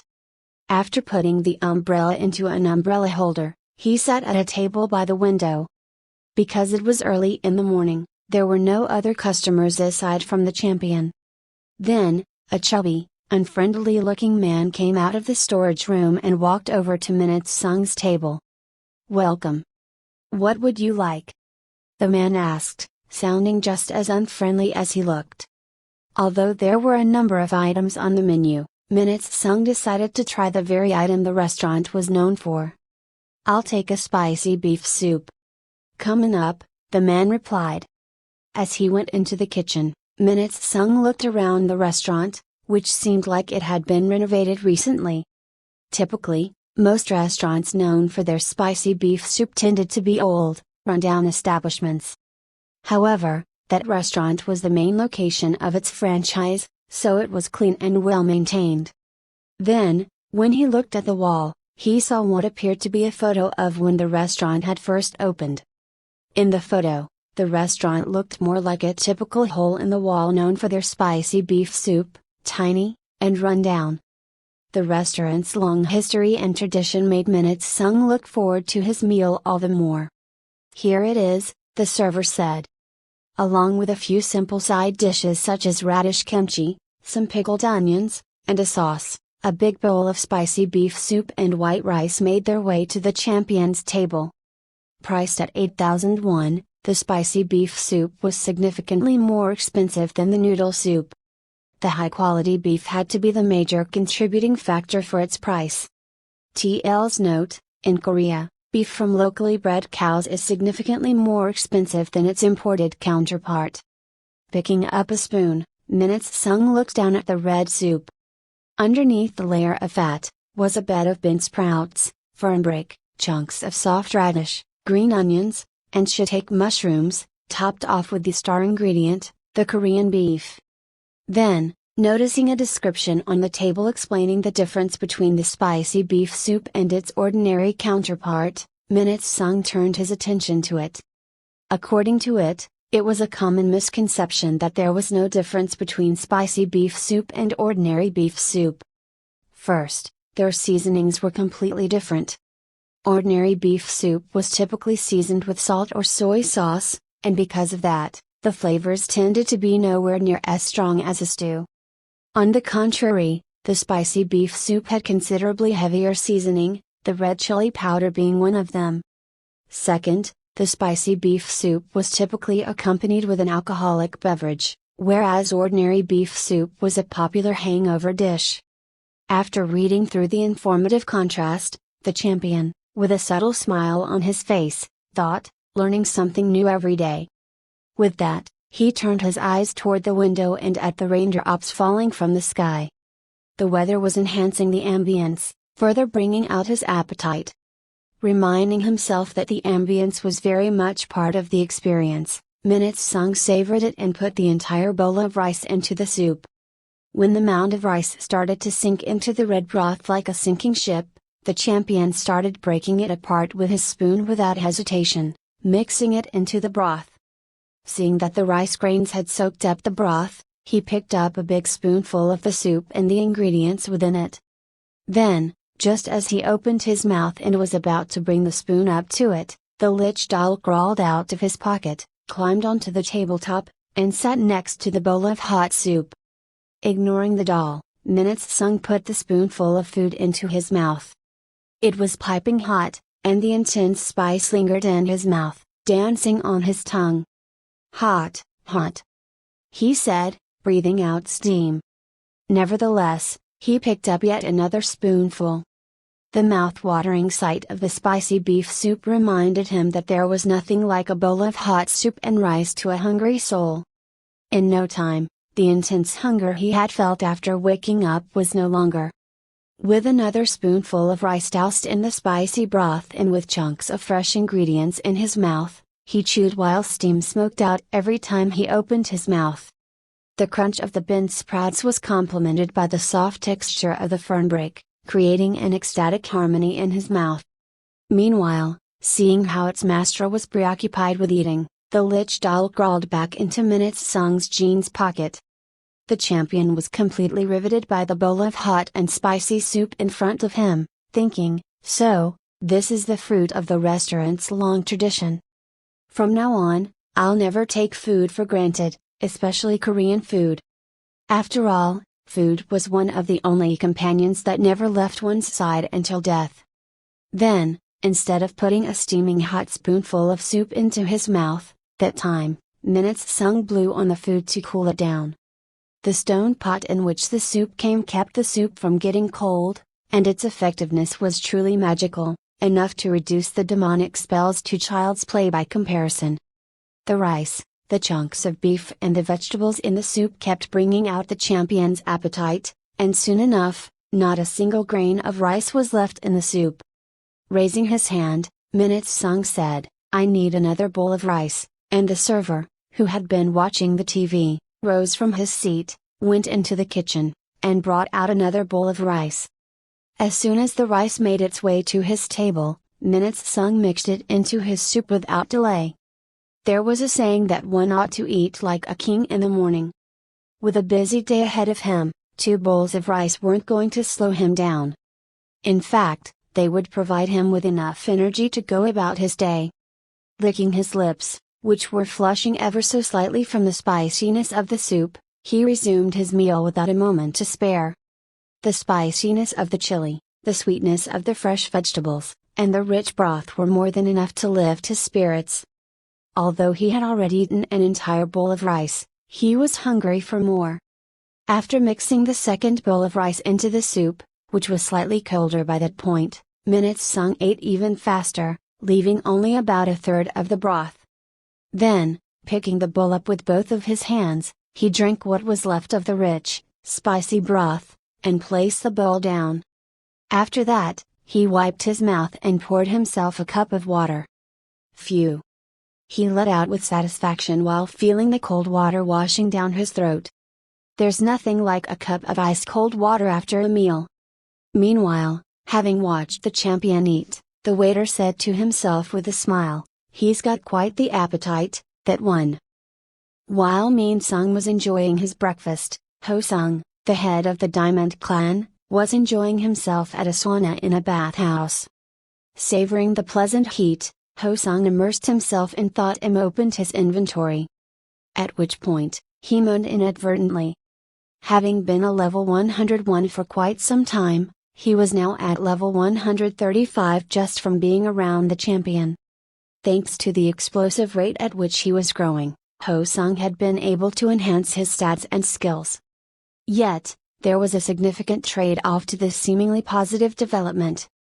Not only had he been fearing for his life and eating no better than a dog, but he had also been obligated to do the champion's chores. On top of that, the champion was anything but ordinary. He was a miscellaneous type, a human whose power reached into the realm of gods. Despite the seemingly massive benefit of leveling up at a frightening rate, Ho Sung felt like nothing could make his life better. Having to be next to a man who had the power to take his life at the drop of a hat was, to say the least, distressing. Feeling the back of his neck stiffening up from the stress, Ho Sung threw his head back and sighed, thinking, "Okay, let's be positive here. I can turn this into an opportunity." So far, the only way to earn the champion's favor was by recommending good restaurants. Then, he sprung up, walked out of the sauna, put his hands together like a monk and said, "Help me, Buddha," ignoring the child playing in a tub nearby giving him a strange look. After his bath, Ho Sung furrowed his brow when he looked up at the sky. It was still raining out. Though not a heavy rain, the idea of walking in the rain after a bath was simply not a desirable one. Then, finding a conveniently placed umbrella holder next to him, He picked an umbrella at random and exited the bathhouse. Now that I've taken a bath, I better start thinking about recruiting more people, he said as he was walking toward his car. At that moment, taken aback by what he saw, he stopped in his tracks. Before he knew it, he was surrounded by 12 hunters, who were all bald and covered in dragon tattoos. One of them glared intently at Ho-sung with an evil smile on his face. Head of the Diamond Clan, I assume? You're coming with us. Or, we can make this more difficult than it has to be. Looking around at the gangsters, Ho-sung gritted his teeth and glared piercingly at the man who appeared to be their leader. LV-100 Man Sik Choi, the head of the Dark Horse Clan, damn it. Ho-sung thought. The Dark Horse Clan was a rival clan of the Diamond Clan. Although they hadn't been around as long as the Diamond Clan, the Dark Horse had been growing steadily in power. Apostrophe. Son of a bitch. I'm cornered, Ho-sung said to himself. There was but one possible explanation for the Dark Horse Clan ambushing him, to take over a nightclub called Rockstar, which belonged to Ho-sung. Having learned that the head of the Diamond Clan was vulnerable and away from his clansmen, the Dark Horse Clan seemed to have decided to come for Ho-sung directly. With a bitter taste in his mouth, Ho-sung looked around, swallowing anxiously. The 12 hunters were all close to level 100. Though Ho-sung was over 30 levels above them, he simply didn't stand a chance against a dozen level 100 hunters. So? Are we doing this the easy way? The clan head asked with a repulsive smile, but Ho-sung remained quiet, biting down his lower lip. Take him. At their leader's command, a handful of the hunters came and grabbed Ho-sung violently. At that moment, shaking them off, Ho-sung opened his inventory in order to pull out his weapon. However, he was far too unprepared and, in no time, he was surrounded by a dozen hunters attacking him from all directions. In the end, unable to move fast enough due to a skill that slowed down his movements significantly, Ho-sung fell to the ground after being beaten to near death. We could have done this the easy way, you know, the head of the Dark Horse Clan said, snickering. Looking at his followers, he added, take him away. At his command, the hunters dragged Ho-sung into a van and drove off. Hi. This is Novel Admire. Thanks for the visit. Come back again for more novels.